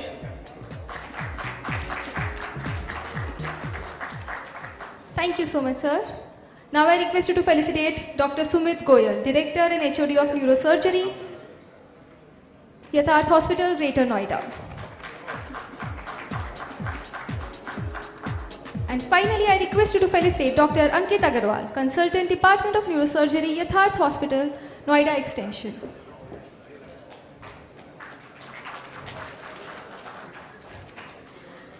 And finally, we come to end of this enriching day. May I request Dr. Chirag Gupta, Senior Consultant, Department of Neurology, Yatharth Hospital, Greater Noida, to deliver a vote of thanks, acknowledging everyone who made this event possible. Sir, over to you. Thank you. It's very good evening. I would like to conclude this stroke symposium. It's my privilege to deliver the vote of thanks on the behalf of Department of Neurosciences, Yatharth Super Speciality Hospital, Greater Noida. First and foremost, I felt my heartfelt gratitude to our esteemed patron, Dr. Ajay Tyagi sir, Chairman, Yatharth Group of Hospital, for his inspiring vision and constant encouragement. I would also like to take this opportunity to specifically acknowledge the guiding pillars of the Yatharth, specifically mentioning the Dr. Kapil Tyagi sir, Dr. Manju Tyagi ma'am, and Mr. Yatharth Tyagi, Director, Yatharth Group of Hospitals, whose support and sponsorship have made this symposium possible. My sincere thanks to our advisory committee, Mr. Amit Singh, Group CEO, Dr. Sunil Kumar Balian, Chief Operating Officer and Facility Director, and Dr. N.K. Soni, Academic Dean and Head, for their invaluable guidance. I would also want to acknowledge the dedication to our organizing team, Dr. Sumit Goyal, Dr. Soumya Mittal, Dr. Rahul Sharma, and who worked tirelessly to make this event a success. A special thanks to our invited speakers and distinguished faculty for sharing their expertise, and to every participant for being part of this memorandum symposium. With that, I warmly invite you to all of you to join to the gala dinner. Thank you and very good evening. Thank you so much. And first of all एक बार तो अपने आप के लिए ज़ोरदार तालियां हो जाए, इतने लास्ट तक टिके हुए हैं अभी तक, तो उसके लिए तो ज़ोरदार तालियां बनती है। एंड क्योंकि आप हमारे साथ इतने अंत तक टिके हैं, यथार्थ हॉस्पिटल का ना एकदम मन ही भर आया है। आप सब लोगों के लिए हमने खास कर, क्योंकि हमें पता है आप इतने बिजी रहते हो, आपको खाना खाने का भी टाइम नहीं मिलता, हमने आप लोगों के लिए खास कर एकदम सात्विक, बिना नमक, बिना प्याज, बिना कोई मसाले का खाना रखा है, एकदम दलिया, दाल खिचड़ी, करेले का जूस।